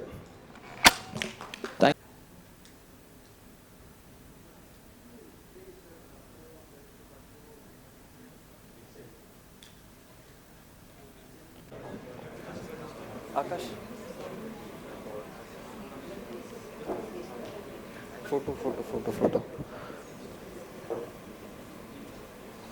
Please, एक photo guys. एक photo सामने.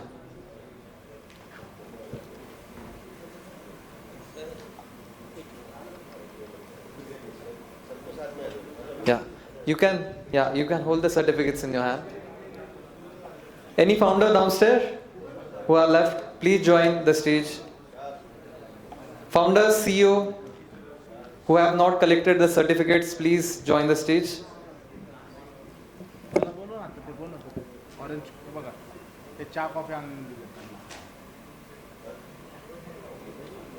Thank you so much, guys. It was wonderful to have you all. Big round of applause for yourself. You're doing a wonderful job. Thank you so much. Thank you so much for joining.